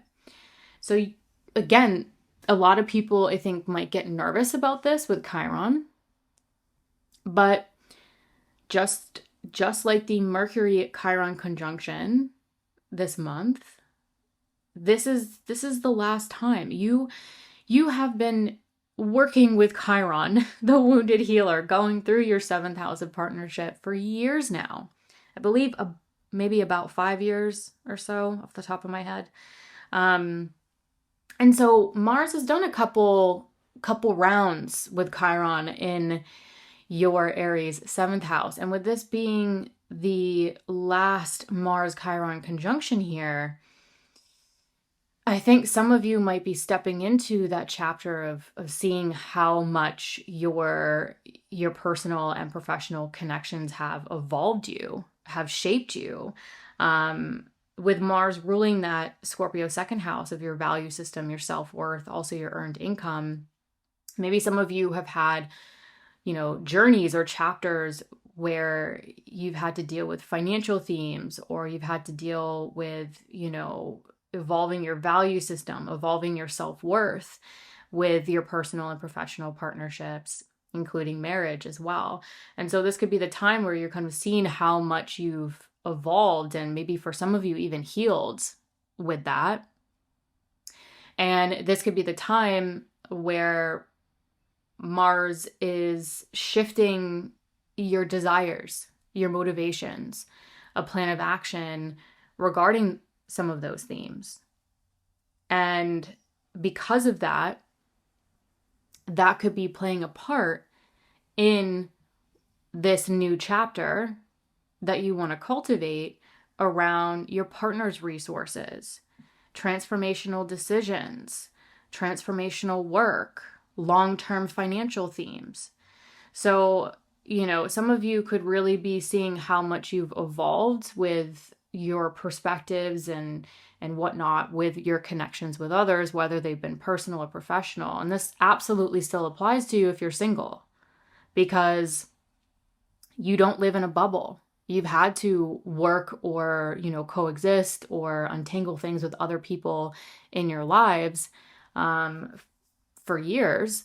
And so this really includes I think, all sort of long-term partnerships, past, present, future, of sort of how you want to manage them and how much some of you been sort of tested and evolved your desires and motivations over the years, and how that's playing into a new plan of action that I think, with the new moon being in the 8th house, could be, heavily involved with financial themes, mutual empowerment, transformational decisions, transformational work. I think that's all I want to say about that. I just have to check. Yeah, that's pretty much it. All right, moving on to May 19th. What do I have here? Mercury in Gemini. So May 19th, we have Mercury in rulership in your Gemini 9th house. Again, for those of you who are new, 9th house, love to call it the growth and potential house. Publishing, teaching, spirituality, higher knowledge, long distance travel, international affairs. These things could be career related for some of you, depending on your natal chart. So Mercury at 4 degrees in that Gemini 9th house. In rulership, this is a very strong, well-dignified Mercury. Mercury's home here. Mercury's very comfortable. And I think with Mercury squaring the north and south node at the north bending, so planets can square at the north or the south bending. This is the north bending, which means theoretically it's at a point of increase. So not only is this a very strong Mercury in this 9th house, but it is actually at a point of increase, squaring the nodes. Action. Squares mean action, or the opportunity for action. So there could be a lot playing out between your 6th and your 12th house axis. So think, your work and or health routines, what you've been working on behind the scenes, whether it's, physically working on something behind the scenes in private, mentally working on something behind the scenes in private, and how Mercury is sort of increasing those Mercury ruled areas. So again, increasing that growth and potential. Action being taken around this time to sort of increase the travel, increase the spirituality, the publishing, the teaching, the higher knowledge that could be career related. Increasing those Virgo 12th house themes, right? The other area ruled by Mercury. And so increasing sort of those subconscious thought patterns. What, for some of you, I think with the 6th house connection going on with the north node there, what you've been working on behind the scenes, what you've been trying to kind of plan behind the scenes that could really be coming up and out with Mercury at that north bending, that point of increase. And I think, again, this Mercury square the nodes on May 19th. I want to point out that Mercury is squaring the nodes after it is separating from a conjunction or joining with Uranus. Mercury-Uranus conjunctions in Gemini, where Mercury again is in rulership, is very, very stimulating. So a lot of those Mercury ruled areas, as I mentioned, those 9th house themes, those 12th house themes could really be sort of sudden, stimulated, increasing around this time. And then Mercury starts to separate from Uranus, and then on May 19th forms an exact square to the nodes, square to the south node, square to the north node, sort of a double square. It's a T-square, as we call it. And so lots of potential for stimulation. I think this is really intellectually stimulating, a lot of communication with Mercury in rulership and at that point of increase. Moving on to May 31st, I want to close the month out with this full moon in Sagittarius at 9 degrees. So let me just get this a little bit more exact for those watching.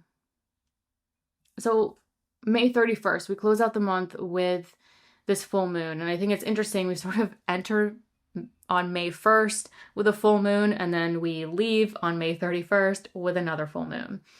But this time, this full moon is in Sagittarius, really highlighting that Gemini-Sagittarius axis. So for you Libra risings, this is going to be that 3rd and 9th house axis. And I think that Some of you might really welcome this because you're getting off of that second and eighth house axis, especially with Uranus officially out of that eighth house of sort of those long-term finances, partners' resources that could have been innovated and changed and destabilized over roughly the past 7 years, and opposing your own second house of earned income and self-worth.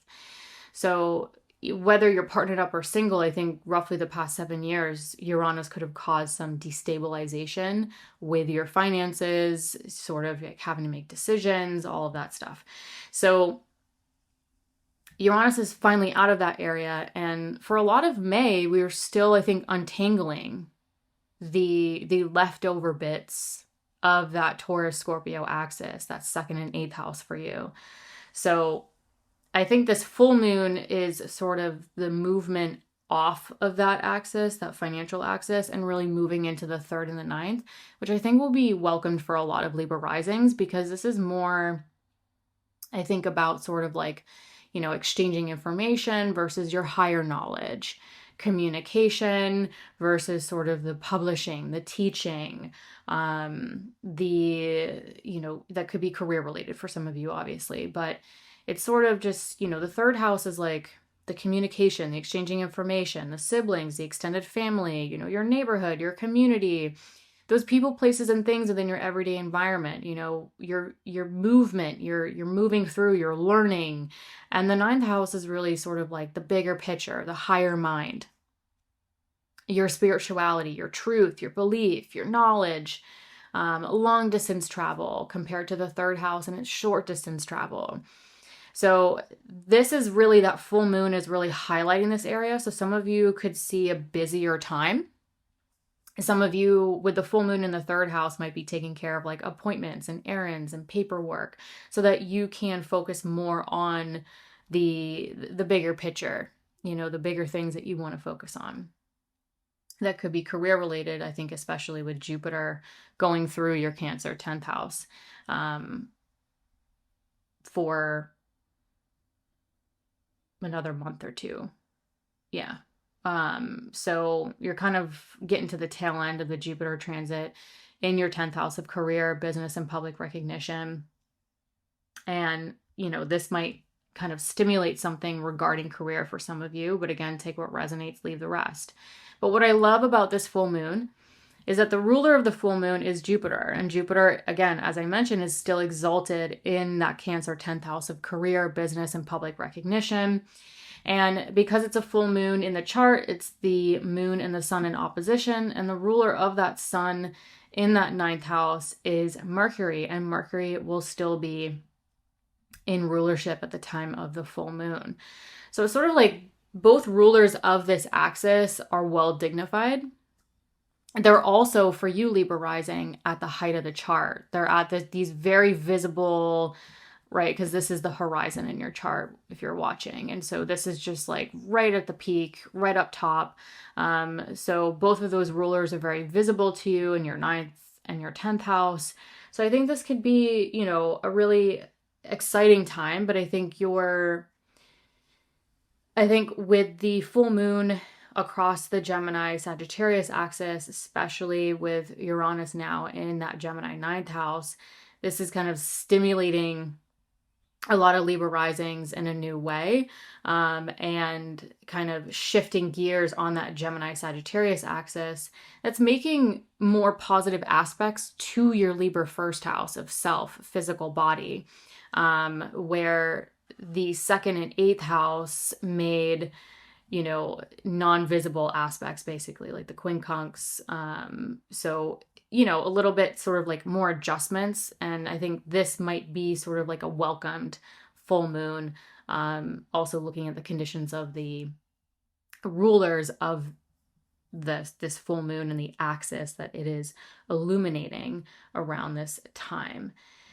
The last thing I want to touch on with this full moon as we're sort of closing out May and moving into June is, I think that towards the end of May, a lot of us are going to start to really feel the amplification of Uranus getting very, very close to forming an exact square where the North and South node. And this Uranus up here in your Gemini ninth house will be at that North bending. It will be at that point of increase. So I think some of you could see sort of like sudden action, sudden innovation, sudden change to sort of, what's been going on with knowledge and travel and truth and belief and, for some of you, the publishing, the teaching, even some career related matter, depending on your natal chart. And so some of that innovation and change might be starting to kind of really suddenly happen as Uranus is forming that technically T-square, right? It's forming a square to the South node and a square to the North node across the 6th and 12th house axis. And so some of you could really see sort of like the increase in work, wellness, health, routines. I think for a lot of Libra risings, it will be sort of work related. And it's sort of potentially the increase in the work projects, the side businesses, even that could kind of suddenly create the change to the travel, the knowledge, etc., those ninth house themes. So you could really be feeling the amplification of that Uranian element going through your ninth house and creating sort of that opportunity for action and tangible change with the North and South node across that 6th and 12th house axis moving into June. Hi, Scorpio risings. So May 1st, as I mentioned in the intro, full moon in Scorpio at 11 degrees in your Scorpio first house of self, physical body, how you take independent action. So this full moon is really illuminating you, Scorpio risings. And because if you're watching, this full moon is the moon and the sun in opposition, this full moon is technically really illuminating your first house of self and your 7th house of personal and or professional partnerships, including marriage.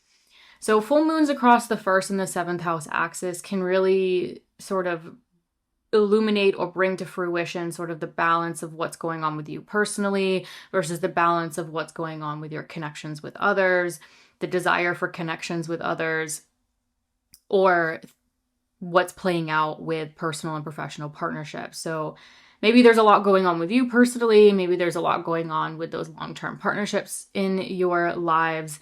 And, there's just a general day-to-day balance going on. But more specifically, this full moon, as mentioned, is connected to the new moon that took place in your Scorpio first house on November 20th, 2025. So, some of you might be able to think back to what was really going on in November of 2025 that felt new, that was new ideas, a new chapter, a new something that now could be coming back around or could be playing a part in what is being illuminated, highlighted, or coming to fruition around this time. Now, that new moon back in November of 2025, that was in your first house of self, was conjunct or joined with Mercury. Now, this full moon on May 1st, 2026, Mercury will be joined with Chiron in your 6th house of daily work and or health routines. So there's an interesting mercurial connection to both the new moon and full moon that are theoretically connected or been playing out. So in my opinion, looking at those Mercury ruled areas in your chart and sort of how it might be playing a part with this lunar cycle. So Mercury rules that Gemini 8th house of transformation, transformational decisions, as well as those long-term financial themes, partners' resources, if applicable. So for some of you, this full moon could actually have interesting connections to financial themes or resources, or having to make, thinking about big decisions that could involve finances.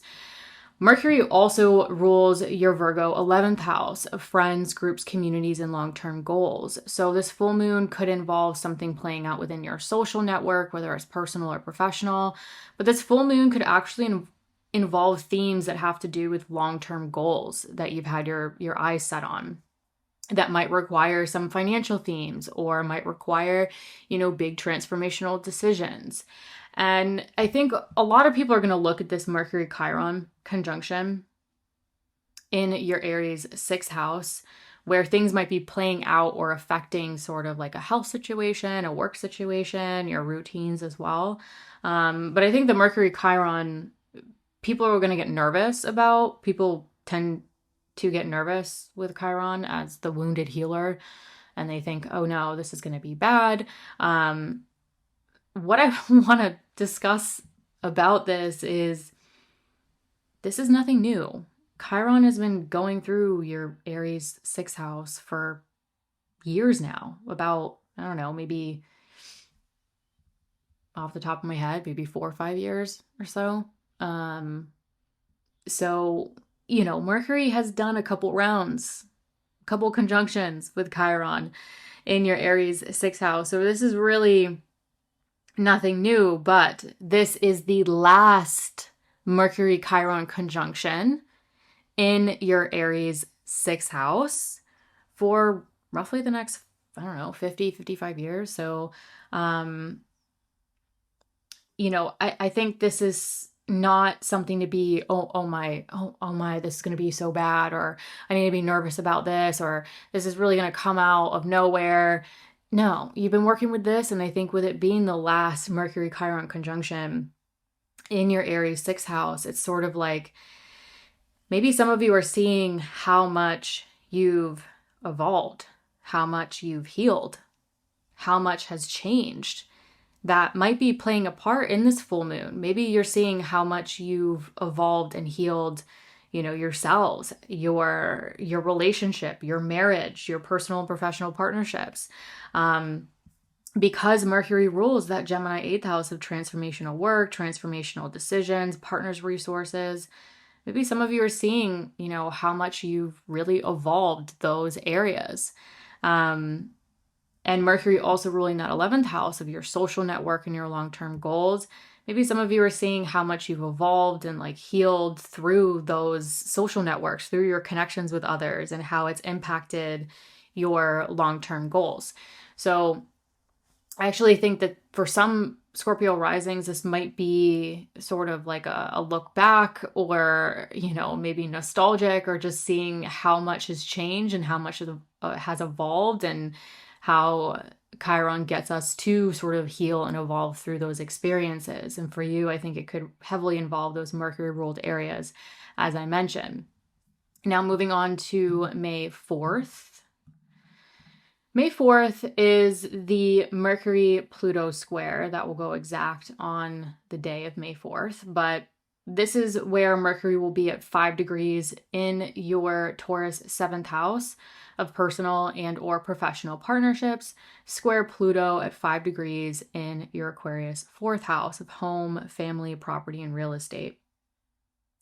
So you could definitely see sort of like the square, right? Squares are the friction, the tension to get us to take action on something.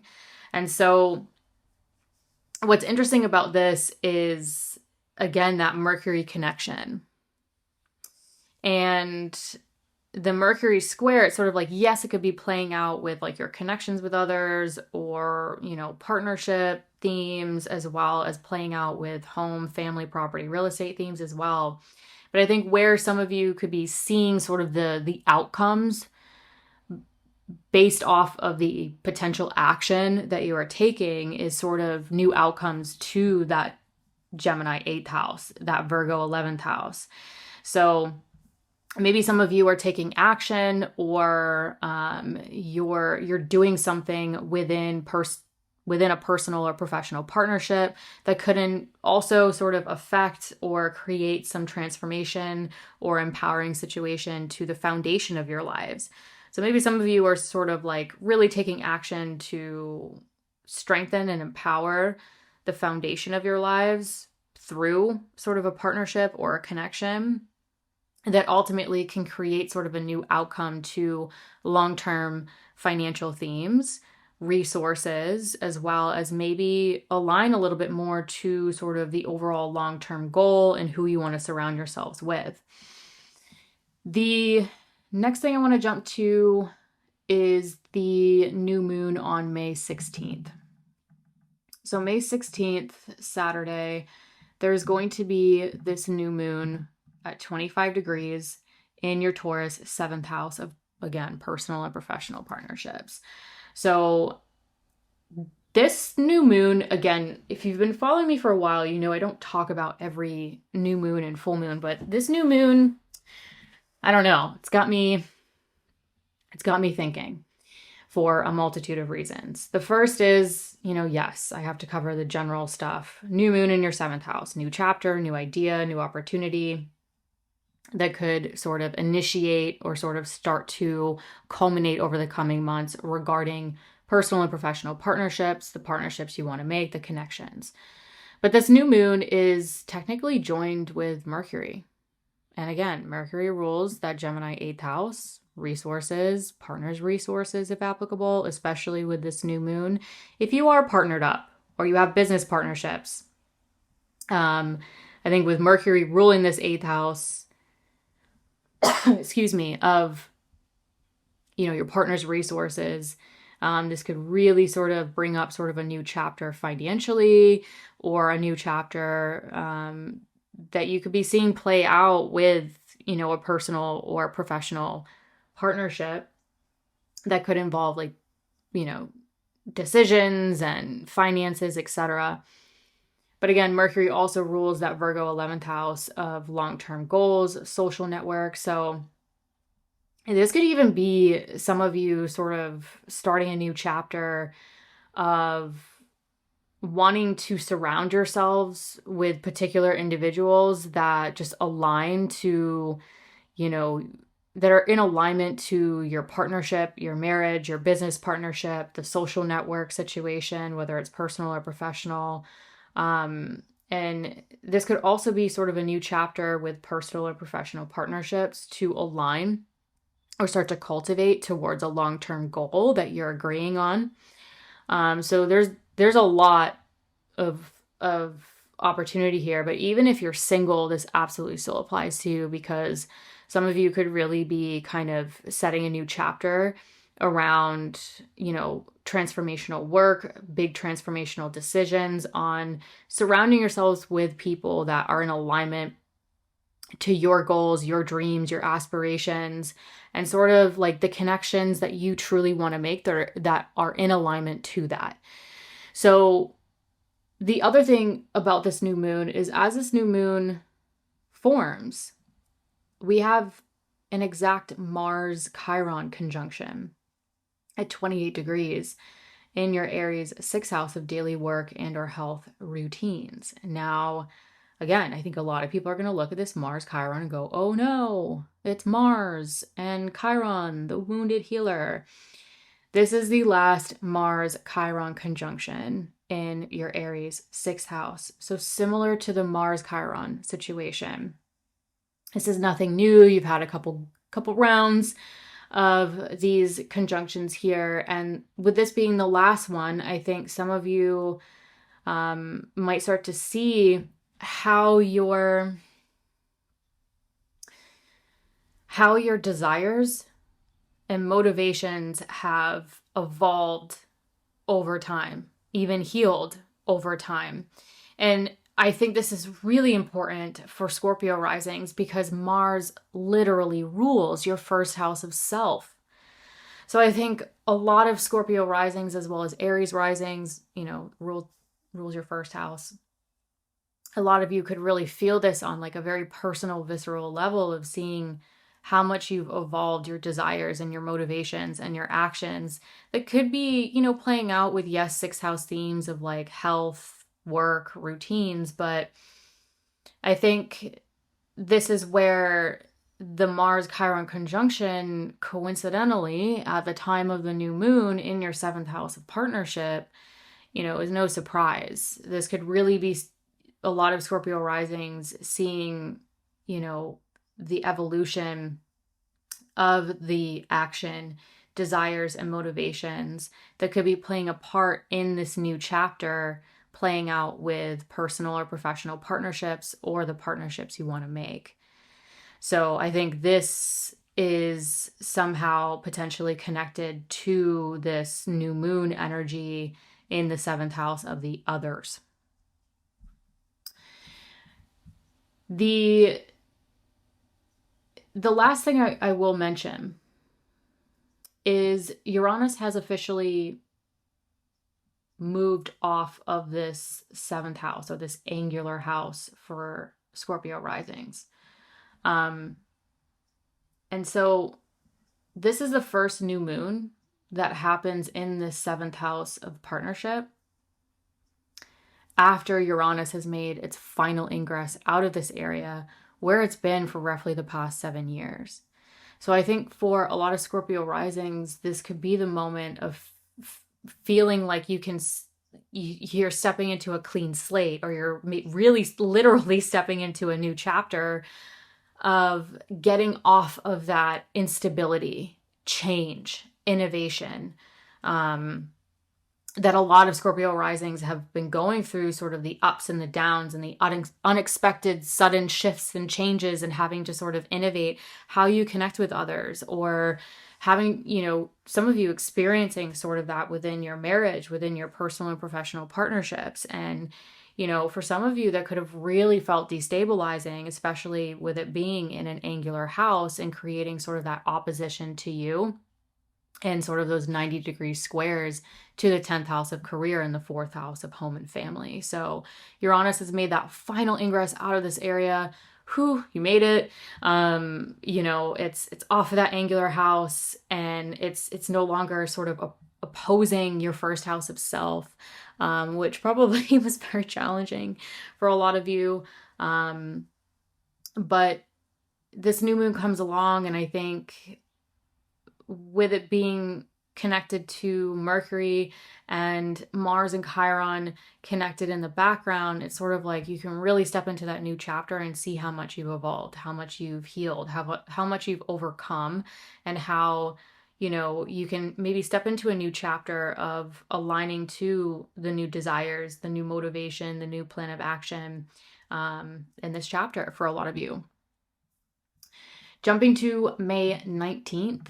May 19th is when we have Mercury at 4 degrees in your Gemini 8th house. Again, long-term finances, resources, partners' resources, if applicable, transformational work, transformational decisions. And this is a really strong Mercury. Mercury is in its own home and has strong, essential dignity, good strength, good resources. And so with Mercury sort of home in the 8th, this could really bring up, those 8th house themes of the decisions, the financial stuff, the even transformational work of that is applicable to you. And this Mercury is going to directly square the north and south node lying across your 5th and 11th house axis. So Mercury will be square the nodes, but it will be at a north bending. It's what we call, a north bending or a south bending. And with it being at a north bending, this Mercury is theoretically at a point of increase, not decrease.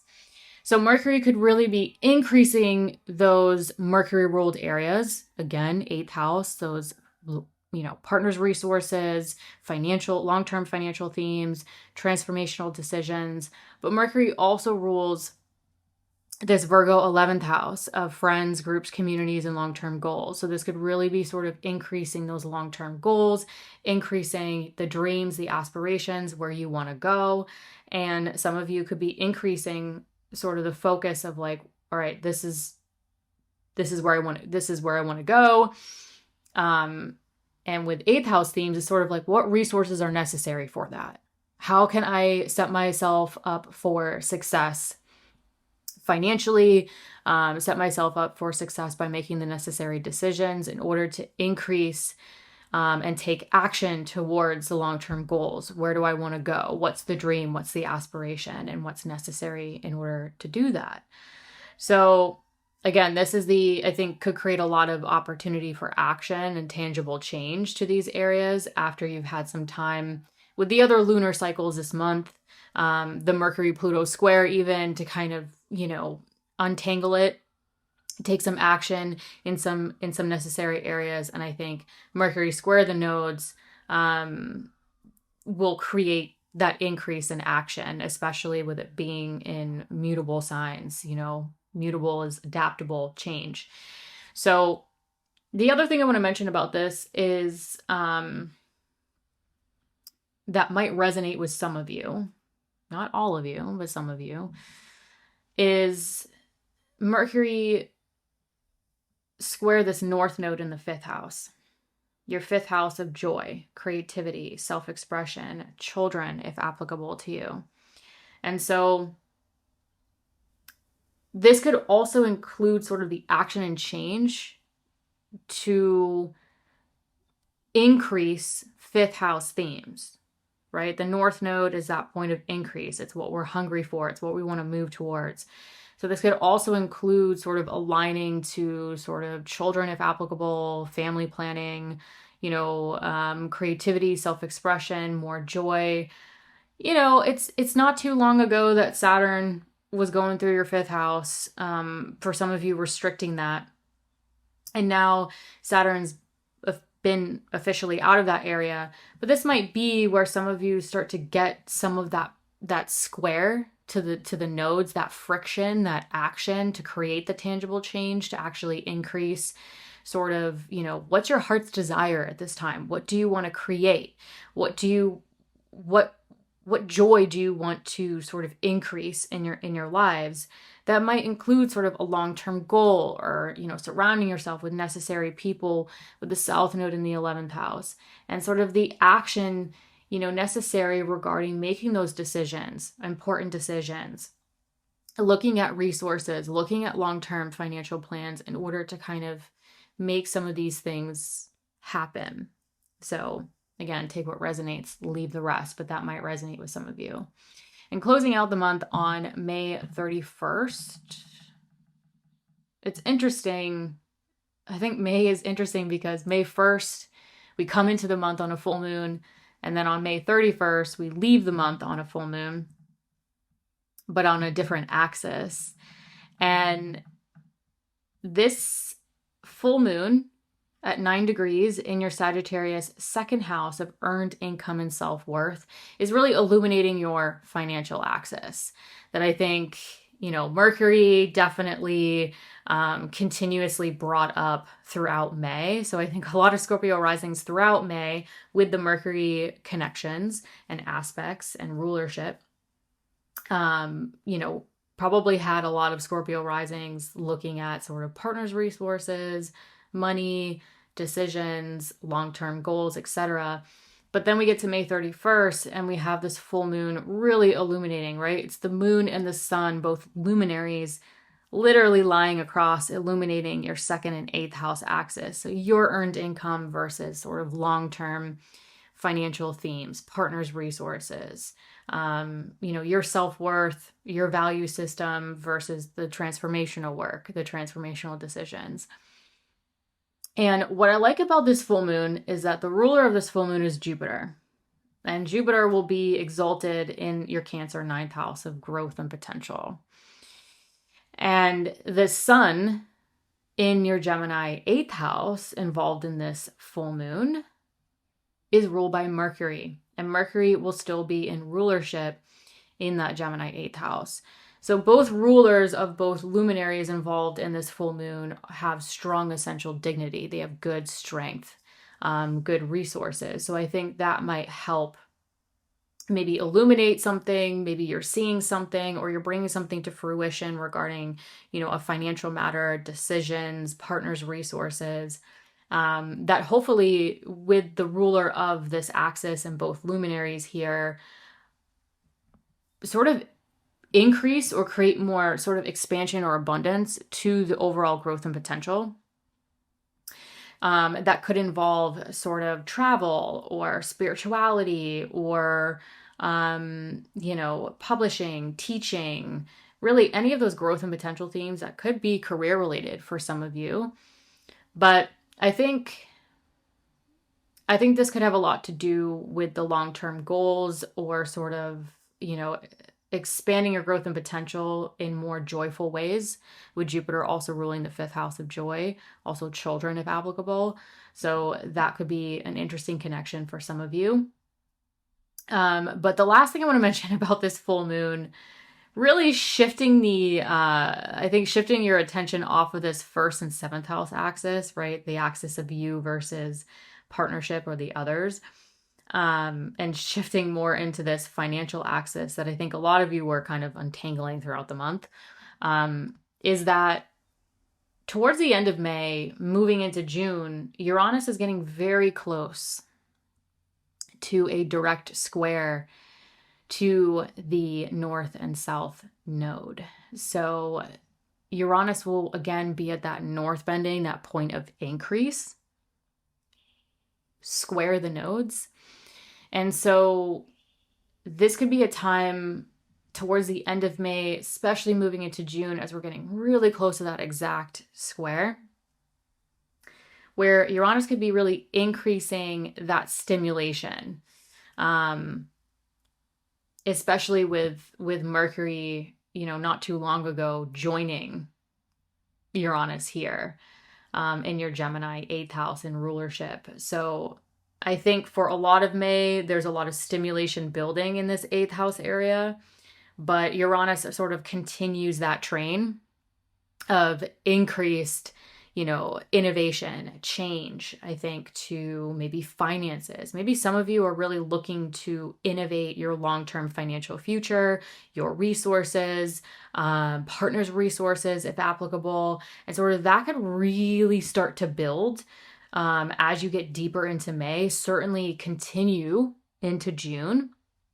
But, with Uranus square the north and south node, it could have a lot to do with those long-term goals, and sort of really maybe shifting things to also really find ways to, how do I enjoy life? How do I create more creativity and do the thing that I love? Or, whatever your heart's desire is at this time, you could really be trying to sort of innovate and change things financially to support that moving into June. Hi, Sagittarius risings. So May 1st, full moon at 11 degrees in your Scorpio 12th house of behind the scenes. What are you working on behind the scenes? This is also the area of sort of like your subconscious thought patterns, your dreams. This could be as basic as just something that I've noticed working with people for so many years, is full moons in the 12th house, even the day before the full moon and the day after the full moon, people have really weird dreams, or they have a little harder of a time kind of sleeping. So it could be as simple as that. So take what resonates, leave the rest. But if you're watching, the full moon in the chart is the moon and the sun in opposition. And so I always like to consider the opposite house of the full moon, because both luminaries are really highlighting your 6th and 12th house axis. So also considering what's going on with those 6th house themes of, your daily work routines, your daily health and wellness routines, and how is that affecting sort of what's going on with you behind the scenes, or what's going on behind the scenes, your sleep, your thought patterns, more of the private stuff, and how it's sort of affecting sort of what's going on with health or what's going on with work, and really kind of trying to balance the mind and the body around this time going into May. Now, this full moon is technically connected to the new moon that took place here in your Scorpio 12th house back on November 20th. Yes, November 20th, 2025. And so some of you could see some themes from November of 2025 kind of come back around and be illuminated again. But the new moon that took place here connected to this full moon was joined with Mercury in November of 2025. And this full moon has Mercury conjunct Chiron at the time of the full moon. Now, this is interesting because there's some Mercury connection to the new moon and the full moon in Scorpio this time. And so I think this gives me additional clues as to what else this full moon could be sort of incorporating or bringing up for you Sagittarius risings. And I think it could be definitely integrating Mercury ruled areas. And for you, Sagittarius risings, this is going to be your Gemini 7th house of personal and or professional partnerships, including marriage, and your Virgo 10th house of career, business, public recognition. So this could be sort of like a business partnership, career situation, or it could be sort of just more of a personal career experience or a personal experience regarding sort of long-term partnership or marriage in your lives that this full moon could be illuminating or affected by. Now, a lot of people are going to look at this Mercury Chiron conjunction in your Aries 5th house of joy, creativity, self-expression. So maybe those themes are coming up as well. But the 5th house is also children. And so if children are applicable, this full moon could include, those themes as well. Maybe some of you are pregnant or planning on it and it's affecting your sleep, it's affecting your health, it's affecting your work, it's affecting your routine, and, playing a part in sort of your partnership. So, that's a possibility here if that's applicable. But I think a lot of people are going to look at this Mercury Chiron and think, oh, it's the wounded healer and, this is bad or this is negative. But this is nothing new. Chiron's been going through your Aries 5th house for years now, and you've had a couple rounds of Mercury Chiron conjunctions here. And what's special about this one is that this is the last Mercury Chiron conjunction. So with it being the last and you having a couple rounds of it over the past couple years, I think this is the time where maybe some of you are starting to see how much you've evolved and even healed. This could show up with your personal and professional partnerships, or some of you could also see how much you've evolved your self-expression, your joy with the work that you do or the work that you want to do, your career, your business, your public recognition, what brings you fulfillment. So some of you could also just kind of see the evolution of that, look back over the past, 4 or 5 years or so and see how much things have changed.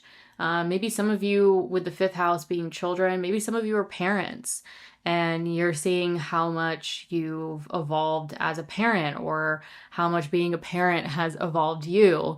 And with Mercury ruling the 7th house of partnership and your 10th house of career, maybe some of you are seeing how much you've not only evolved as a parent, but how it's evolved your connections with others, partnerships, as well as evolved sort of what brings you fulfillment, career themes as well. So I think this is really a moment of sort of like that last conjunction that you've been dealing with for years. And I think some of you will look back on sort of that Chiron element. Let's see, did I get everything that I wanted to talk about with that? Again, working on the fly here, per usual. May 4th. Let's get to May 4th when Mars in rulership in your Aries 5th house, again, joy, creativity, self-expression, artistry if applicable, what brings you joy, also including children if applicable to you, will square Jupiter in your Cancer 8th house of transformational work, transformational decisions, as well as those long-term financial themes, partners' resources if applicable.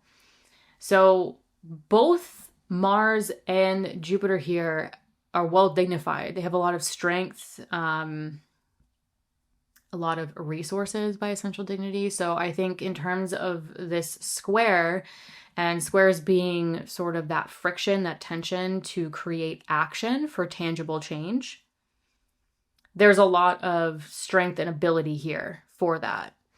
Now, There's a couple details I want to break down with the Mars Jupiter square because I think it's going to really help kind of put things into context and help a lot of us kind of understand what's playing out here instead of just being like, oh no, it's a square, we're going to take action on something.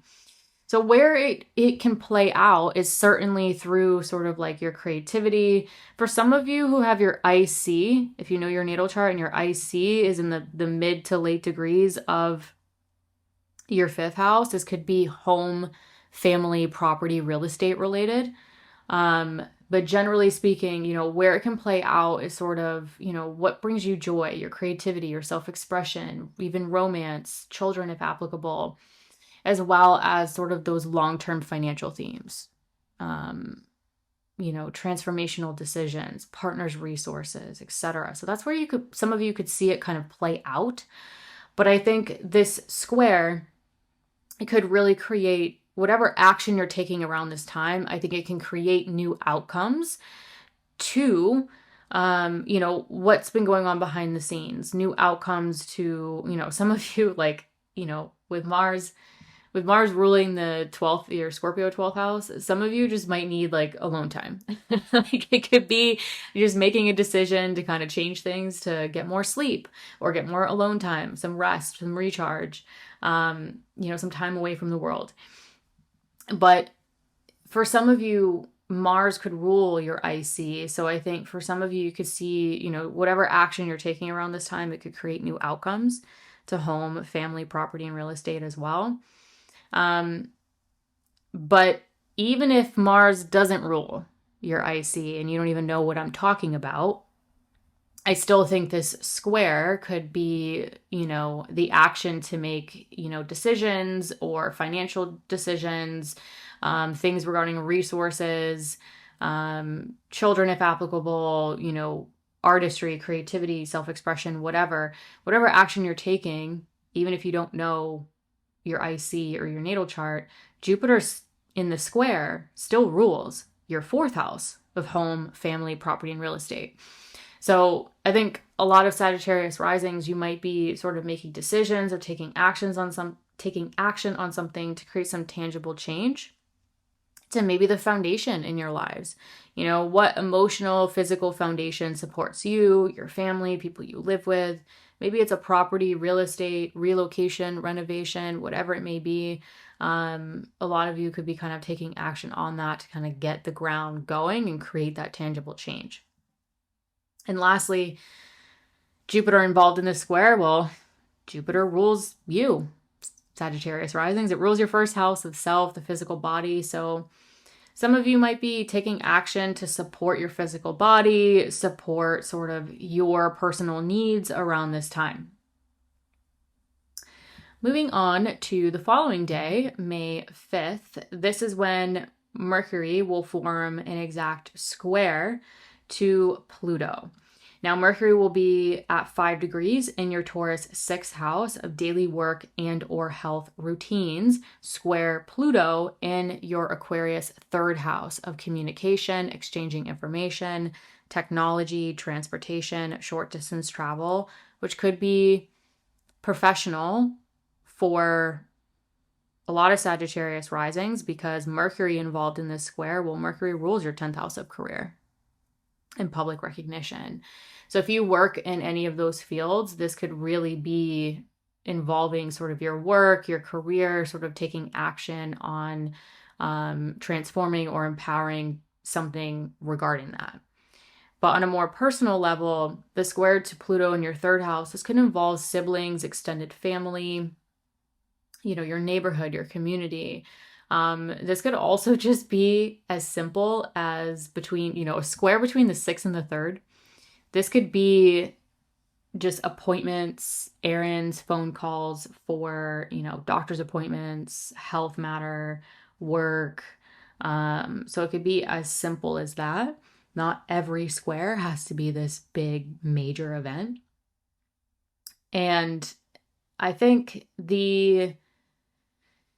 this Mercury-Pluto square, that's where you could see it kind of play out. Maybe it's a work, a health matter, appointments, errands, maybe, situations with siblings, extended family, or it could be more career work related, but potential like outcomes that whatever action you're taking with this around this time, it could really create new outcomes to something playing out in your partnership, personal or professional, and it could also create new outcomes to sort of like your career, your public image, what feels more fulfilling to you. So a lot of you could be kind of like taking care of those nitty-gritty tasks, taking action, and it could just be sort of like helping alleviate a situation or create a new outcome or better situation, regarding sort of like something playing out in partnership, marriage, business partnership, as well as sort of like your work, your career, your public recognition, or what you find fulfilling. Jumping to May 16th is the next day I have. So Saturday, May 16th is the day of the new moon at 25 degrees in your Taurus 6th house of daily work and or health routines. So on a very general level, this could just be sort of like a new chapter around taking care of your health, your vitality, attending to new routines, new work routines, new work projects for some of you. But there's a couple things I want to discuss about this new moon that are really interesting. And the first thing I want to discuss is that this new moon is technically hanging out with Mercury. And so, yes, it is a new moon in your 6th house of daily work and or health routines, but I think it could have a lot to do with those Mercury ruled areas as well. So Mercury does rule that Virgo 10th house of career, public recognition, what you find fulfilling. So some of you could be setting a new chapter, yes, around your work, but ultimately around maybe work that feels more fulfilling to you, maybe sort of like a new career project routines, new public recognition regarding your work, your career, your business, etc. But Mercury also rules this Gemini 7th house of personal and professional partnerships, including marriage. And so I think this new chapter for some Sagittarius risings regarding sort of like your work and health routines could also be integrating sort of the ability to connect with other people, or sort of it could be integrating something playing out with personal and professional partnerships as well. Regarding sort of like this new idea, this new chapter, this new project, whatever it may be, around your health or your work routines. The other thing with this new moon that I find really fascinating is as this new moon starts to go exact, we have an exact Mars Chiron conjunction at 28 degrees in your Aries 5th house of joy, again, including creativity, self-expression, children, if applicable to you. So again, a lot of people are going to look at this Mars Chiron and go, oh no, it's Mars. Oh no, it's Chiron, the wounded healer. Again, nothing new. You guys have been dealing with Chiron going through your Aries 5th house for years now. You've had, some time, at least one round, maybe two, of Mars Chiron conjunctions here in your Aries 5th house. Just like the Mercury Chiron situation, this is the last Mars Chiron conjunction in your Aries 5th house of creativity, self-expression, children, if applicable to you. So I think this will be a time for a lot of Sagittarius risings where you're seeing how much your desires and motivations have evolved and changed, even maybe had a healing element over the past 4 or 5 years. Mars does rule your Scorpio 12th house of behind the scenes, subconscious thought patterns, dreams. So for some of you, this could be sort of seeing how much your mental strength has evolved, how much your subconscious thought patterns have evolved over time, even healed, and how that has played a part in shifting your plan of action around your creativity, your self-expression, or how you parent your children, if applicable to you. So I think a lot of Sagittarius risings, like you could really be seeing how much you've evolved your plan of action based off of the healing and the evolution of your desires and motivations that have impacted or been caused from becoming a parent, or your creativity, your self-expression. So I think a lot of that could come up around this time and be playing a part in what you're initiating regarding this new moon. So it could really be playing a part in like where a lot of you are starting a new chapter, a new idea, a new lifestyle around your wellness, your work, your routines that could also involve like how you connect with others, or involve sort of your marriage or professional partnerships, etc. Moving on to May 19th. Tuesday, May 19th, we are going to have Mercury at 4 degrees in your Gemini 7th house of partnership, square the north and south nodes. So lots going on here. Mercury is in rulership in Gemini. So this is a very strong Mercury here. And Mercury square the nodes. So, that friction and tension for us to take action. But Mercury will be at what's called a north bending. So with Mercury being at the north bending, this is at a point of increase. So this could be increasing strongly because, again, Mercury is coming off of merging or a conjunction with Uranus, which is very innovative. It creates, change, even sudden change. So Mercury, coming off of this conjunction with Uranus, very stimulating, especially with Mercury in rulership. At the north bending, at that point of increase, could really be increasing Mercury ruled areas. And again, the Mercury ruled areas for you is going to be that Gemini 7th house of personal and professional partnerships. So this could really be suddenly, like something very sudden, very, very stimulating. It's at that north bending. So it's like, it's not decreasing, it's increasing. So increasing action and increasing change with personal and professional partnerships that could feel really stimulating and innovative and, just change. And Mercury also rules this 10th house of career, business, public recognition. So some of you could really see the increasing innovation and change to the career, the business, the public recognition, or what you find fulfilling around this time. That could be really playing out with your connections with others or those long-term partnerships in your lives. Now, the other thing I want to mention, because the square to the north and the south node, right? Like I still want to consider this north node in your Pisces 4th house of home, family, property, and real estate. Even though Mercury is in a Mercury ruled area and the south node is in the other Mercury ruled area. Because I think a lot of you, this could be more personal. This could be more foundational. So yes, it's a square to the south node in that 10th house of career, business, public recognition. Mercury rules that area. Mercury's in that Gemini 7th house of personal and professional partnerships. But some of you could be taking action and generating a lot of change to increase or focus more on the foundation of your lives. Maybe some of you are making changes and innovating these things in order to be able to spend more time at home, attend to family matters, relationships with family, a property, a real estate theme.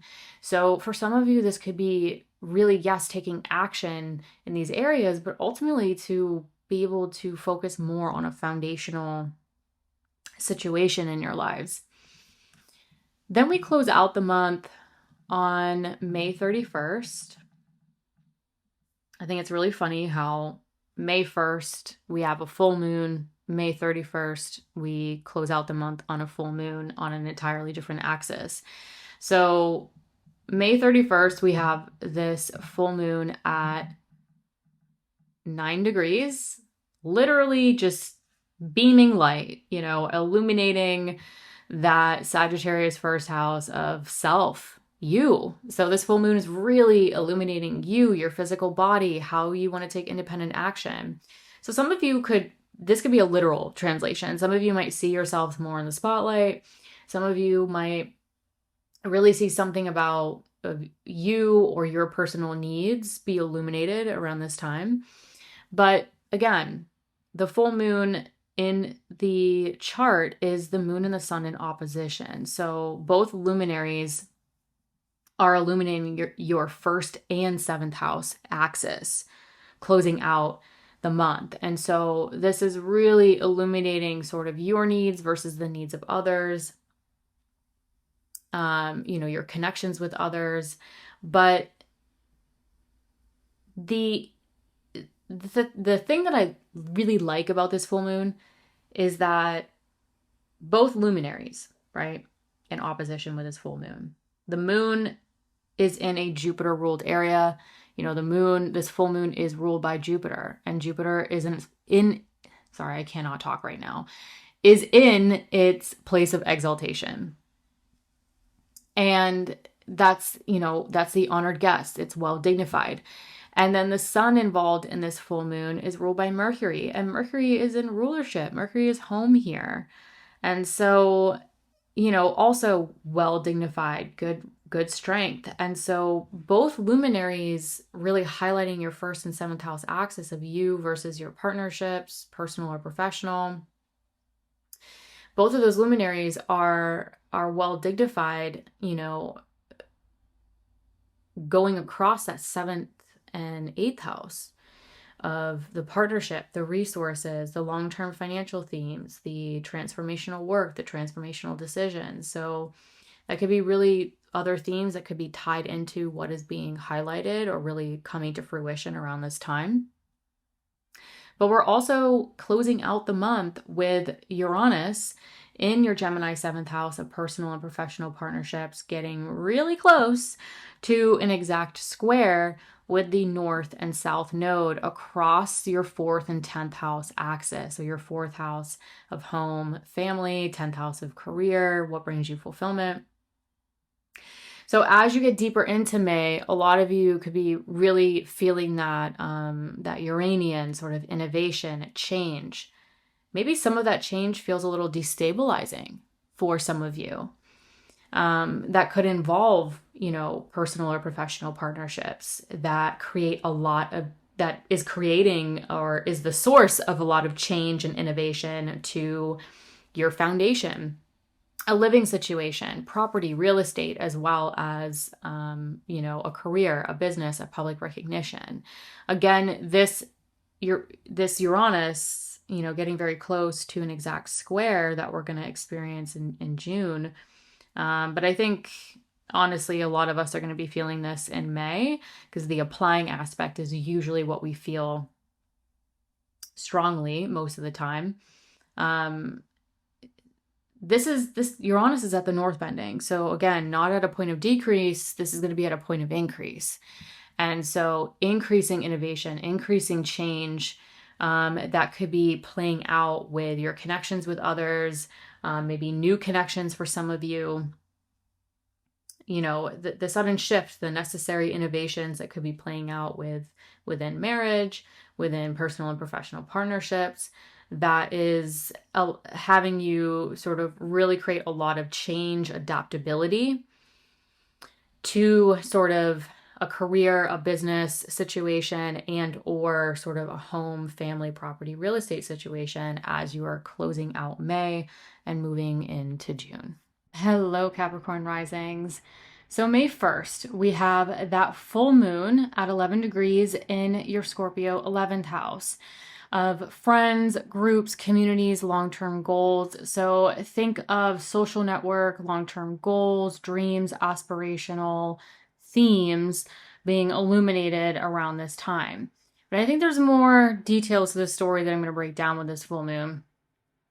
The first is this full moon is connected to that new moon that happened back on November 20th, 2025. So some of you might be able to think back to November of 2025 regarding sort of, goals, personal and professional social network themes that could be culminated around this time. Maybe some of you set a goal or set sort of like initiated something new that now you're seeing come to fruition around this time. However, the new moon that took place here in your Scorpio 11th house back in November of 2025 was conjunct Mercury. And now this full moon in Scorpio on May 1st has Mercury conjunct Chiron. So there's some interesting mercurial energy tied to the new moon and the full moon in this lunar cycle. And I think Mercury is sort of integrating or pulling in those Mercury ruled areas of your chart and thus life into what could be culminated around this time for Capricorn risings. Now, for Capricorn risings, Mercury rules this sixth house of daily work and or health routines. So maybe it was a work goal. Maybe it was a dream, an aspiration for a work project. Maybe for some of you with Mercury ruling that sixth house of health, maybe it's a long-term goal associated with a health situation, your wellness, your vitality that could be coming into play. Now, Mercury also rules this Virgo ninth house. So there's a lot of potential here for what this could mean, but some general themes for the ninth house are those growth and potential themes. So think publishing, teaching, long distance travel, spirituality, continuing education, higher knowledge. That could be career related for some of you, depending on your natal chart. So this could be a long-term goal over some of those like publishing, teaching, travel goals, that could also involve sort of your social network and your higher knowledge, your spirituality, your community. That could be tied to some of these growth and potential themes that could be career related. So I think this full moon, yes, it's in the 11th house, but it could really be tying in like work goals, health goals, those growth and potential themes that I mentioned, that could be tied into not only the new moon that took place in Scorpio, sort of kicking off this area theoretically, but also this full moon as well. Now, I think a lot of people are going to look at sort of the Mercury Chiron conjunction at 27 degrees at the time of this full moon in sort of a negative light. But I want to add, I want to talk about this a little bit more because I think this is going to help put this into perspective. The Mercury Chiron conjunction at the time of the full moon is in your Aries fourth house of home, family, property, and real estate. However, you've been dealing with Chiron going through your Aries fourth house for years now. This is nothing new. And you've had a couple rounds of Mercury conjunct Chiron in Aries for years now. So again, this is nothing new, but this Mercury Chiron conjunction at 27 degrees at the time of the full moon on May 1st, this is the last Mercury Chiron conjunction in your Aries fourth house of home, family, property, and real estate. So, if this was maybe the first or the second, I'd say, you're in it. You're working through it. But because this is the last conjunction, you've been working with this. This is probably nothing new. And so I think a lot of Capricorn risings, this might be the time where you start to see how you've evolved and even healed those Mercury ruled areas. So again, for you, the Mercury ruled areas are going to be your Gemini 6th house and your Virgo 9th house. And, this could be sort of those 6th house themes of work and health.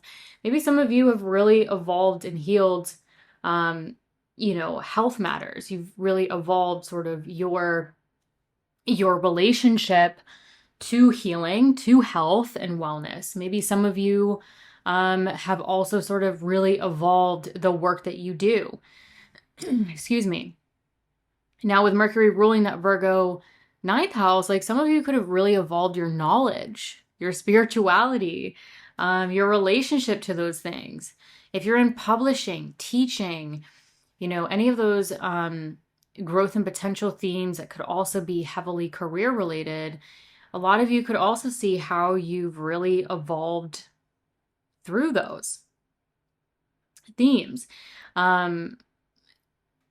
Now, with Mercury Chiron having this conjunction in the fourth house, it's sort of like maybe some of you, this could be a moment where you start to see not only how you've sort of evolved and healed your relationship to those themes, but how it's impacted the foundation of your lives, or how the foundation of your lives has impacted those areas. So this could come to life, especially with a full moon, really both luminaries sort of looking at each other, illuminating that 11th and 5th house axis in your chart. So I think those are some of the possibilities here, but I don't want it to all be doom and gloom. Chiron gets a bad reputation, but this is nothing new. You've been working with this for a while. So, like I said in the intro, May is really, we're kind of keeping that momentum going from April. And so I think this is just part of that picture. Excuse me. I am starting to lose my voice at this point. Okay. So moving on to, we got May 4th next. All right.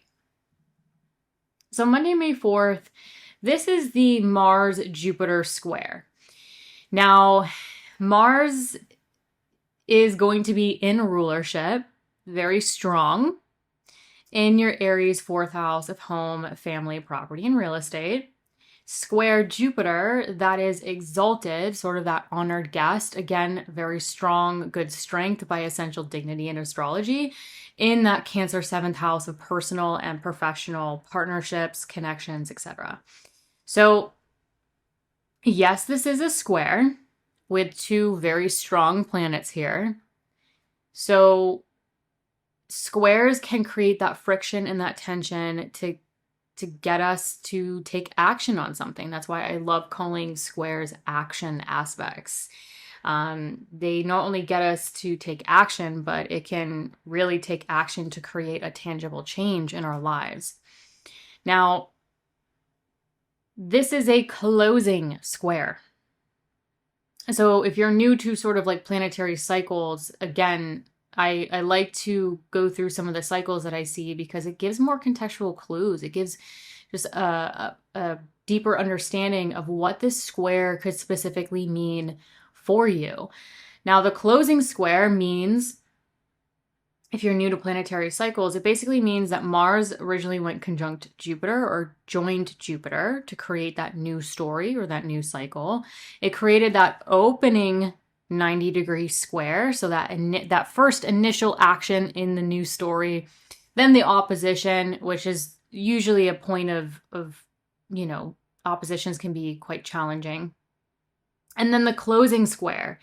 So sort of like the closing square is, you've been working with this. This is probably nothing new for a lot of Capricorn risings that could be playing out regarding a home, family, property, real estate, including renovations, relocations, or it could involve sort of a personal, professional partnership, including marriage. So again, nothing new. However, you could see it play out in those areas, or been playing out in those areas based off of the cycle. But the closing square is sort of like, what lasting change do you want to make? What action do you want to take now that you've been working with this for a while and sort of say, all right, this is sort of the last bits and bops. This is the last sort of change I want to make to create that tangible outcome as we're moving forward. Potential areas that whatever action you're taking around this time could create potentially new outcomes to Mars and Jupiter ruled areas. So again, Mars is in rulership, so Mars rules that Aries fourth house of home, family, property, and real estate. So some of you could be taking action around this time after working through some stuff regarding home, family, property, and real estate to quite literally create new outcomes to a living situation, relationships with family, property, real estate. Mars also rules this Scorpio 11th house of friends, groups, communities. So think social network and your long-term goals. So some of you might be taking action to really create that lasting effect or that tangible sort of outcome to sort of a long-term goal you've been working on or some personal or professional social network situation that's been playing out. Jupiter rules your Pisces third house of communication, exchanging information, technology, which could be personal or professional. Or if it's a more personal matter, this could be sort of your day-to-day communication, siblings, extended family, the people, places, and things within your everyday environment. So this square could involve sort of a living situation, something to do with your foundation, but it could create sort of a new outcome to relationships with siblings, extended family, sort of your everyday environment. But if it's more professional and sort of like long-term goal related with Mars, I think it could create new outcomes to sort of communication fields, technology, transportation, especially if you work in those fields. Jupiter also rules your Sagittarius 12th house, which is sort of like what have you been, some of you could have been working on something behind the scenes, or maybe, something's been going on with subconscious thought patterns, or, the 12th house is sort of like where we want to keep things private, where we want to keep things hidden, or where things hide. So a lot of you could be taking action on something that you've been dealing with behind the scenes to really create new outcomes to sort of what's been going on mentally, what's been going on behind the scenes, et cetera, et cetera. So a lot of potential here with this closing square, but I try to give as many themes as possible so that you can sort of grab onto the ones that resonate the most. Sort of pay attention to those themes as you're moving into May and see where the opportunities for action to create change to those areas and new outcomes start to present themselves. Now moving on to, one more thing before I go that just jumped out at me. The last thing I want to talk about with this square is Jupiter is going to be at 19 degrees, obviously, if you're watching, in this square. Jupiter is returning to the 19th degree. Jupiter originally went over 19 degrees, retrograded back over that 19 degrees, so backed up, and now it's been direct and it's returned to that 19th degree in the square. So the last time it was at that 19 degree was roughly around September 2025. And so some of you might see themes from September 2025.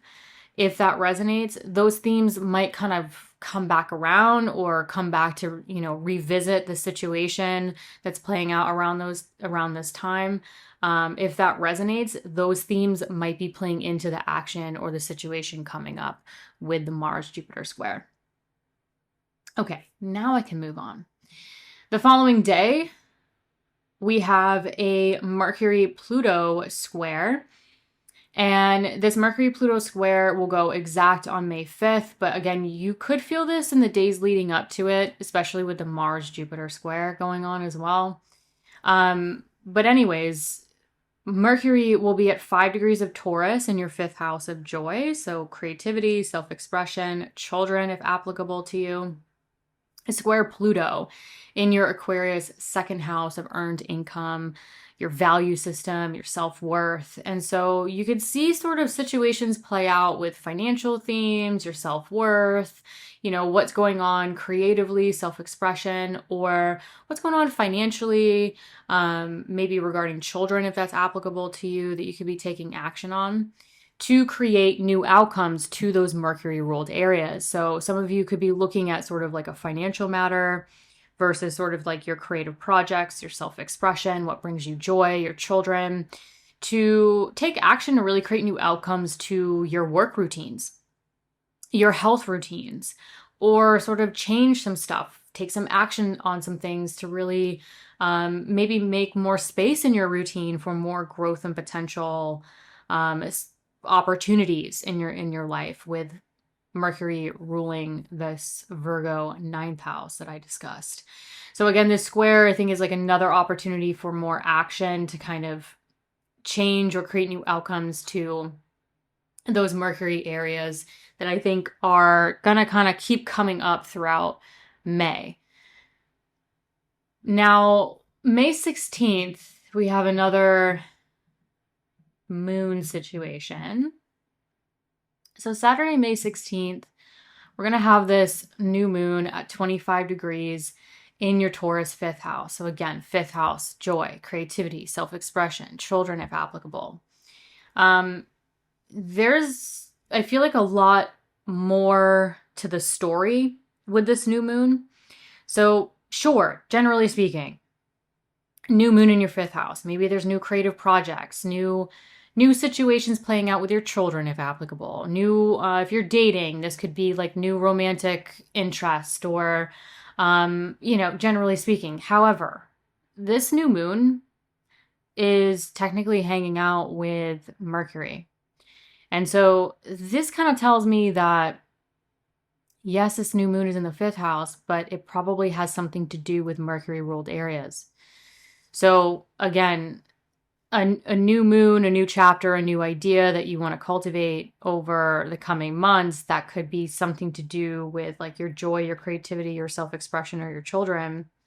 But it could heavily have a lot to do with your sixth house of work projects. So maybe creative work projects, your health, your routine. So maybe, children or creative projects or whatever you're trying to integrate with more joy, sort of affecting your health, your routines, or vice versa. And again, Mercury ruling this Virgo ninth house of growth and potential that could include things like publishing, teaching, travel, spirituality, continuing education, higher knowledge. That again could be career related, could be involved or be integrated with, establishing new ideas or new chapters with this new moon in the fifth. The other thing I'm looking at with this new moon that is kind of like a little suspicious in the background, that I think has something to do with this new moon, is Mars will be pretty much exactly conjunct Chiron at the time of the new moon. And Mars will be conjunct Chiron in that Aries fourth house of home, family, property, and real estate themes. So again, this is kind of similar to how I feel about the Mercury Chiron situation. This is nothing new. You've dealt with Mars Chiron conjunction situation, stories playing out here for years. In this Aries fourth house of home, family, property, and real estate. So again, nothing new. And this is also the last Mars Chiron conjunction in your Aries fourth house. So with it being the last, I think it is potentially going to be one of those moments for a lot of Capricorn risings of just seeing how much you've evolved, your motivations, your desires, your plan of action, maybe due to, a family situation, a living situation, or maybe some of you are seeing how much family relationships, living situations, those foundational themes have really played a part or affected, or had you really sort of challenged or evolved your desires and motivations over the years. Now, Mars also rules this Scorpio 11th house of your social network, your long-term goals. So some of you could also be seeing how much your foundation has affected or played a part in your long-term goals, who you surround yourselves with, which is kind of obvious. But I think this is going to be sort of a moment where maybe some Capricorn risings, you start to create a new plan of action based off of how much evolution or even healing you've done for many years now, foundationally, that could be playing a part in this new moon in this fifth house of joy. So some of you, I almost feel like a lot of Capricorn risings are going to maybe choose a new chapter of joy. That might be, I think this, it's just so interesting. This Mars Chiron conjunction at the time of the new moon with Mercury, it's sort of like this is all congealing different areas of your life that are kind of connecting to this foundational part, especially with Saturn going through this fourth house. For a lot of you, it's sort of like Saturn going through the fourth house sometimes can really just have you rebuilding the foundation of your lives. And so I just think this could be the time where some Capricorn risings, you start to see how much you've evolved, how much you've healed, how much has happened. I would say in the past 4 or 5 years even. And now a lot of you this might be playing a part in establishing this new moon or this new chapter, this new idea of what brings you joy, your creativity, your self-expression. Or for some of you, it might involve family planning or children. That is also having you look at those Mercury ruled areas of like, all right, well, how does this foundation support my growth and potential in life? But also, how does it support my health, the work that I want to do, the routines that support the work that I want to do, and the health that I want to feel. So I think, for some Capricorn risings, like a lot, not all, if it resonates, like a lot could be coming up around this time that I think a lot of Capricorn risings could be just choosing to step into something new. And I also want to point out, this is the first new moon in your Taurus fifth house of joy since Uranus has made its final ingress out of this Taurus fifth house area for roughly the past 7 years. So how much sort of innovation and change and maybe even instability a lot of you have gone through, maybe with children, maybe with family planning, maybe with your creativity, your self-expression, romance, like what brings you joy. You've had a lot of sort of like, ups and downs in this area. And so Uranus makes its final ingress out of this area. And this is the first new moon where it's sort of a clean slate. But it's also, I think, having you look at sort of the foundation of your lives, especially with Saturn going through the fourth house, which is notorious for that. And also kind of having you look at like, where do I want to go? Who do I want to be? What are my long-term goals? And what routines are going to support that vitality and the work that I want to do for a lot of you? Jumping to May 19th, we have the Mercury at 4 degrees in your Gemini sixth house of daily work and or health routines. Now, this Mercury is in rulership. This is a very strong Mercury. And Mercury will be square the north and south node. Now, you could be feeling this the days leading up to it. I actually think a lot of us are going to feel this Mercury square the nodes on the days leading up to it because Mercury will be hanging out with Uranus. And a Mercury-Uranus conjunction in Gemini, where Mercury is in rulership, is extremely stimulating. That is like a lot of communication. That's a lot of intellectual stimulation. And for you, it's in that sixth house of health and work. So I think, this could be really stimulating around like health, wellness, vitality. Some of you could really see like your routines get shaken up, or, your routines, your health, your work get innovated or changed up in some way that could even feel sudden with Uranus involved. And it's, and then as soon as Mercury comes off or starts to separate from that Uranus and forms that exact square on May 19th to the north and the south node, it's sort of like that is another indicator of like increased stimulation, increased mercurial themes. because Mercury will be squaring the nodes at a north bending. This is a point of increase with a square to the nodes. And so this could be really increasing the Mercury ruled areas of your chart, which for you is that sixth house of increased work, increased, health, taking care of health matters, increased routines, increased focus on your routines. Mercury ruling that Virgo ninth house, publishing, teaching, higher knowledge, long distance travel, spirituality, higher knowledge. This could really be sort of increasing, those themes as well, especially if you work in those areas or those areas really tend to resonate with you on a day-to-day basis. So again, this is, I think, a very stimulating time as we're sort of getting towards the end of May with the Mercury-Uranus situation and the North and South node. With the North and South node across this third and ninth house, right? Third house, communication, exchanging information, short distance travel. Ninth house, long distance travel, higher knowledge, spirituality, publishing, teaching. Like if you work, especially with Mercury in the sixth house of work, if you work in those communication fields, the publishing, the teaching, the transportation, the day-to-day stuff, this could, with the nodes are literally lying across your third and your ninth.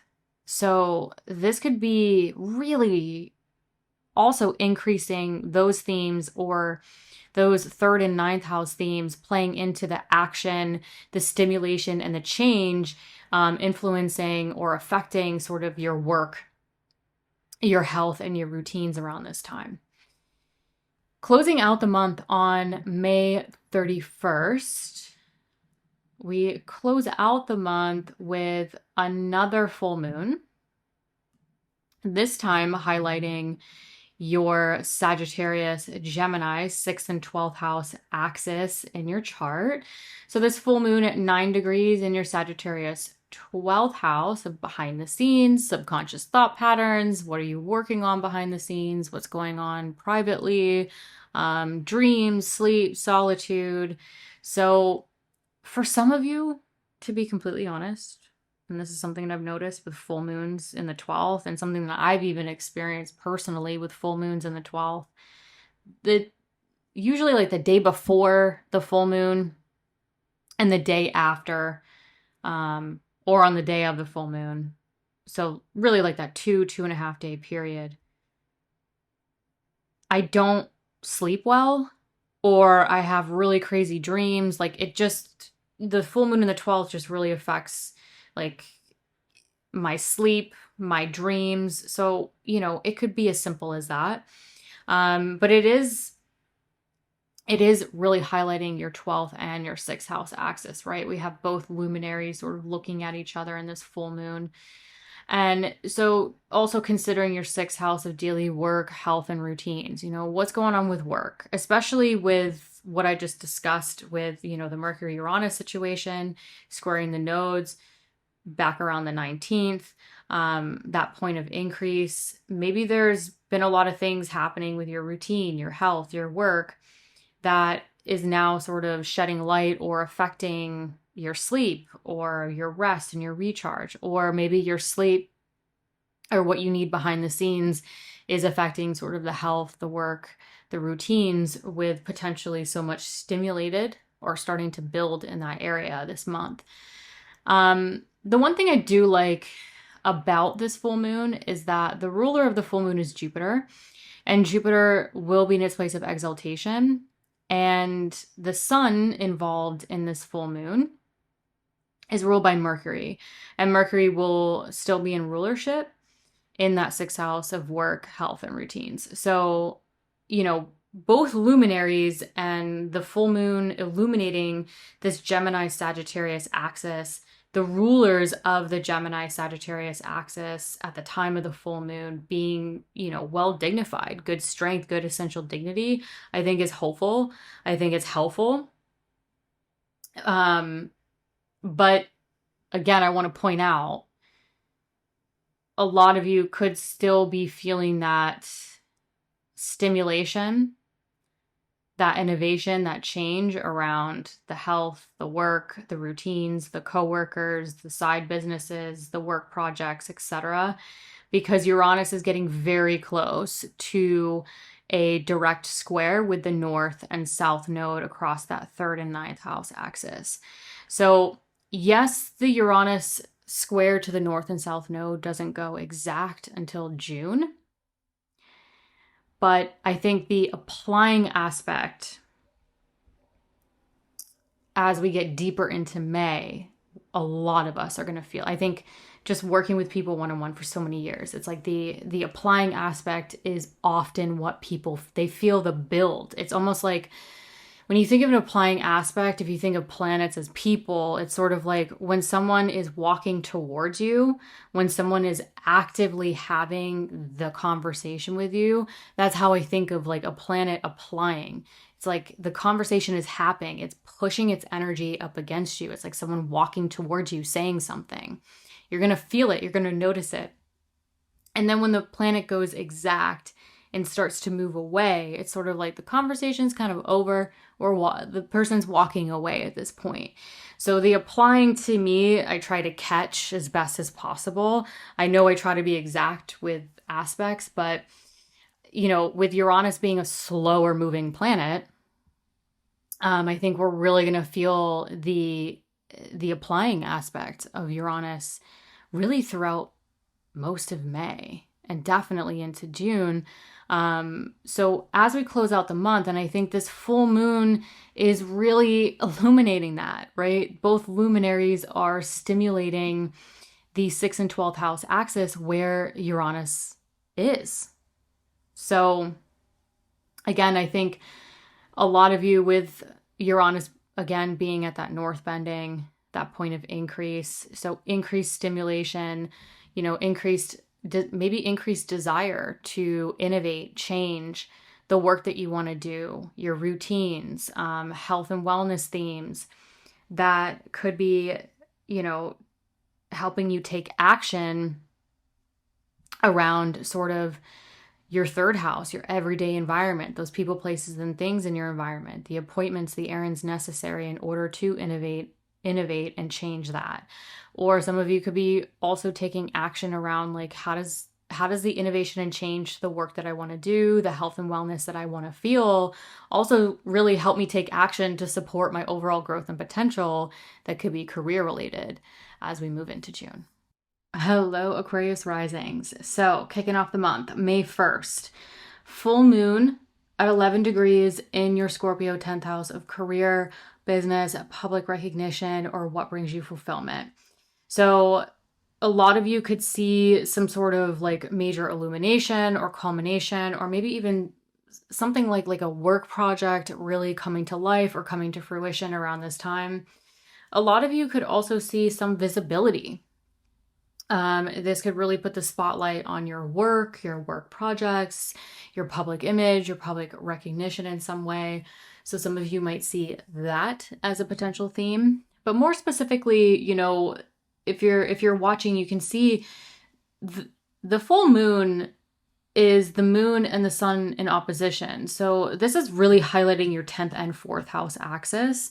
So a lot of you could see sort of, you know, the home, family, property, real estate themes also being illuminated around this time and maybe influencing something going on with the work, what brings you fulfillment, etc., or vice versa. But as I mentioned in the intro, you know, this full moon is connected to the new moon that took place here in your Scorpio 10th house back on November 20th, 2025. So some of you could think back to November of 2025. Maybe there was a new idea. Maybe there was, you know, the launch of something, a project, you know, something that you found more fulfilling, you know, anything that you could now see kind of come to life or come to fruition around this time with the lunar cycles.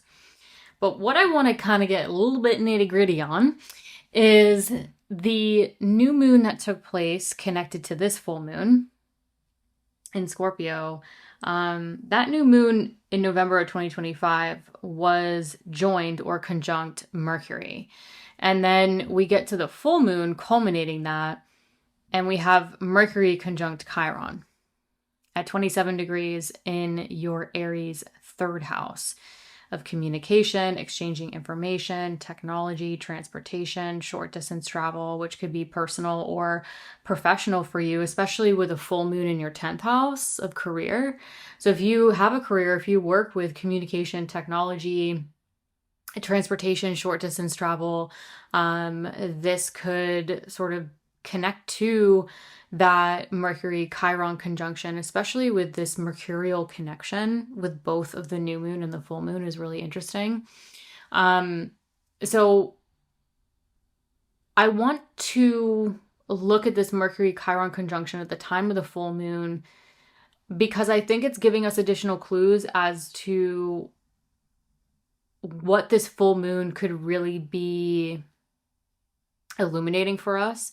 And I think it's going to be sort of integrating those Mercury ruled areas for a lot of us with this full moon. And for you, Aquarius Risings, this is going to be your Gemini fifth house of joy, creativity, self-expression, also children if applicable, as well as your Virgo eighth house of transformational work, transformational decisions, your partner's resources, long-term financial themes going on. So the Mercury Chiron conjunction, again, I think could be connecting those Mercury ruled themes in your chart that I just mentioned. But I think a lot of people are going to look at this Mercury Chiron situation and go, oh no, it's Chiron. It's the wounded healer. You know, this is going to feel sad, or this is going to be bad. This is nothing new. Literally, this is literally nothing new. I don't want people to freak out about this because I really do feel like people are going to freak out about this or make it some sort of like clickbait thing. Mercury Chiron, you know, you've been dealing with Chiron going through your Aries third house for years now. And you've had a couple rounds of Mercury Chiron conjunctions in this Aries third house. So what's special about this conjunction is that this is the last Mercury Chiron conjunction in your Aries third house. So I actually think that this will be the time where a lot of Aquarius risings, you might start to see how much you've evolved, how much you've healed, what brings you joy, how much you've evolved your creativity. Maybe it has to do with fifth house and, you know, children landing in the fifth house. Maybe some of you have evolved so much as a parent or evolved through sort of child planning themes or children. Mercury also ruling this Virgo eighth house of transformational decisions, transformational work, long-term financial themes, resources, etc. So some of you could also see how much you've evolved with financial themes, resources. Maybe some of you are starting to see how much you've evolved and healed through your transformational work, your transformational decisions. And maybe those decisions and transformational work have also played a part in this full moon, culminating something in your 10th house of career, business, public recognition. So I would say this could be a good time for a lot of Aquarius risings to kind of contemplate, you know, how much have you been tested and challenged and, you know, evolved and healed certain things in your lives that actually have played a part in your creativity, your artistry, your self-expression, you know, your relationship to resources and finances and the ability to make transformational decisions that might be playing a part in the, you know, the full moon and both luminaries really highlighting this 10th and 4th house axis. Now jumping to the May 4th, where we're going to have this Mars Jupiter square. There's a lot I want to discuss about this. So Mars Jupiter square at 19 degrees, Mars in rulership. So we have a Mars in rulership by essential dignity, very strong Mars. You know, a lot of Mars is home here. Mars is very comfortable. And so Mars can do what Mars wants to do, just like we do what we want to do in our own house.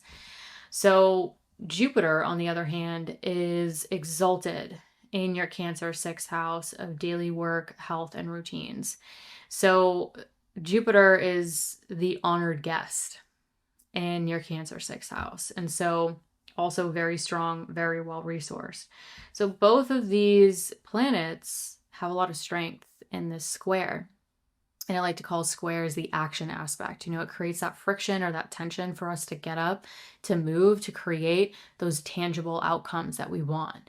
So, you know, squares are not always bad. You know, as someone who has a lot of squares in their natal chart, you know, I'm a mover and shaker. I am going all the time. I make stuff happen. Sure, it can feel stressful sometimes. I will not deny that. But I'm a doer.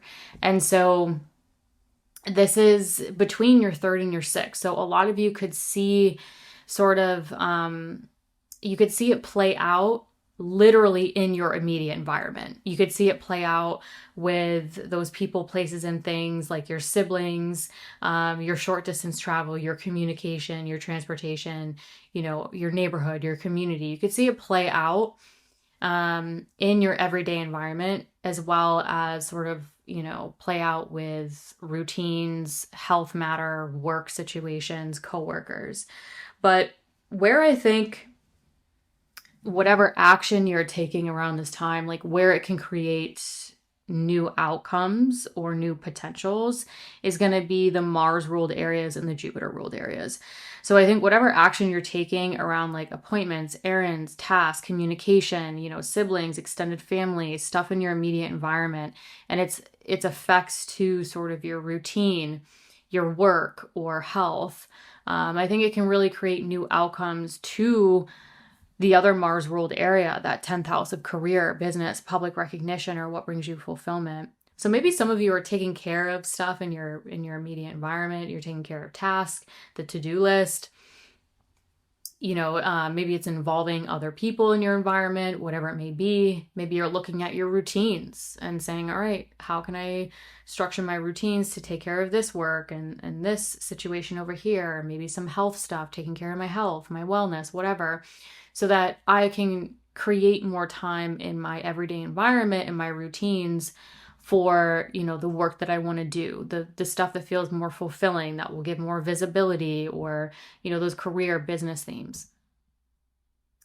The other areas that I would look out for is the Jupiter ruled areas. So Jupiter rules, you know, your Sagittarius 11th house of friends, groups, communities, and long-term goals. So some of you might be sort of moving and shaking and taking action to sort of maybe expand on the long-term goals, expand on the social network. One thing I want to point out though, for some Aquarius risings, is if you have your midheaven in your Sagittarius 11th house, Jupiter and Mars in this square, they both rule. Mars rules your 10th house of career, public recognition, and Jupiter, if you have your midheaven in your Sagittarius 11th house, that midheaven also rules your career and public recognition. So if you have your midheaven in Sagittarius and you're an Aquarius rising, this has really, really strong themes of taking action around something regarding career, business, public recognition, for sure. So I just wanted to point that out, that little detail, if you do know your natal chart. Anyways, Jupiter also rules your Pisces 2nd house of earned income and self-worth. So some of you might be really taking some action to kind of shift some things in your everyday environment, your routines, your work, your health, to work on the long-term goals, to work on the career situation, but to also, you know, look for money-making opportunities, or to strengthen your value system, or to strengthen your self-worth in the work that you want to do and the long-term goals you want to achieve. The following day, on May 5th, we're going to have a Mercury-Pluto square. that goes exact on May 5th. However, a lot of you could feel that applying aspect in the days leading up to this, but it goes exact on Tuesday, May 5th. So we have Mercury at 5 degrees in your Taurus fourth house of home, family, property, and real estate, square Pluto in your Aquarius first house of self, physical body, how you take independent action. So a lot of you could see this play out with you personally, as well as anything that's going on foundationally, you know, a living situation, a relocation, home, relationships with family, property, real estate. But again, I think this is another opportunity to take action, to sort of like create new potentials and new outcomes to those Mercury ruled areas. And Mercury seems to be making some interesting connections this month. So some of you might be looking at sort of like, you know, your living situation, relocation, renovations, redecorations, relationships with family, people you live with, whatever it may be, sort of looking at the foundation of your lives, how it can not only empower and transform or continue to empower and transform sort of you in the world, but also create some new outcomes to your creativity, your self-expression, your joy. So some of you could quite literally, as a literal translation with this square, be briefly looking at sort of your living situation and how it affects your joy, how it affects your creativity, your self-expression, or the fifth house is also children. So some of you could really be taking action with something playing out with your children, if that's applicable to you. So I think some Aquarius risings, like you might be looking at like your home office, or you might be looking at where you live and you're like, oh, I'm in like a creative funk, or I need to kind of like zhuzh it up a bit to kind of get the creative juices flowing, especially if you are an artist, if you are a creative. I think this could be kind of like a good transit to like, especially with Pluto, like not only empower like your appearance, your physical body, but also kind of make those minor shifts in your living situation, or make those shifts in your foundation to support, you know, make more room for joy and like get the creativity and the joy and the heart's desire kind of moving.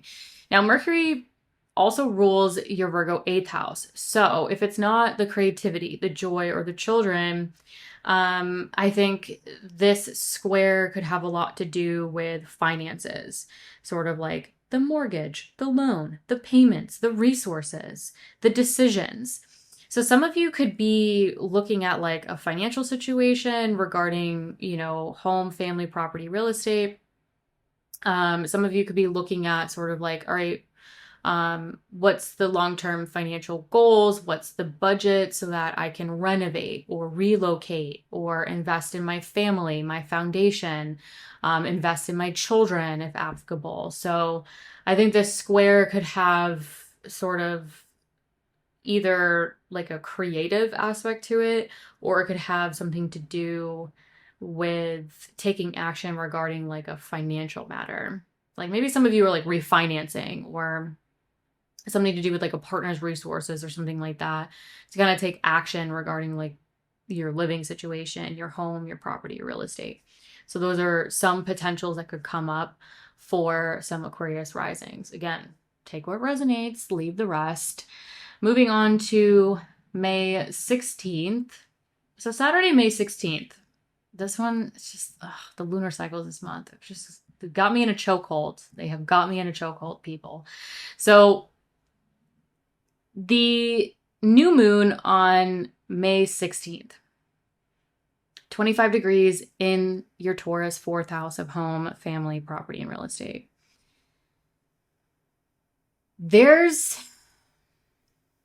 To me personally, there's a lot going on with this new moon.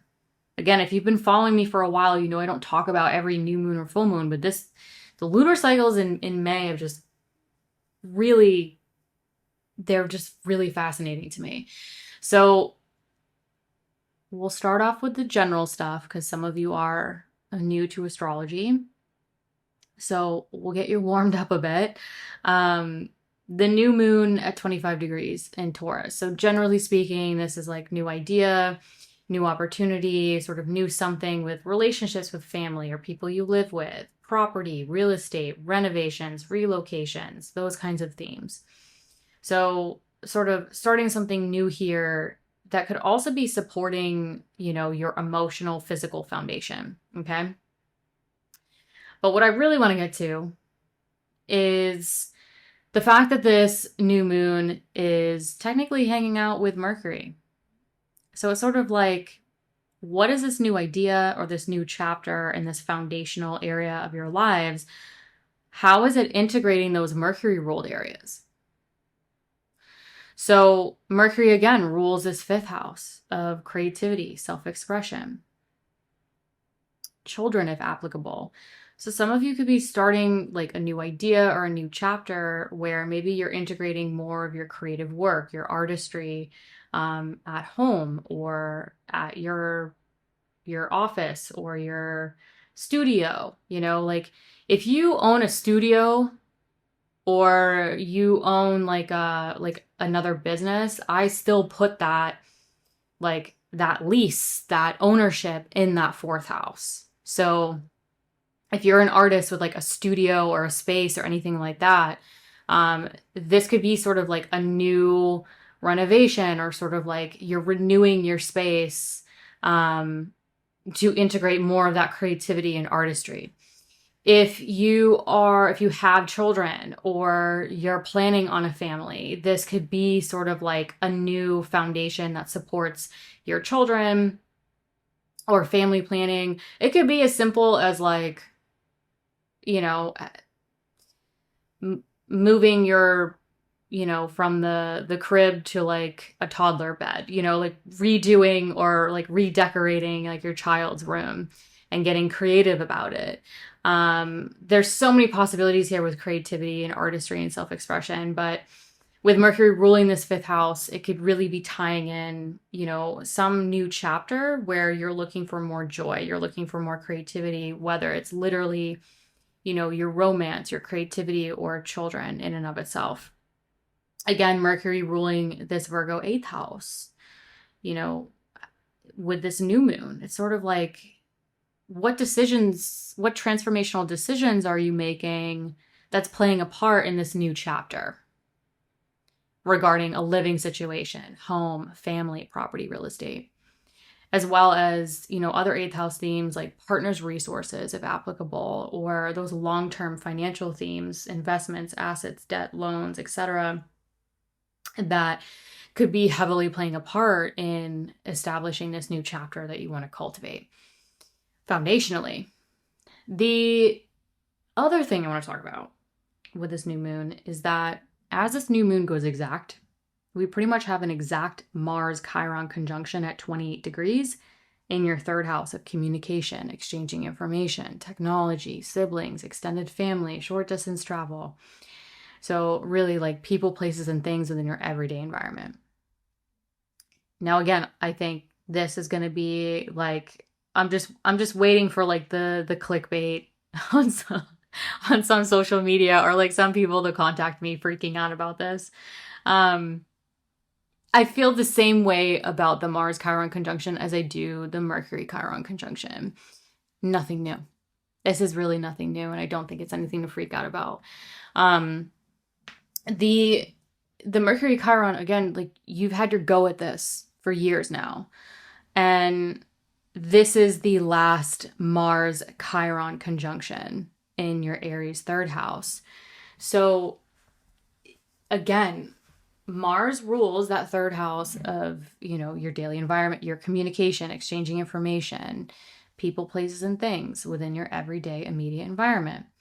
But Mars ruling, like just to give you an example of what I'm talking about, Mars ruling the 10th house of career, business, public recognition, what brings you fulfillment. This last conjunction, it's sort of like, how much have you evolved and healed in those Mars-ruled areas? I guarantee you, so many Aquarius Risings listening right now are just reminisce, like literally I would say roughly the past 4 or 5 years.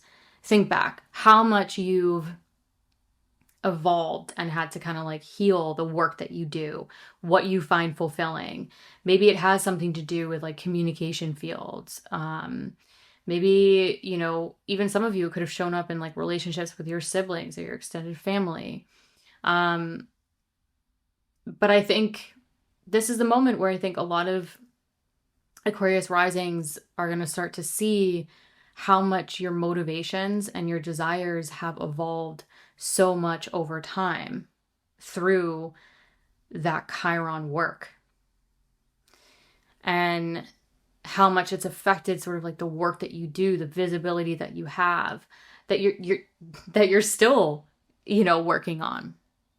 But this is nothing new. I don't think it's going to be this like huge shocker.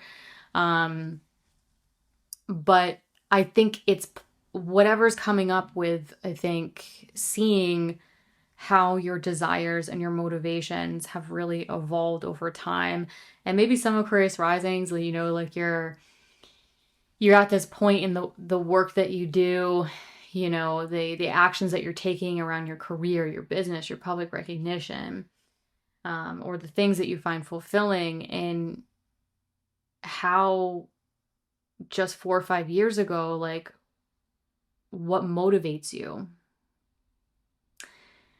What are your desires now versus, you know, where they were maybe 4 or 5 years ago? And maybe some Aquarius risings with this Mars Chiron, this last conjunction of Mars Chiron, some of you can start to see or have that moment of like nostalgia of like looking back and saying, man, just like 4 or 5 years ago, if someone told me this is where I'd be, this is what I'd be doing, or this is how I would be taking action on it, I wouldn't believe them. But sometimes when we evolve and we heal a lot of things, we kind of see different outlets, we see different potentials, we see different ways of taking action with that Mars. So I think this is going to be really interesting. But my point is that the Mars Chiron conjunction being exact at the time of the exact new moon, I think the Mars Chiron situation is playing a part in this new chapter, as well as Mercury.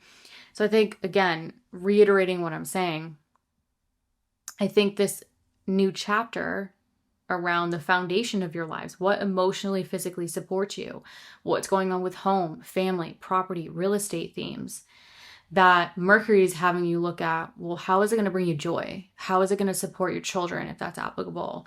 How is it going to support your long-term financial themes? How is it going to support your ability for transformational work, if applicable?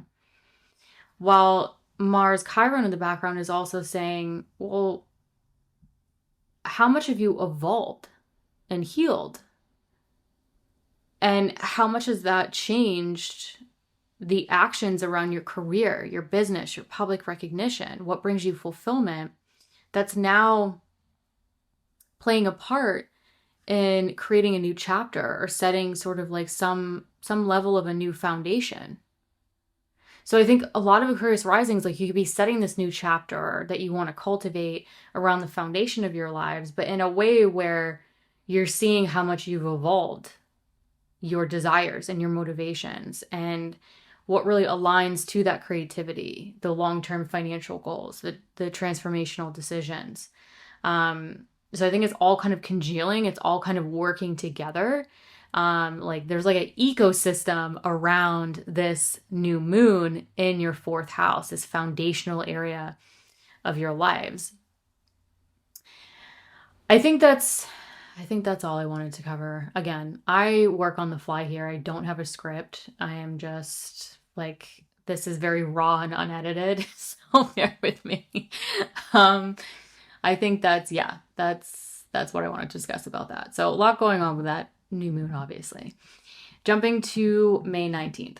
So Tuesday, May 19th is when we have the exact Mercury square the North and South node.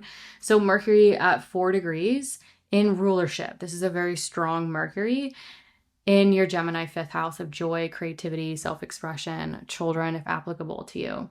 So again, lots of connections to Mercury this month and the areas that Mercury rules. And so What I want to point out about this Mercury not only being in rulership is that it's coming off of a conjunction with Uranus, which is very stimulating. I think this is very stimulating to communication, intellectual stimulation, ideas, innovation, change, particularly in the area of creativity and self-expression, children if applicable, romance, what brings you joy. And so this could be just like a very stimulating time, especially because it's squaring the north and the south nodes. So it's sort of like, it's technically a T-square. So that Mercury is really strong, is ready to take action. And it's squared the nodes that are lying across your financial axis. So some of you could, and Mercury is also squaring the nodes at what's called a north bending. So this is actually at a point of increase, theoretically not at a point of decrease. So this is increased creativity, increased ideas, increased stimulation. Mercury also ruling this Virgo 8th house could be like increased resources, increased financial themes, increasing, big transformational decisions. And so those could be increasing, but it could also be helping you really kind of take action and create change to your finances, your value system, your self-worth, your transformational work as well. So those are some possibilities with that. But again, this just looks to me very, very stimulating just because it is, that Mercury-Uranus situation is in an air sign. And so, and Mercury's in rulership. So I can't emphasize it enough. It's very, very, and it's at a north bending, so a point of increase. So it's just, some of you could feel this quite suddenly even, especially with Mercury conjunct Uranus just days before this. Some of you could feel that sudden desire for change or that sudden increased innovation. And that is causing, action and change to where the nodes are lying across your financial axis. But this could also be, like value system, relationship to money, relationship to material possessions, transformational work, resources, etc. So when we close out the month on May 31st, we close out the month with another full moon. And on May 31st, closing out the month, this full moon is going to be at 9 degrees in your Sagittarius 11th house of friends, groups, communities, and long-term goals. So your personal, professional, social network, long-term goals. Again, if you have your midheaven around this degree, this could have, strong career, public recognition, long-term goals, social network themes kind of looped into it. But again, if you're watching the moon, this full moon could be really just culminating and illuminating sort of your sociability, your social network, your long-term goals. But it's really the moon and the sun in opposition. So it's really highlighting your 5th and your 11th house axis. So this could be like a very social time. This could be sort of like a long-term goal coming to fruition. But, with full moons, I always consider the opposing house because the opposing luminary, the sun, with a full moon in Sagittarius, is in this 5th house of joy, creativity, self-expression, children if applicable. So this could just be really highlighting like a social, joyful time, or this could be a good time to like carve out joy and creativity and sociability. So it could be as minimal as that. But, this is on the Sagittarius Gemini axis where we came into this month on the Scorpio Taurus axis, which is fixed signs.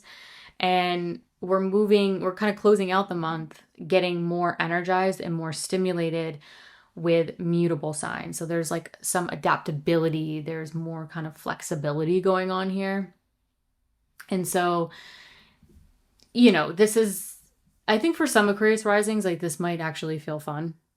This might actually be like a stimulating, energized, joyful, fun time. What I particularly like about this full moon is that both rulers of the luminaries involved in this full moon have great essential dignity. So the ruler of this full moon in Sagittarius is Jupiter, and Jupiter will be exalted, that honored guest, in your Cancer 6th house. And the sun involved in this full moon is ruled by Mercury, and Mercury will still be in rulership in that 5th house of joy. So both, rulers of that Sagittarius Gemini axis and the full moon have great essential dignity. And I love that for you. And so I think that can be very helpful. I think that can be very beneficial around this time with the full moon. The last thing I will leave you with, though, is pointing out that Uranus in your Gemini 5th house of joy is getting very close to an exact square with the north and south node across your 2nd and 8th house axis. So this Uranus, going back to it's getting very close, it's applying. I think most of May, we're going to feel that applying aspect of Uranus square the nodes. Especially the deeper we get into May. I mean, certainly we're going to feel it in June when it goes exact, but the stimulation, the innovation, the change, Uranus is also at that north bending of the north node. So it's sort of at that point of increase, not decrease. So increasing innovation, increased change, which for some of you could feel destabilizing. Now, the one detail I want to point out, if you know your chart and your IC, the IC angle is between 0 to, I would say 0 to maybe 4 degrees. It's probably going to heavily involve home, family, property, and real estate. So if your IC is in the beginning degrees of Gemini, this could really create like innovation and change to home, family, property, and real estate. And it's Uranus. So some of you, it could feel destabilizing, even if it feels exciting and new. So just be aware of that. If you know your IC is in the beginning degrees of Gemini, that's just one detail I want to point out because it might resonate with some Aquarius risings. But generally speaking, increasing Uranian energy in that 5th house of creativity, joy. 5th house, again, also being children. If you have children, you could be seeing sort of like, your children going through changes and your children kind of like going through these sudden changes or,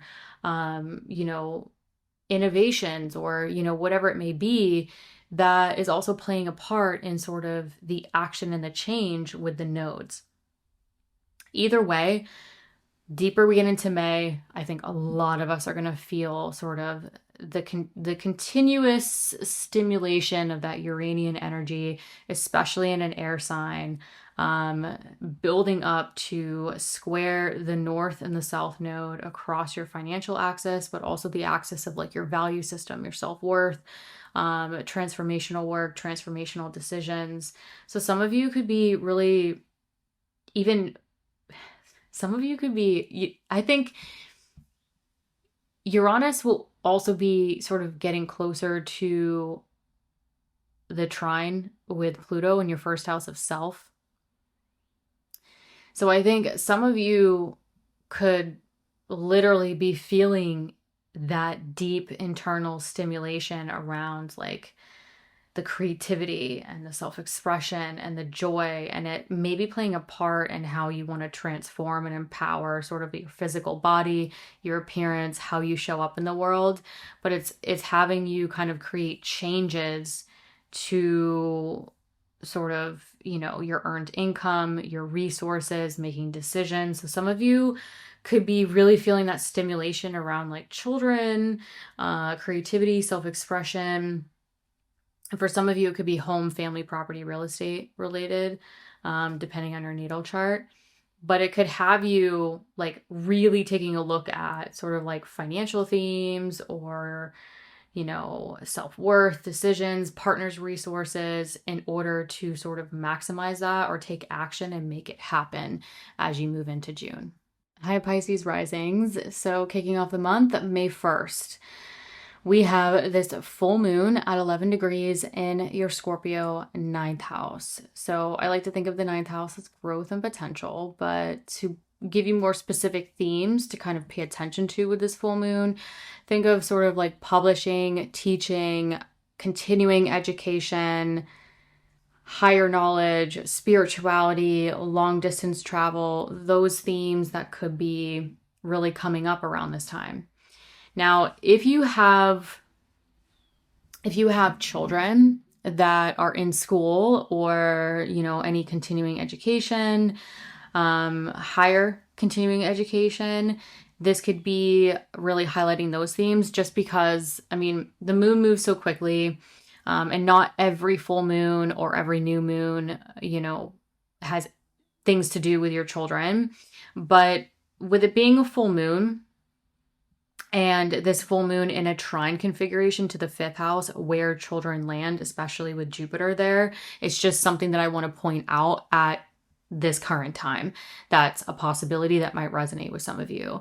So if if you have children, if that's applicable to you, like higher education, travel plans, spirituality, publishing, teaching, like those types of themes might not, this full moon, those themes might not just be for you. It might actually involve your children around this time, just because the moon rules your Cancer 5th house of children, and it's in a trine configuration to that area. So depending on your natal chart, it might interact with those natal placements and actually sort of manifest through your children, if applicable. But anyways, that was just something that I wanted to get off my chest there that popped into my mind because I don't have a script for this. These monthly horoscopes are really just riffs on the transits. So anyways, getting back to this full moon at 11 degrees in your Scorpio ninth house. So yes, it's in your ninth house, but if you're watching, you can see that the full moon in the chart is really the sun and the moon in opposition. So with full moons and full moon eclipses, I always consider the opposite house, which is going to be your 3rd house of communication, exchanging information, siblings, extended family. So think of like appointments, errands, communication, which could be professional for some of you. So this is really like anytime there's a full moon or a full moon eclipse across the 3rd and the 9th house axis, in this case, for you Pisces risings, like this could really be illuminating, like the to-do list, the tasks, the errands to take care of, like the travel plans, the education, the teaching, the publishing, which could be career related, or it could just be sort of like personal travel plans, stuff going on that you have to take care of in your everyday environment. Or it could be more professional with like communication, technology, transportation, short distance travel, playing into sort of like the long distance travel, the bigger picture, those kinds of things. So this could stimulate like a busier time for some Pisces risings that might involve you personally and sort of your overall growth and potential, things you need to take care of in your immediate environment. But like I said in the beginning, like if you have children where those themes resonate with them, like it could manifest through them just with the specific placement and aspects it's making to that 5th house with Jupiter there. The other thing I want to mention about this full moon is that it's technically connected to the new moon that took place in this Scorpio ninth house of yours back on November 20th, 2025. So some of you could think back to roughly around November of 2025, like what new things were coming up, new ideas, new plans, things that you were really kind of getting off the ground. This full moon could really help kind of culminate those themes as well. But that new moon that's connected to this full moon was conjunct Mercury back in November of 2025. Now with the full moon, Mercury is conjunct Chiron at 27 degrees in your Aries second house of earned income, your value system, your self-worth. So there's an interesting Mercury connection to the new moon and the full moon in this lunar cycle, which tells me Mercury could be really integrating those Mercury ruled areas in your chart to what is being culminated around this time. So I'm going to break it down a little bit because I think there's a lot to kind of digest with this. Now, Mercury rules your Gemini fourth house of home, family, property, and real estate.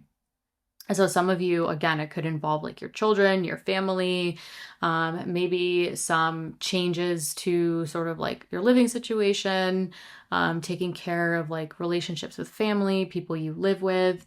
You know, there could be some things going on, especially with Uranus making its final ingress into your Gemini fourth house to kind of create that innovation and change to the foundation of your lives, which is going to kind of slowly happen over the next roughly 7 years.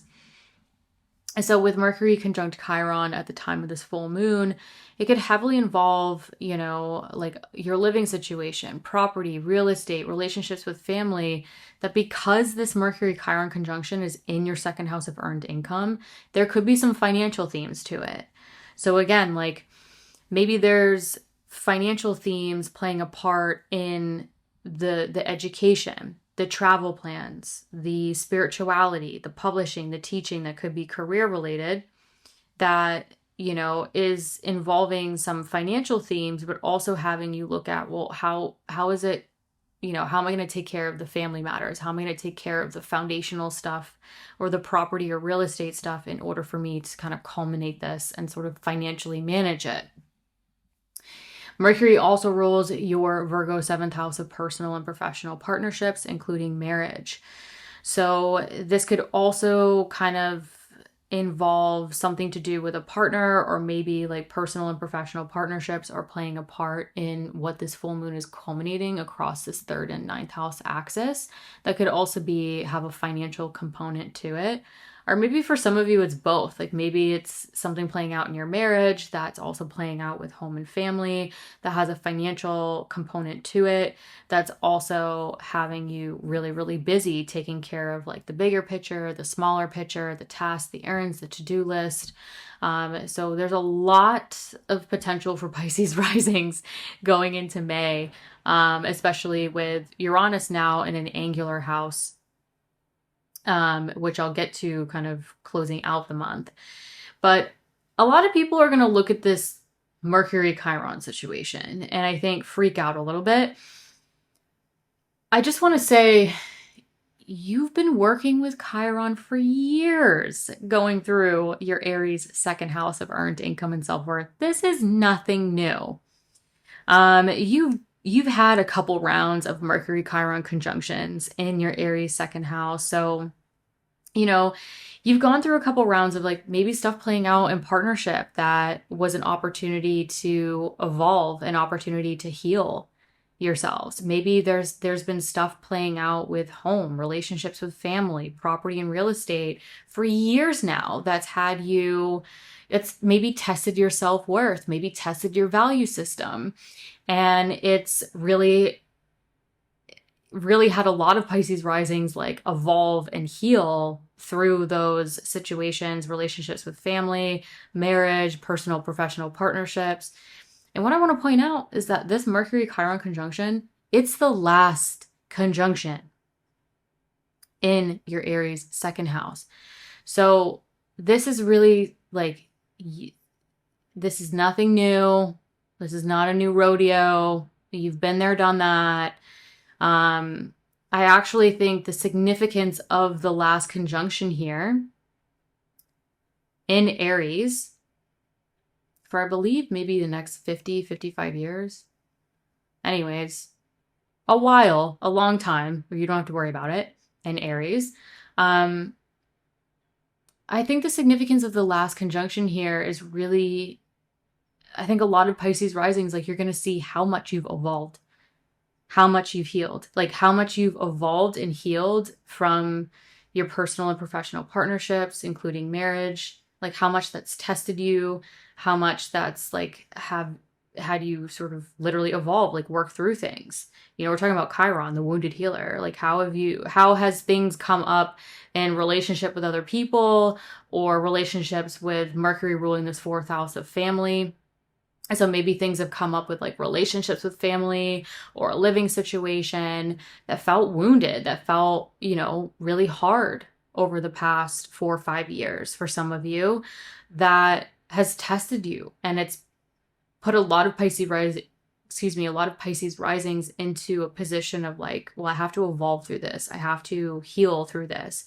So I think with the significance of the last Mercury Chiron conjunction here, it's sort of like, I think a lot of Pisces risings, like you're going to see how much you've evolved and healed through that, and how it's really, with it being in the second house, like how it has changed your relationship to your values and your self-worth. So I like, of course, it's Chiron, but I feel like this is going to be an opportunity for a lot of Pisces risings to look back and see how far you've come, and see how, with the last Mercury Chiron conjunction, how maybe some of you are really stepping into like that last cycle of, all right, I'm going to make the choices and I'm going to kind of communicate those choices about the home, the family, the property, the real estate, the partnership situation from a place of evolved self-worth, evolved values that you've been working with for many years. So again, take what resonates, leave the rest. Moving on to May 4th. So Monday, May 4th is the exact Mars-Jupiter square. Again, some of you could feel this in the days leading up with the applying aspect, but it's technically exact on Monday, May 4th. So we have Mars in rulership, very strong, very well dignified, in your Aries second house of earned income and self-worth. And then we have Jupiter exalted, being sort of the honored guest. Again, still very strong essential dignity, very well resourced here in your Cancer fifth house of joy.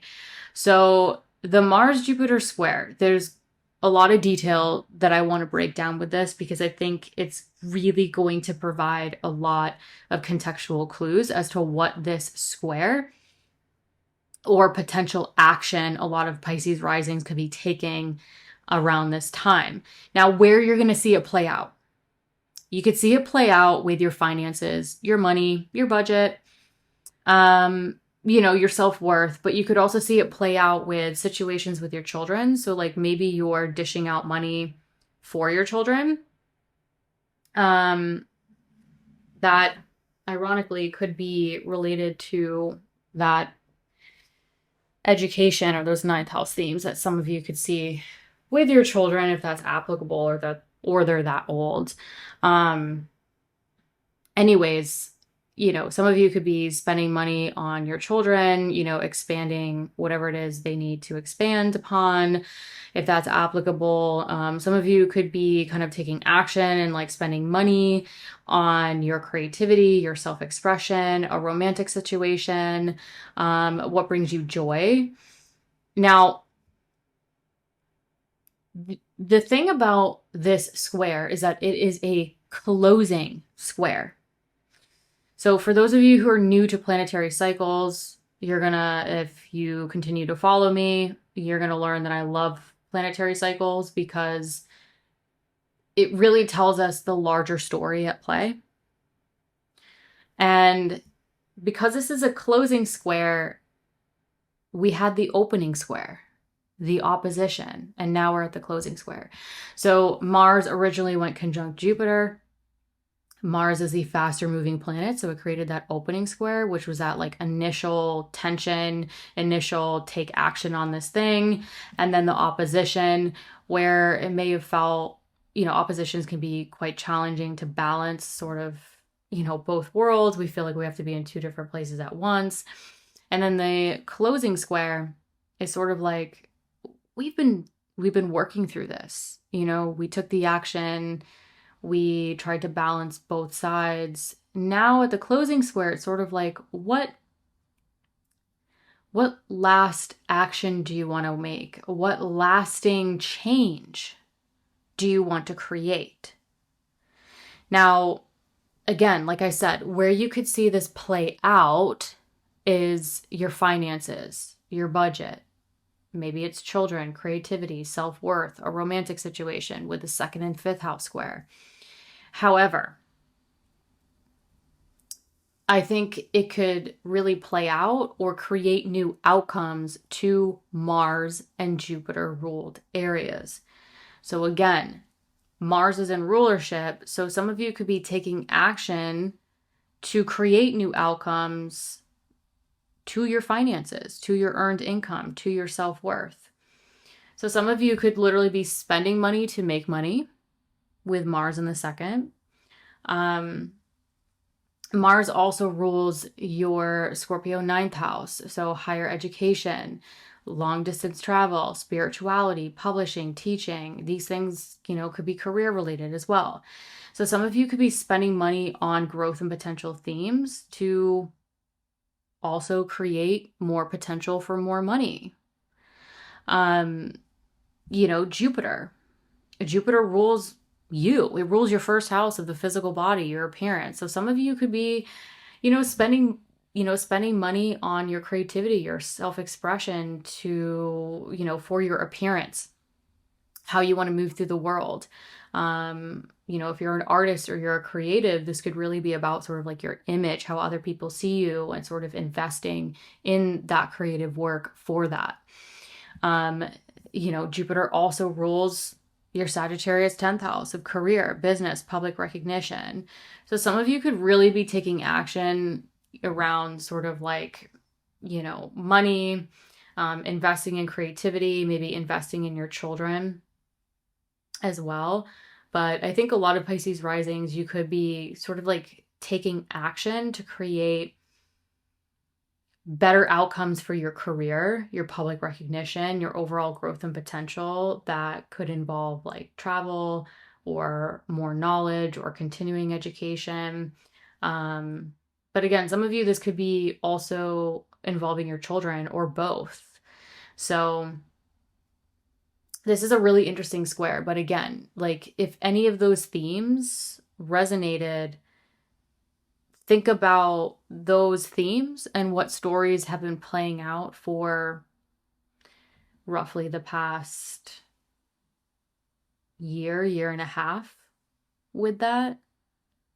And how now at the closing square, this is when maybe you're ready to take that final action after you've kind of taken that initial action, you've kind of weighed all your options, and sort of maybe now you're ready to kind of take that action to create that tangible change.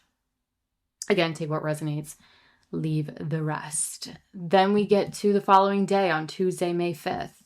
This is when we have the exact Mercury-Pluto square between your 3rd house and your 12th house. So again, another square involved in the Mars-Jupiter square.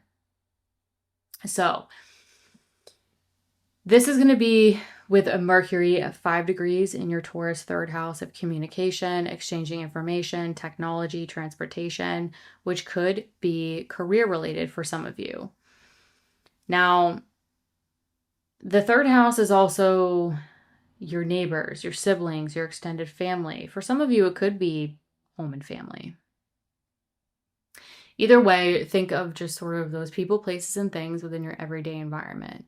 of where this square or this action could be playing out. So maybe it's involving your siblings or your extended family or your community, your neighborhood.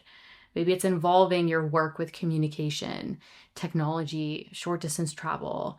And the square to Pluto at 5 degrees in your Aquarius 12th house tells me, you know, maybe whatever action you're taking around this time, there could also be an element of sort of trying to transform and empower, your subconscious thought patterns, empower what's going on. So maybe some of you, like need more solitude. Maybe some of you are meditating. Maybe some of you are, wanting just like more solitude, more sleep, more rest, more recharge. Maybe some of you are just like wanting more time alone with your own thoughts, and there's nothing wrong with that. Either way, I think some of you could really be taking action on, with this Mercury Pluto square between your 12th and your 3rd, and the 3rd house being communication. And some of you could be, oh, this one's interesting actually for Pisces. Okay. This one, all right, just jumped out at me. Again, I do this on the fly. So Mercury rules the 4th house of home and family and your 7th house of personal and professional partnerships. So this Mercury-Pluto square, the action being taken might be literally you communicating what's been on your mind. You communicating with siblings, extended family, people you live with, or like, your partnerships, like really you communicating with your closest loved ones. What's been on your mind, what you've been untangling, what you've been working on behind the scenes. And that could quite literally create new outcomes to your relationship with your family, new outcomes to your emotional and physical foundation, new outcomes to things playing out with partnership themes in your lives. So this square for Pisces rising, it's interesting. It looks different compared to a lot of other rising signs. It looks like this could be a moment of like deep communication. Which for some of you could be playing into that like creativity and that self-expression.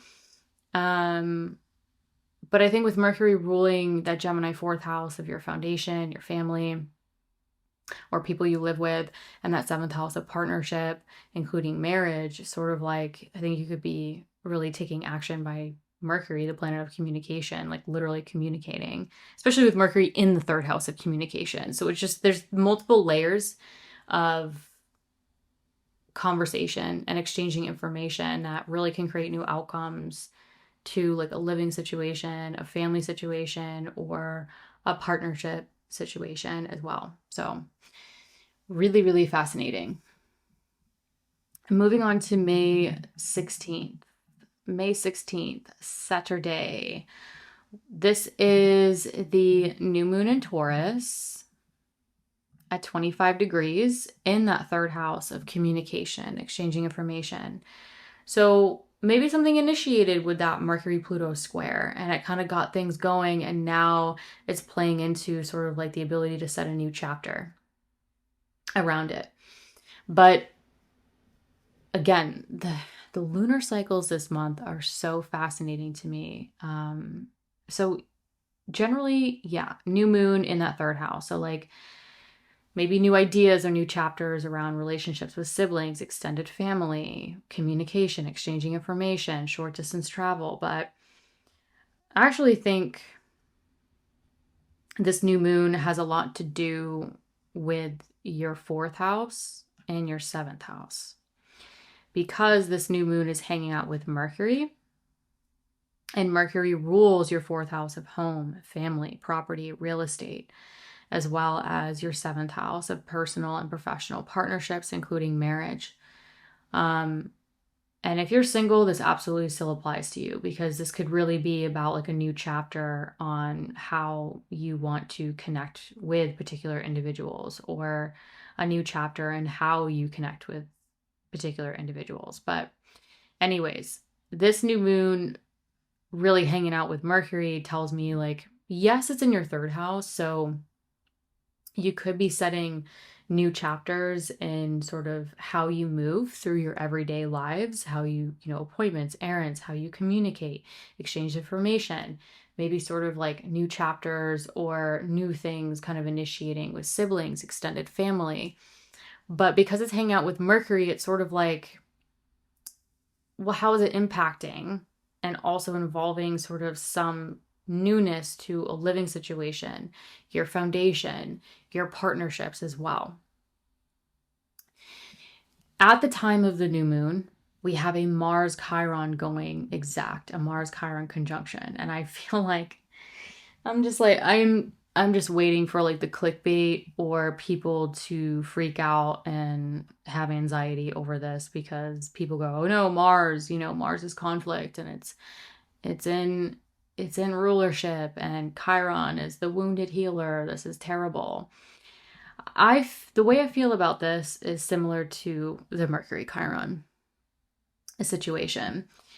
This is nothing new. You've been dealing with Chiron going through your Aries second house for years now, and you've had your rodeo with Mars Chiron conjunction here. This is the last Mars Chiron conjunction. So I think this could be that significant moment where I think a lot of Pisces risings are going to see sort of the evolution of your motivations, your desires, how they've evolved over the years, how it's impacted, you know, with Mars ruling your second house of earned income. Maybe some of you have really, you're going to start to see how much you've evolved and healed your relationship to money, your self-worth, your value, and how that's impacted your actions. Mars ruling your Scorpio ninth house of higher education, long distance travel, spirituality, truth, belief, teaching, publishing, all those growth and potential themes that could be career related as well for some of you. You know, some of you could really be seeing how much you've evolved your desires and your motivations regarding those growth and potential themes, or how much your faith, your spirituality, your religion, your knowledge has evolved so much over the years, and how maybe you've been with Chiron, like maybe there's been some woundedness, there's been some test and challenge over the years that's, you know, tested and challenged you financially, that has tested and challenged your value system, your self-worth, what you know to be true, your beliefs, your faith, your spirituality, your religion, your knowledge, all of it.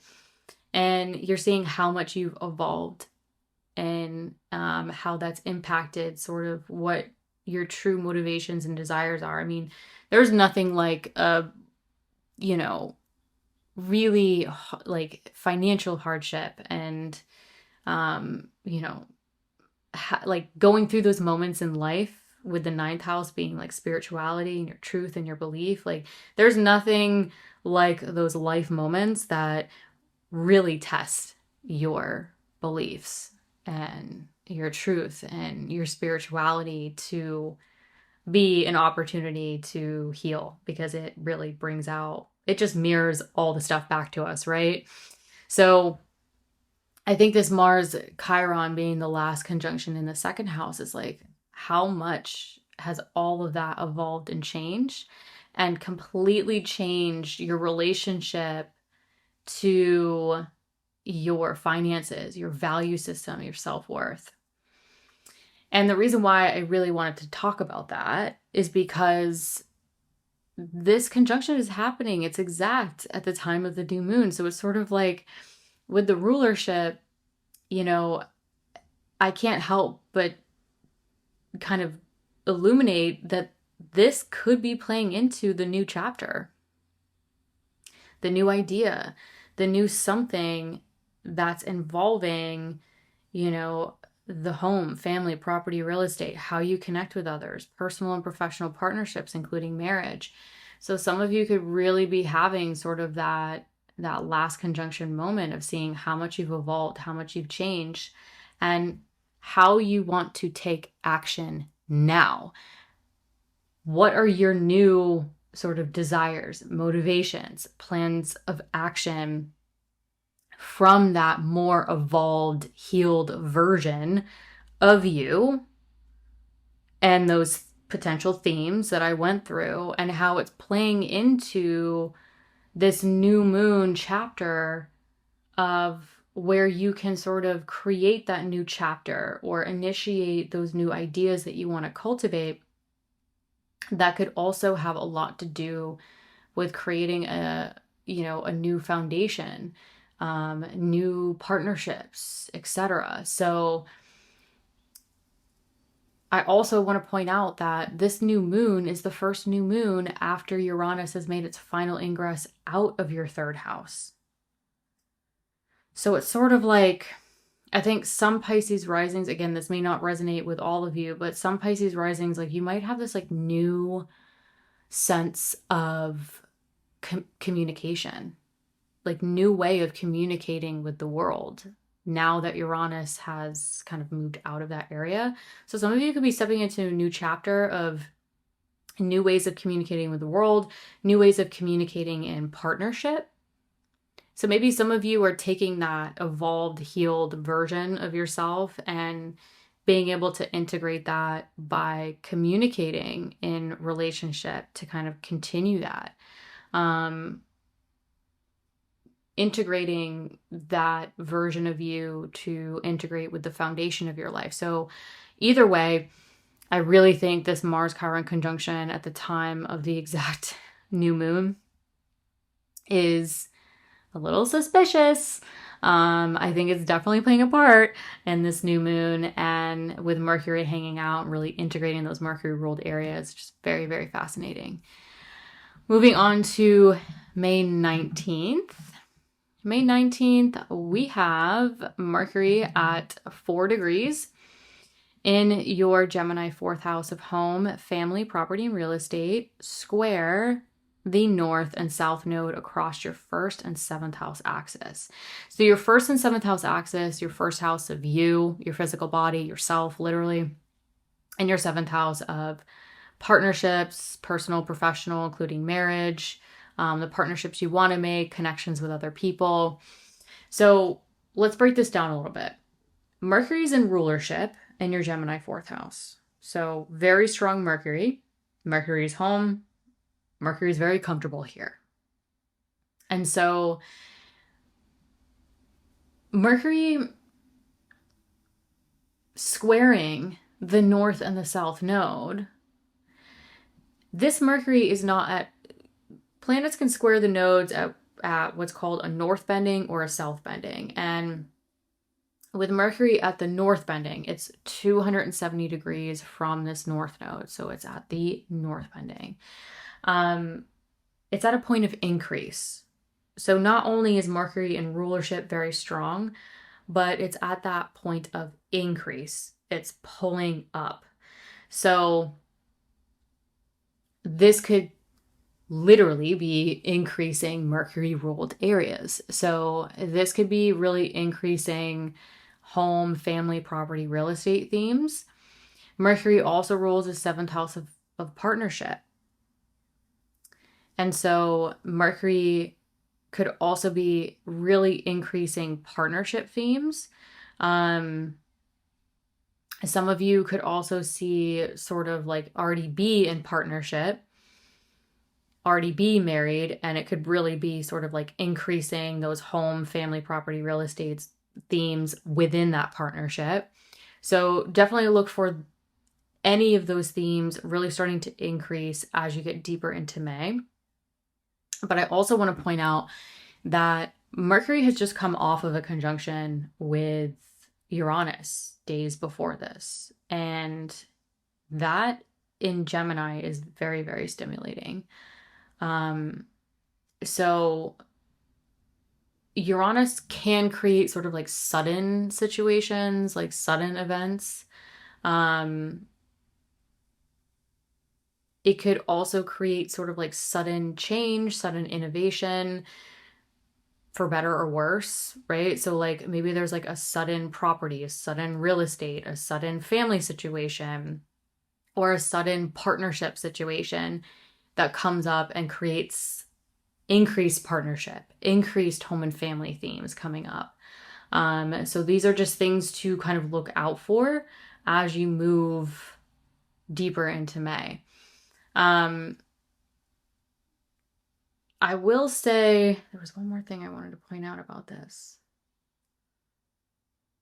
I feel like there was one other thing. I don't think so. I think the last, well, I think for Pisces risings, the the home and family or partnership themes that are increasing with the Uranian element really stimulating it. Also consider this Mercury is starting to apply to a trine with Pluto in the 12th. So whatever's increasing around like home and family, partnership themes, for some of you that could really dissolve the obstacles to having like potentially transformative conversations, getting things off your mind, subconscious thought patterns, what's been going on behind the scenes for you. So like maybe something comes up with like home and family, or something comes up with like a partnership situation, and it gives you the opportunity to kind of like, because the trine dissolves obstacles, it creates flow. And this is between Mercury, the planet of communication, home in your 4th house of home and family, trine Pluto in the 12th house of like behind the scenes. So, and then for some of you, like maybe something's been going on behind the scenes in a partnership. Maybe something's been going on behind the scenes with home and family, and Mercury trine Pluto kind of dissolves the obstacles or allows that to kind of like come out and come to life. To be kind of like communicated. And with Mercury square the north and south node, the square to the north and south node is 2 squares. It's technically a T-square. So it's, there's a lot of pressure on Mercury to act, and Mercury's in rulership. So in my opinion, it has the ability to act very well. So I think whatever comes up with partnership, whatever comes up with home and family, it's gonna, I think, provide some Pisces risings to take action to create change to sort of like a partnership situation, or create change to you, to, supporting your needs, supporting how you want to feel, supporting how you want to move through the world, and also balancing that with the partnership needs or sort of the partnerships you do want to make. So lots of potential here. Okay. The last thing I want to touch on, because I could go on and on forever. May 31st. So closing out the month. We enter the month on a full moon, and we are also closing out the month on a full moon. These lunar cycles this month are crazy. So May 31st, we're closing out the month on a full moon, with this full moon at 9 degrees in your Sagittarius 10th house of career, business, public recognition, or what brings you fulfillment. So again, this could really be culminating something regarding sort of like your work. Maybe there's like a work project. Maybe you've been working on something, comes to life, things come to fruition. Again, working with people one-on-one for so many years, I've also seen like full moons in the 10th just be like a really busy time at work. But again, with full moons and full moon eclipses, I always consider the opposite house, because it's the sun and the moon in opposition in the chart. And so also considering this 4th house of home, family, property, and real estate. So this full moon, yes, is in your 10th house of career, but it could really energize create a lot of energy, create a lot of action with stuff going on at home, stuff going on at work. And some of you on just like a very basic level, like not every full moon has to be this like crazy event. It could literally just be, I'm really busy at work and I'm really busy at home, and I'm trying to balance both.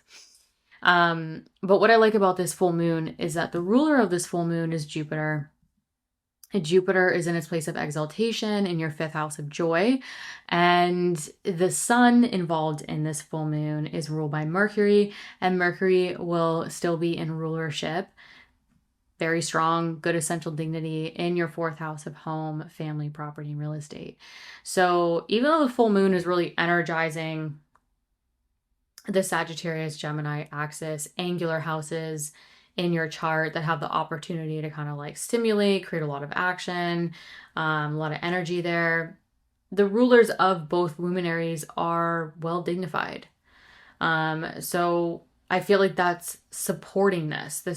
I think that's good. You know, both luminaries basically have to report to their landlord, and their landlords are very happy. So it's sort of like if you're renting from a landlord who's very well resourced, he's getting paid, everything's good, you're probably going to get your needs met, right? So that's kind of how I look at it. Again, the moon moves very quickly. So this is just, this is brief. You won't feel this for long with the moon.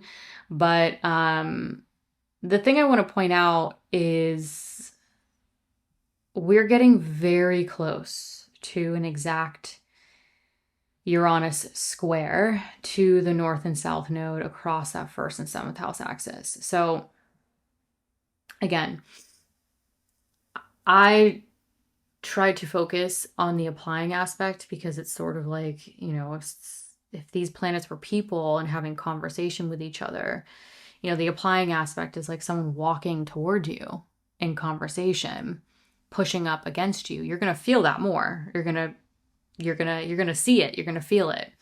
Whereas the exact aspects and then the separating aspect after that, sort of like the conversation's been had. The approach has happened. The conversation's happened. Now we're walking away from that. So with Uranus being a slower moving planet, pretty slow, I think the applying aspect is sort of dragged out over a longer period of time compared to faster moving planets. So most of May, I think a lot of you are going to feel Uranus applying to the north and south node. So some of you could see a lot of innovation and change to property, real estate, relationships with family.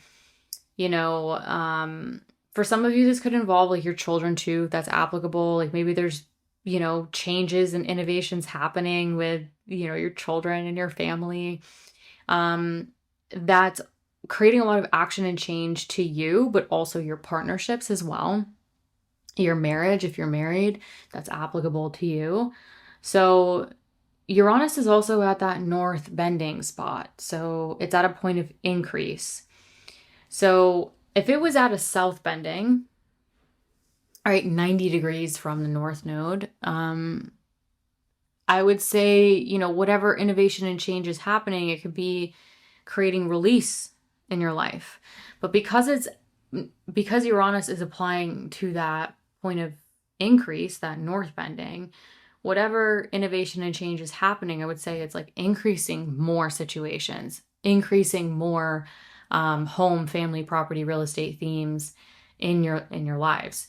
So again, take what resonates, but I think Uranus applying to the north and south node across that first and seventh house axis, a lot of you are going to feel this throughout May. Certainly, I think towards the end of May.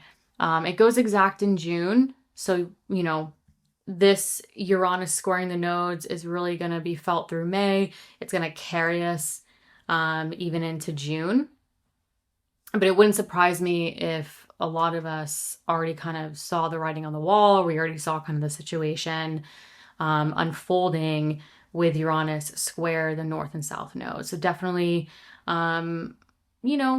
Be aware of like what increasing themes around home, family, property, real estate, you know, your emotional, your physical foundation that could be increasing. It could be innovating. There could be changes. For some of you, this could feel exciting. Some of you, this could feel destabilizing. But either way, whatever's coming up, it could really have a lot of Pisces risings, kind of like giving you the opportunity to take action around the nodes across your first and seventh house axis. So like taking you, like the first house is you, your physical body. So like taking action around what's going to support you, support your appearance, support your physical body, how you take independent action, and also balancing that with sort of like how you want to connect with others. You know, maybe whatever's changing foundationally is helping shift things that for some of you could feel really beneficial to like how you connect with others, right?